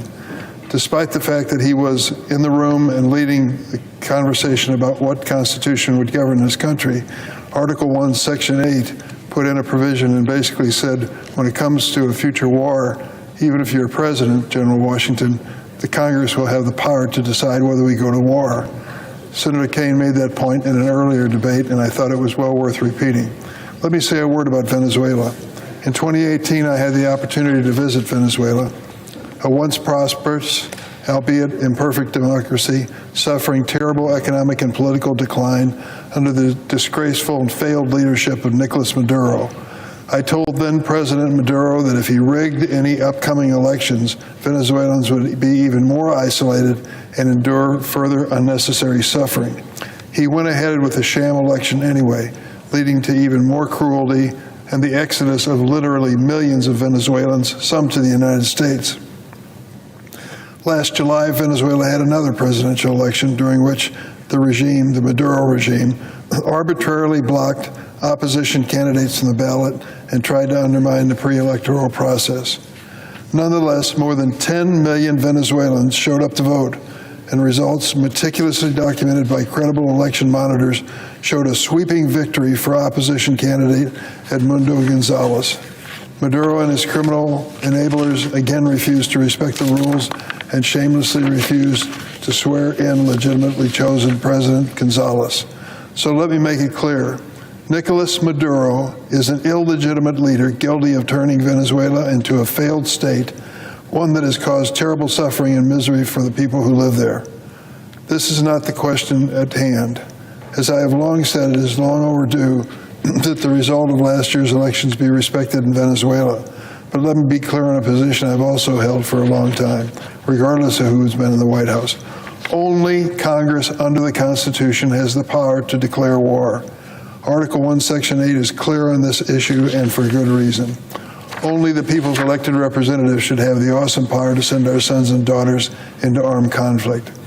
I remember thinking about this in personal terms during the era of the Vietnam War when I was a college student, thinking about the fact that there had not been any formal declaration of war in Vietnam, and yet over 40,000 of my brothers and sisters gave their lives in that conflict.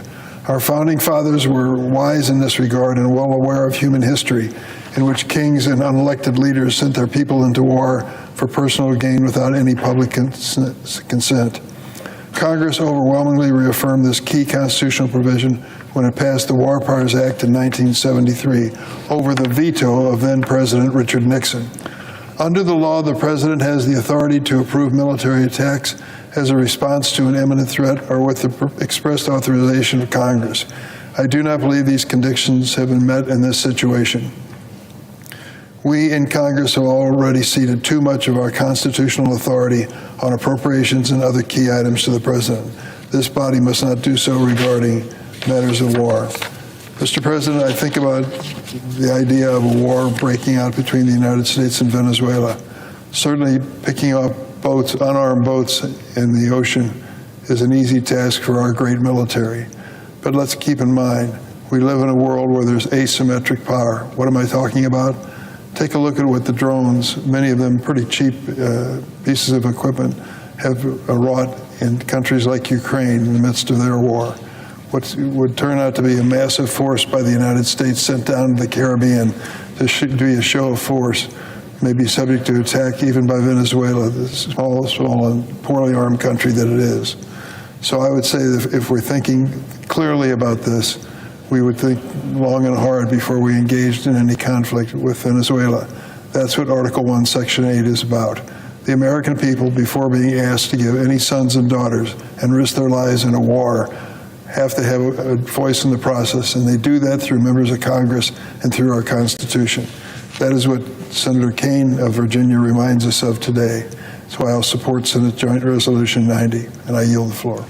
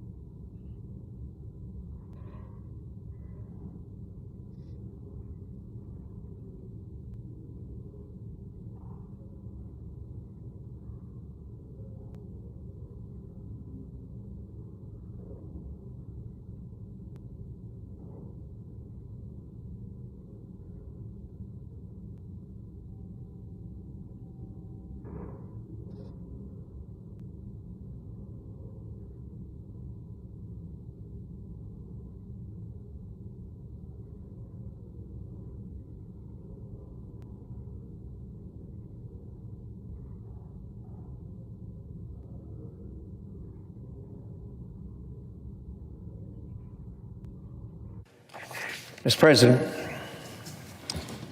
To recognize the senator from Idaho. We're not in a quorum call, is that correct? That's correct. Thank you. Mr. President, I rise today to respond to Senator Kane's Senate Joint Resolution number 90. And I would like to state clearly the administration is very much opposed to this resolution. And they have put out a policy statement as of today stating that they strongly oppose Senate Joint Resolution number 90. Without going into all the details, they say that Senate Joint Resolution 90 fails to account for the extraordinary national security threat posed by transnational violent drug trafficking cartels and narco-terrorists operating in and around the Caribbean Sea. That really says it all. And not much more needs to be said, but I do have a few comments on this. President Trump has taken decisive action to protect thousands of Americans from lethal narcotics. He's kept drugs off the streets, kept children alive, and eliminated narco-terrorists who have been profiting off of the deaths of members of our communities. These people have been transmitting drugs into the United States via a lot of different ways. One of them was by vessels, shipping vessels in the Caribbean and the Eastern Pacific Ocean.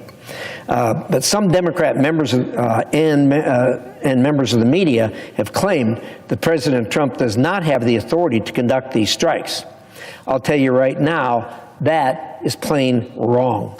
I myself and many of my colleagues have sat recently through hours of briefings and analysis by government legal departments and attorneys who have studied this issue.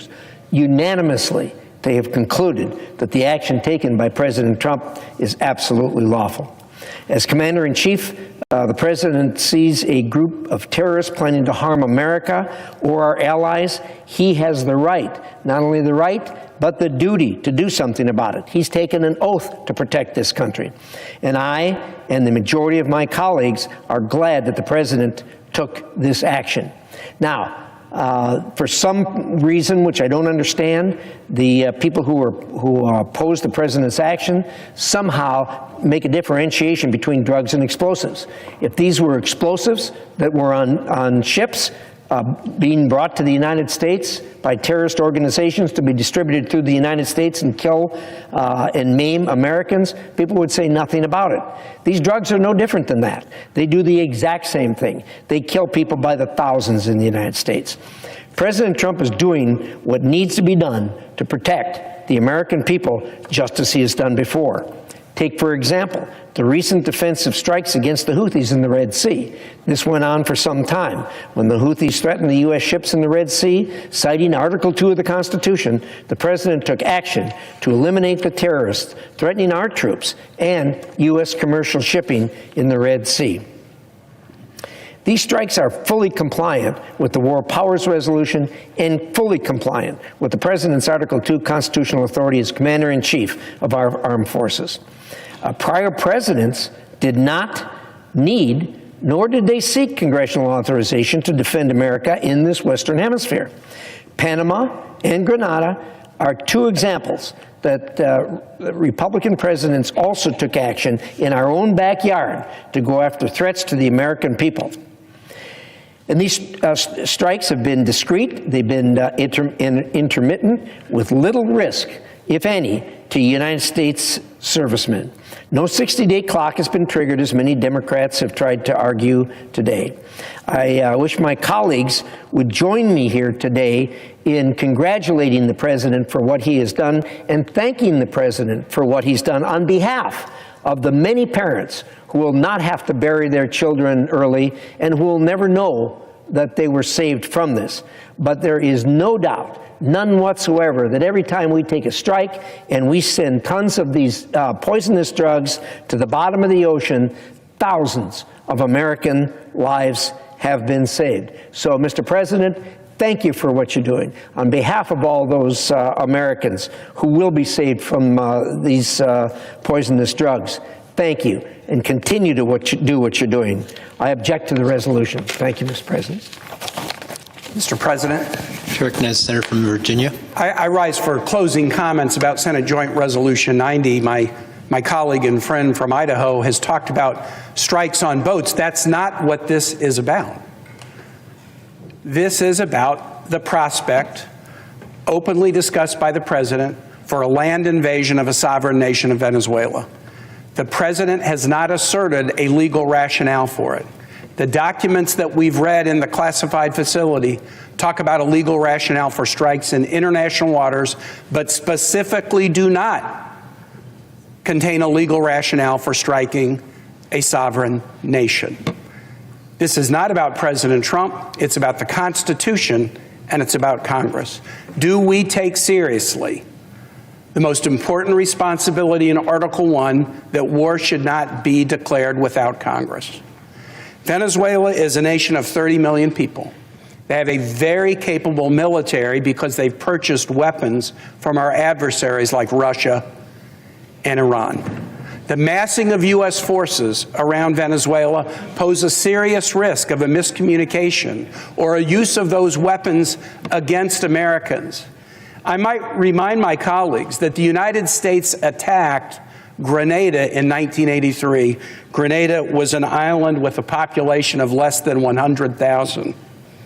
19 American soldiers died in that attack. 152 American soldiers were wounded in that attack.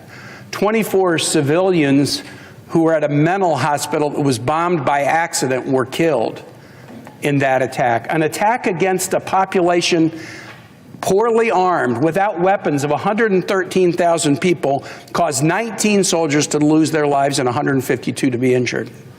A Venezuela of 30 million people is a completely different kind of military operation. And we would not expect it to go perfectly, because none ever go perfectly.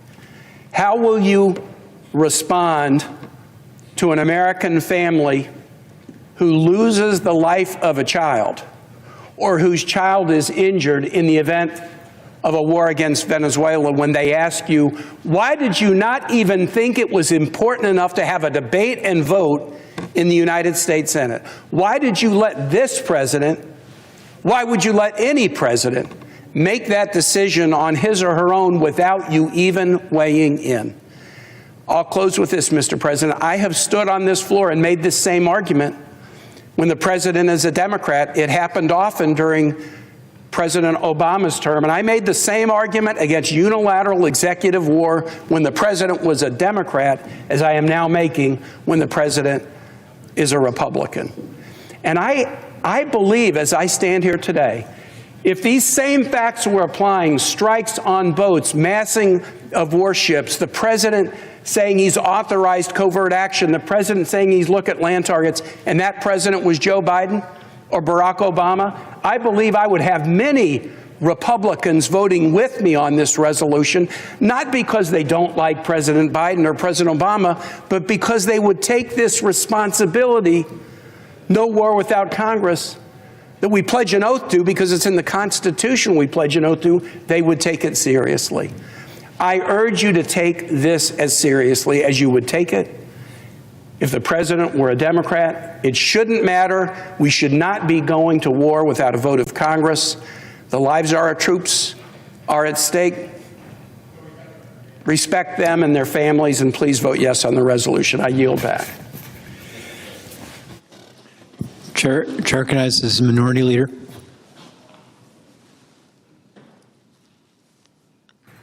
Mr. President, first let me thank our great senator from Virginia, Senator Kaine. He has been the most vigilant watchdog against over-encroachment of the military. He has been the most vigorous watchdog at making sure Congress's power to make war and engage in acts of war are upheld. There are many presidents, as Senator Kaine pointed out, who try to push the boundaries, but no president has pushed the boundaries more than President Trump. And Americans need Kaine here to do just what he is doing. Thank you, Senator Kaine. I also want to thank Senator Paul, Senator Schiff, for championing this resolution today. because the Senate will vote to discharge a resolution that says two simple things. First, it affirms that the United States will always support our troops when they act to protect the American people and themselves from foreign attack.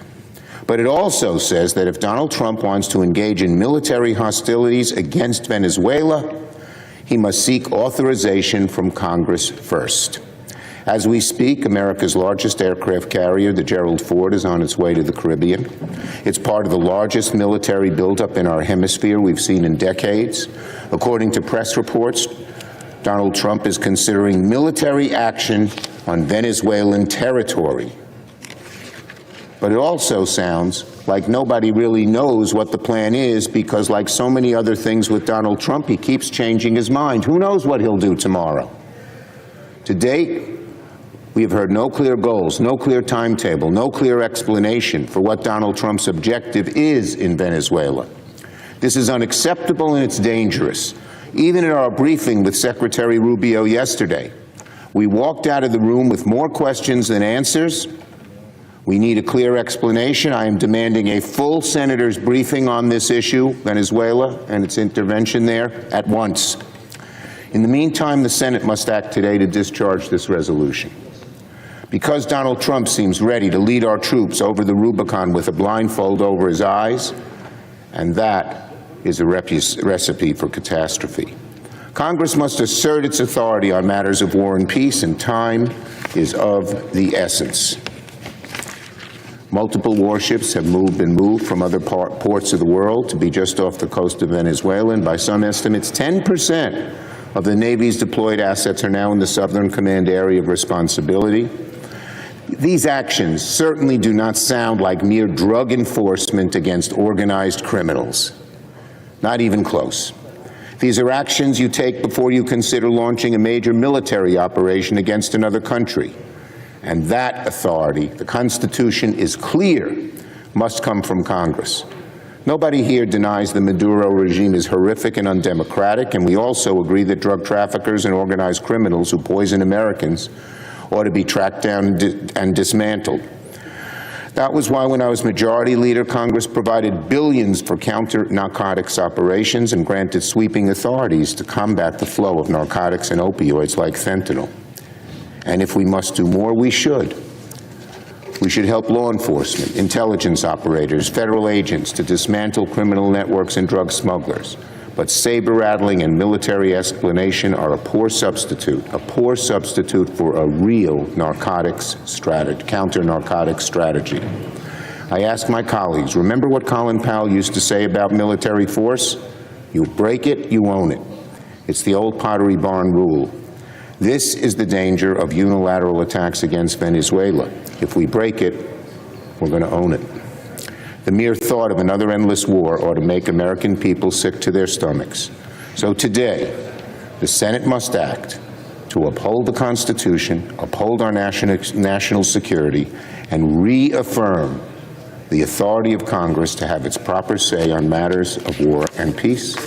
I yield the floor. Just yield the floor. The question occurs on the motion to discharge. Is there a sufficient second? There appears to be. The clerk will call the roll. Ms. Also Brooks, Ms. Baldwin, Mr. Banks, Mr. Barrasso.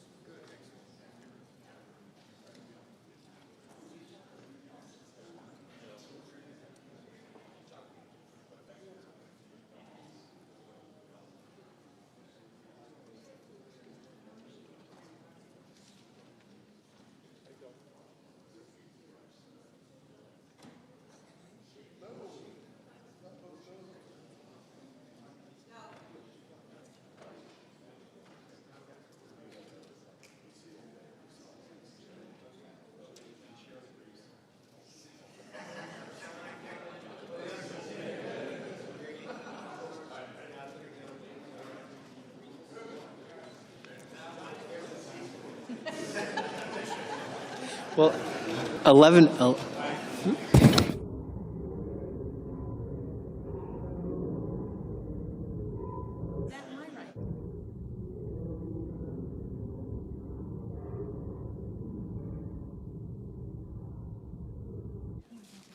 Mr. Bennett. Mrs. Blackburn. Mr. Blumenthal.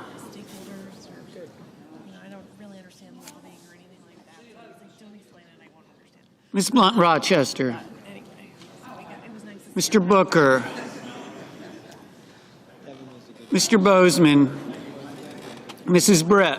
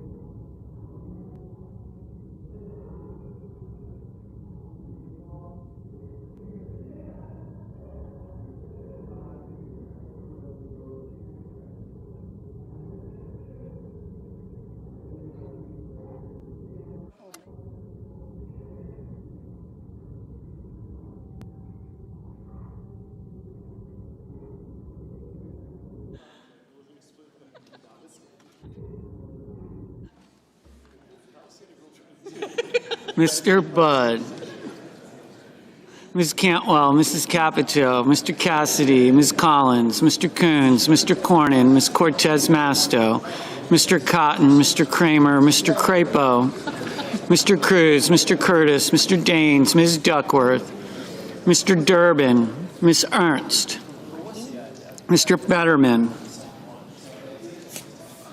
Mrs. Fisher, Mr. Gallego, Mrs. Gillibrand, Mr. Graham, Mr. Grassley, Mr. Haggerty, Ms. Hassan, Mr. Hawley, Mr. Heinrich, Mr. Hickenlooper, Ms. Hirono, Mr. Hoven, Mr. Husted, No. Mrs. Hyde-Smith, Mr. Johnson, Mr. Justice, Mr. Kane, Mr. Kelly, Mr. Kennedy, Mr. Kim, Mr. King, Ms. Klobuchar, Mr. Langford, Mr. Lee,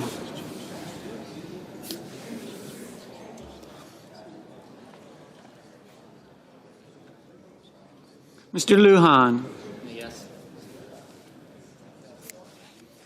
Ms. Lummis, Mr. Markey, Mr. Marshall, Mr. McConnell, Mr. McCormick, Mr. Merkley, Mrs. Moody, Mr. Moran, Mr. Moreno, Mr. Mullen, Ms. Murkowski, Mr. Murphy, Mrs. Murray, Mr. Ossoff, Mr. Padilla, Mr. Paul, Mr. Peters, Mr. Reed, Mr. Ricketts, Mr. Risch, Ms. Rosen, Mr. Rounds, Mr. Sanders, Mr. Schatz, Mr. Schiff, Mr. Schmidt, Mr. Schumer,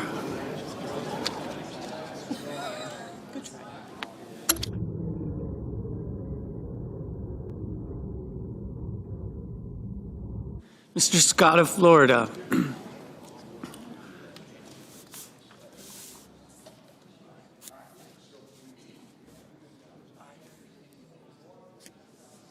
Mr. Scott of South Carolina, Mrs. Shaheen, Mr. Sheehy,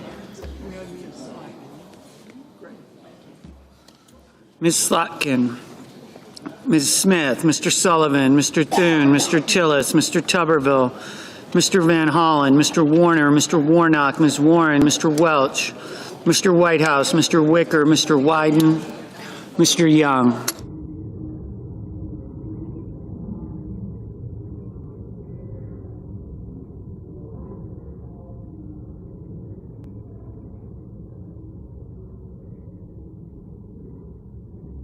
Senators voting in the affirmative: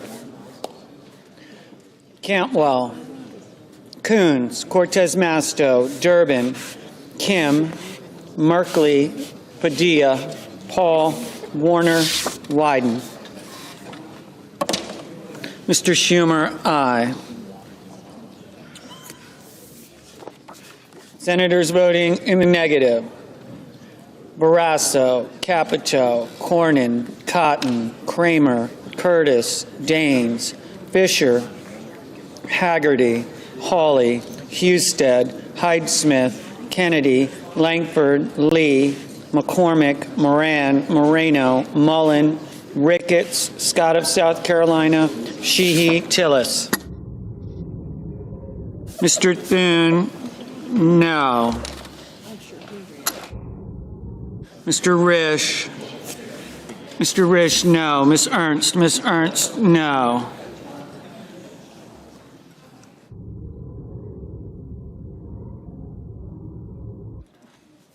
Mr. Gallego, aye. Mr. Markey, aye.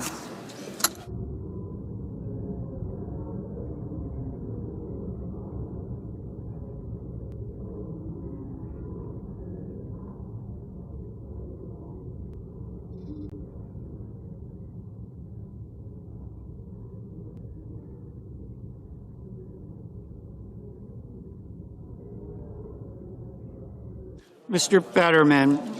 Fetterman, aye.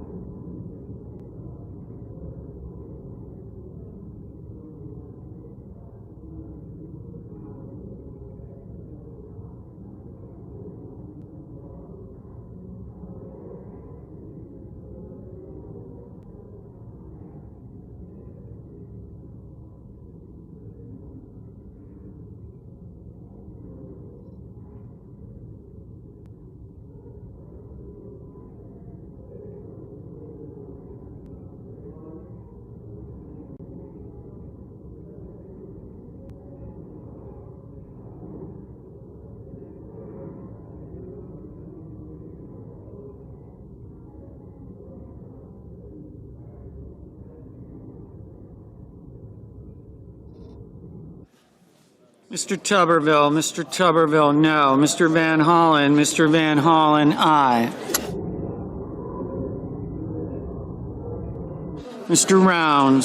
Rounds, no. Mrs. Blackburn, no.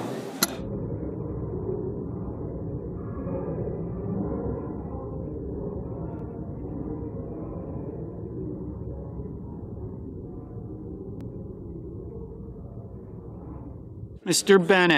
Bennett, aye.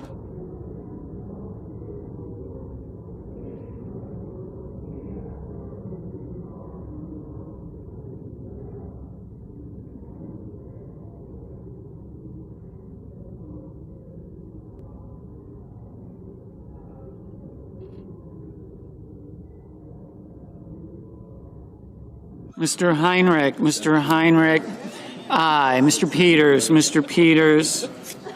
aye.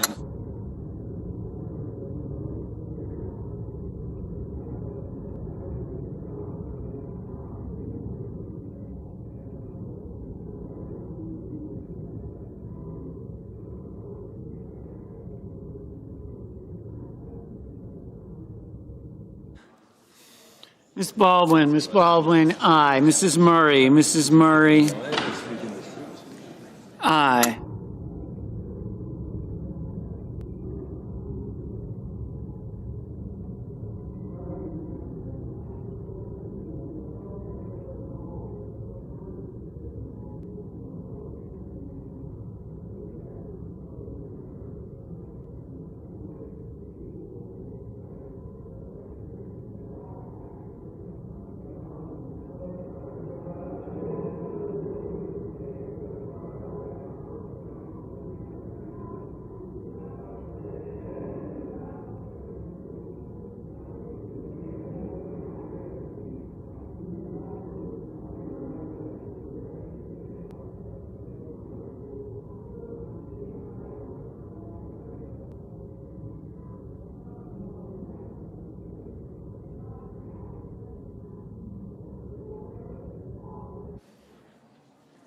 Ms. Slotkin, aye. Mr. Grassley, no.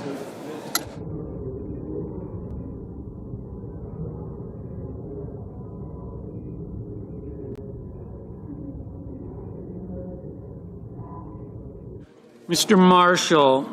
Marshall, no.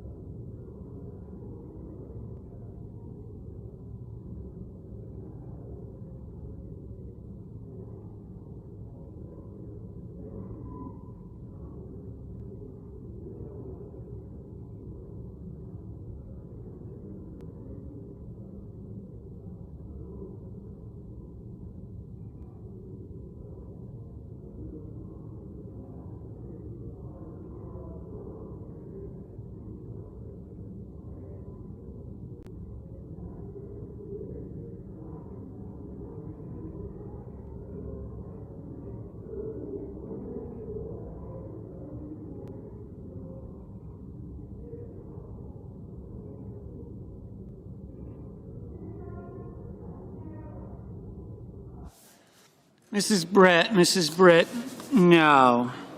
Mr. Reed, aye.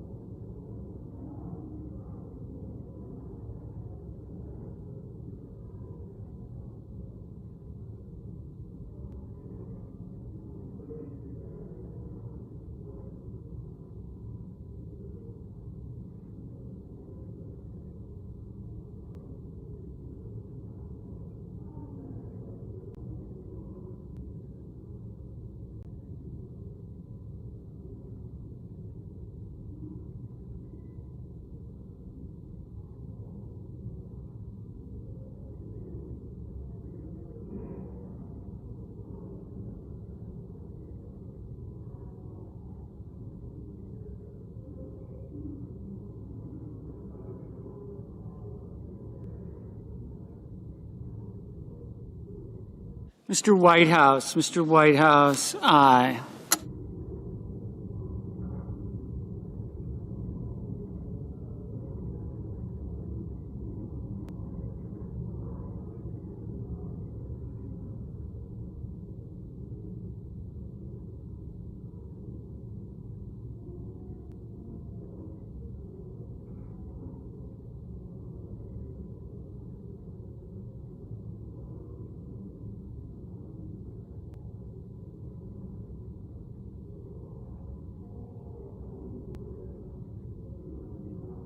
Ms. Also Brooks. Ms. Also Brooks, aye.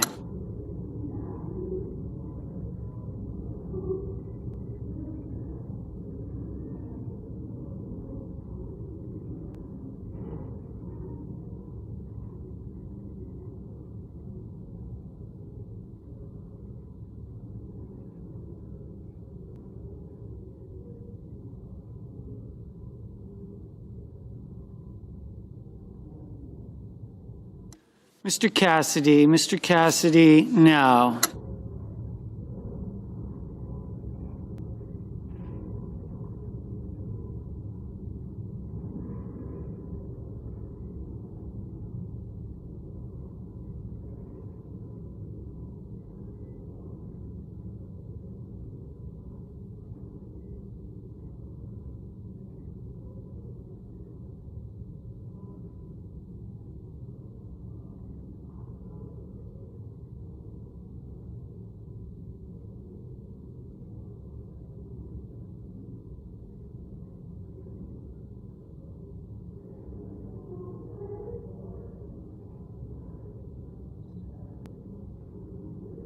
Mr. Schiff, aye. Ms. Hirono, aye. Mr. Graham, no.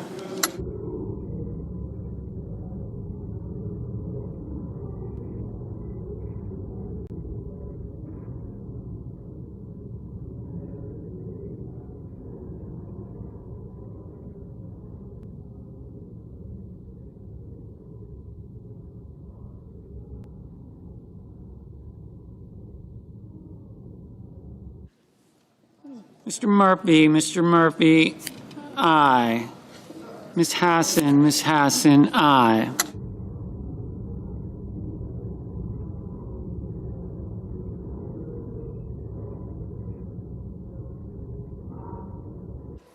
Mr. Schatz, aye.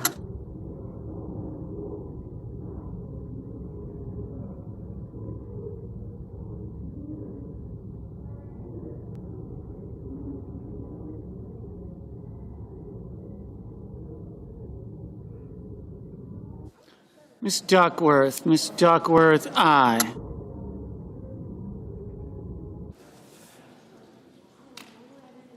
Mr. Scott of Florida, no.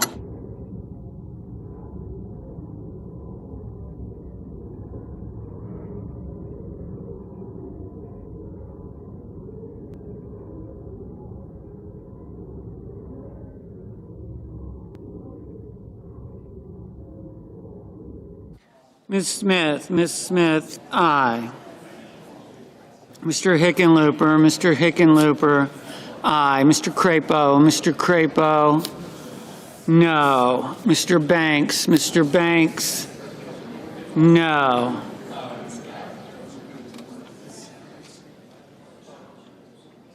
Mrs. Moody, no. Mr. Cruz, no.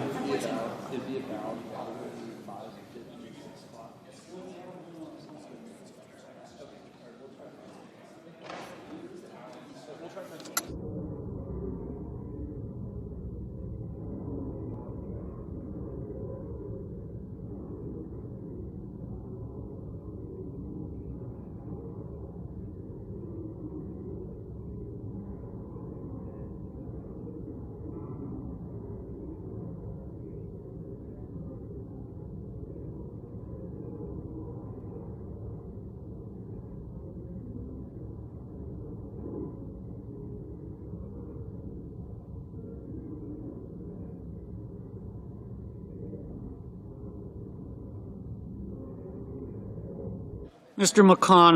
McConnell, aye.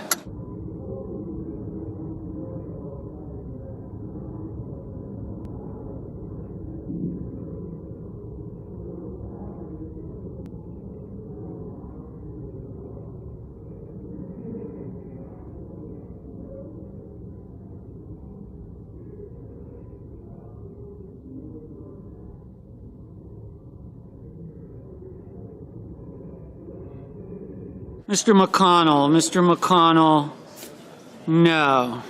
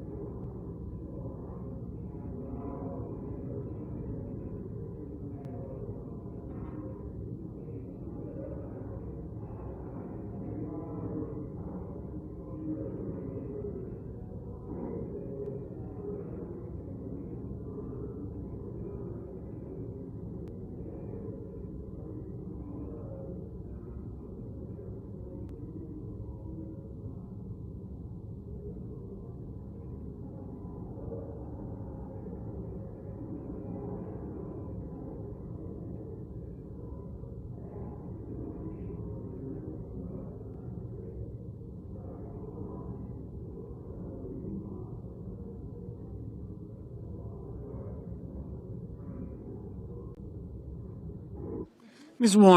Warren, aye.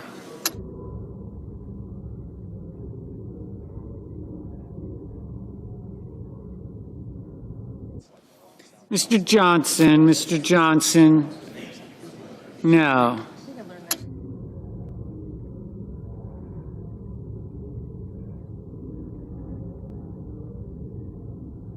Mr. Kelly, aye. Mr.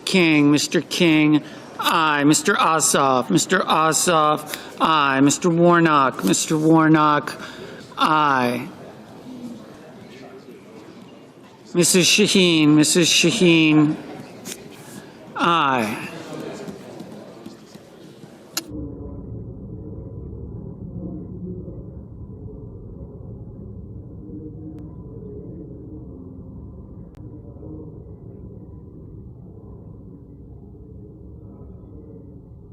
Mr. Sanders, aye.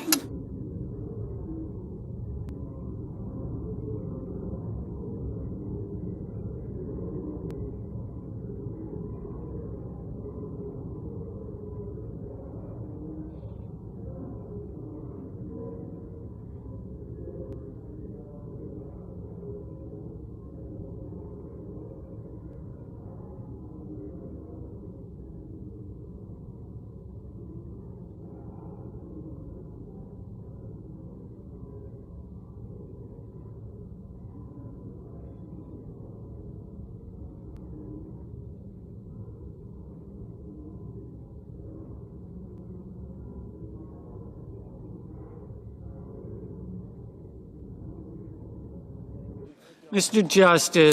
Justice, no.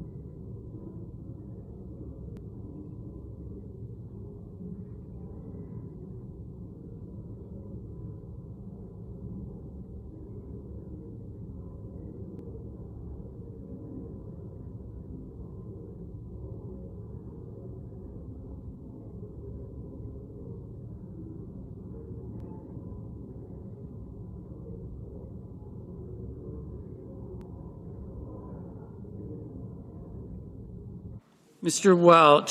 Welch, aye.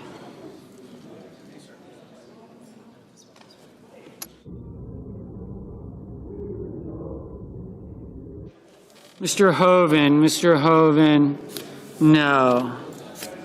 Mr. Wicker, no.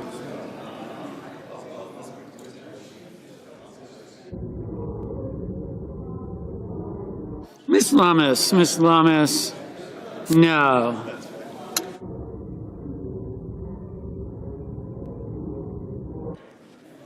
Mr. Lujan, Mr. Lujan, aye.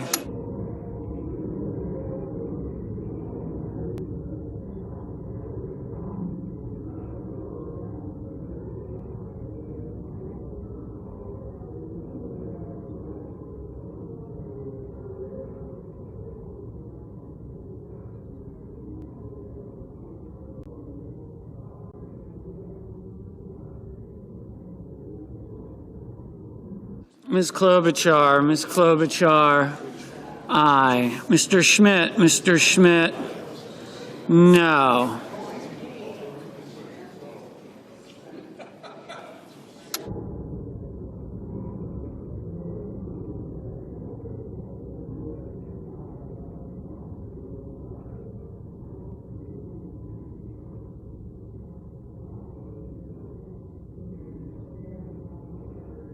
Mr. Kane, aye.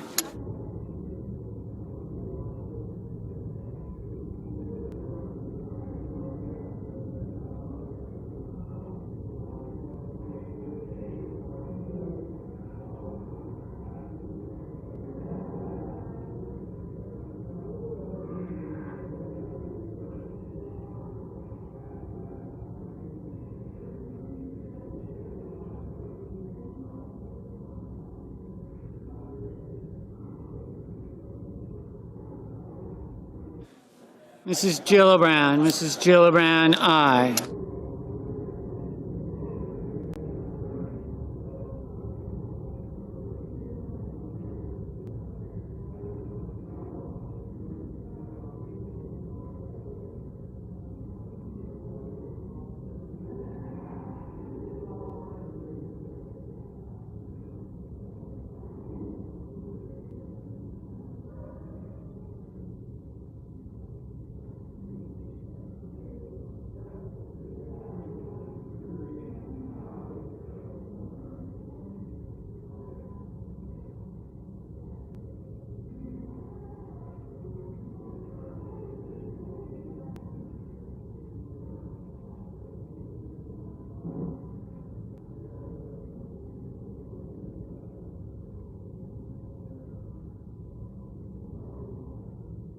Mr. Blumenthal, aye.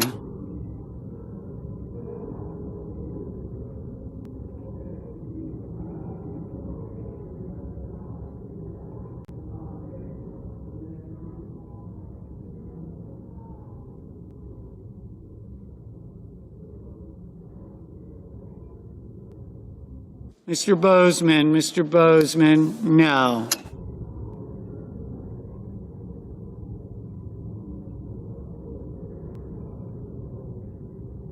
Ms. Blunt Rochester, aye.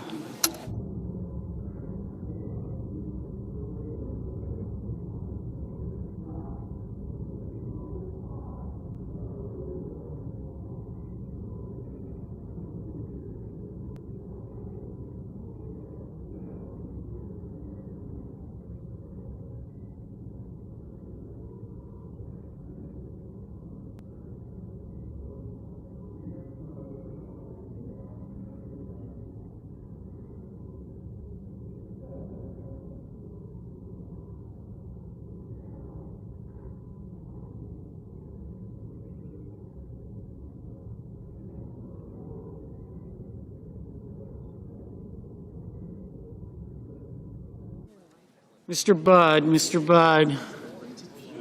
no.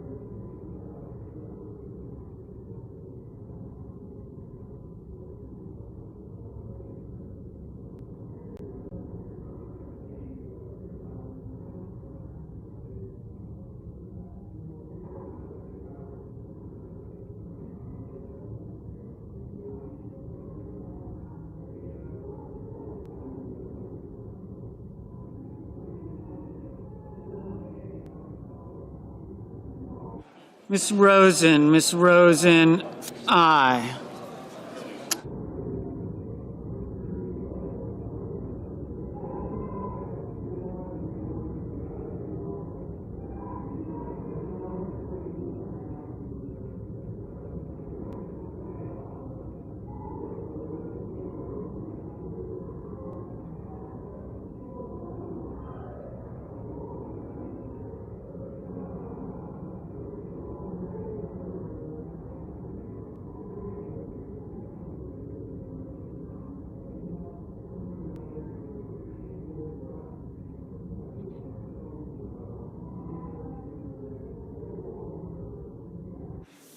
Mr. Booker, aye.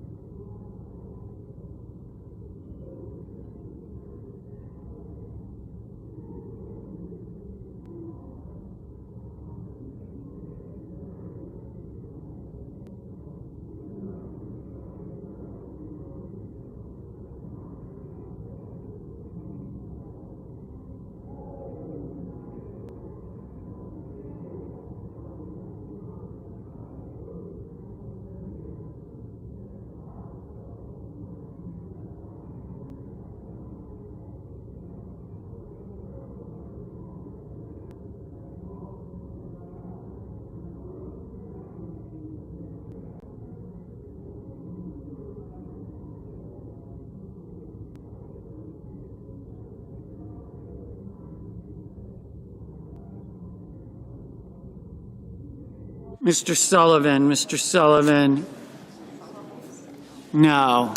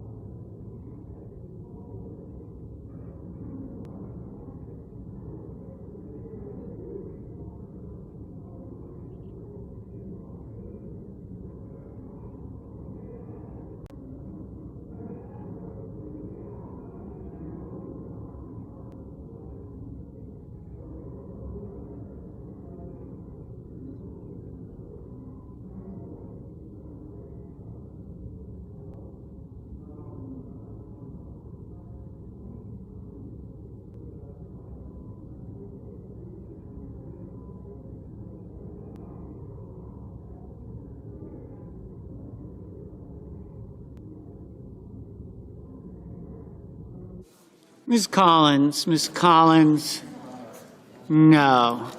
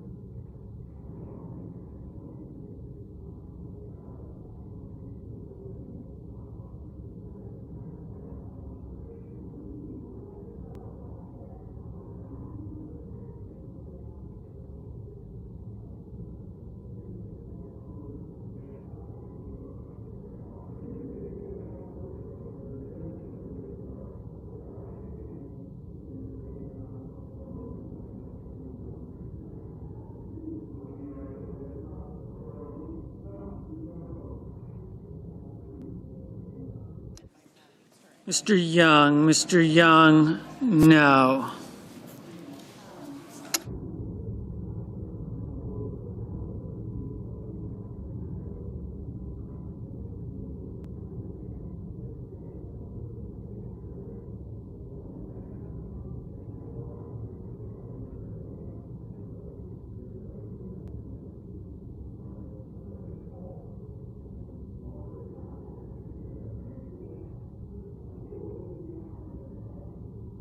Ms. Murkowski, aye.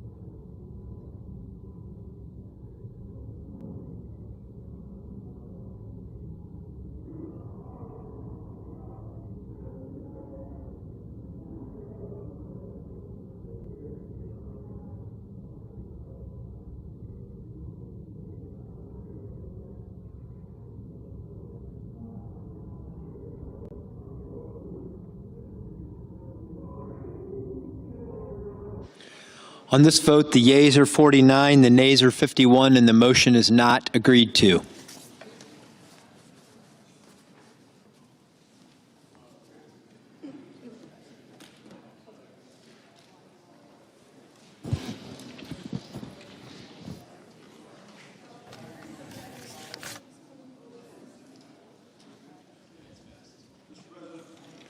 Chair recognizes the Majority Whip. Mr. President, I ask unanimous consent the Senate be in a period of morning business with senators permitted to speak therein for up to 10 minutes each. Without objection. Mr. President, I have 5 requests for committees to meet during today's session of the Senate. They have the approval of the majority and minority leaders. Duly noted. Mr. President, I ask unanimous consent that when the Senate completes its business today, it stands adjourned until 12 noon on Friday, November 7th, that following the prayer and the pledge, the journal of proceedings be approved to date, the morning hour be deemed expired, the time for the 2 leaders be reserved for the use later in the day, and the Senate be in a period of morning business with senators permitted to speak therein for up to 10 minutes each. Without objection. Mr. President, if there's no further business to come before the Senate, I ask that it stand adjourned until the previous order. Senate stands adjourned until noon tomorrow.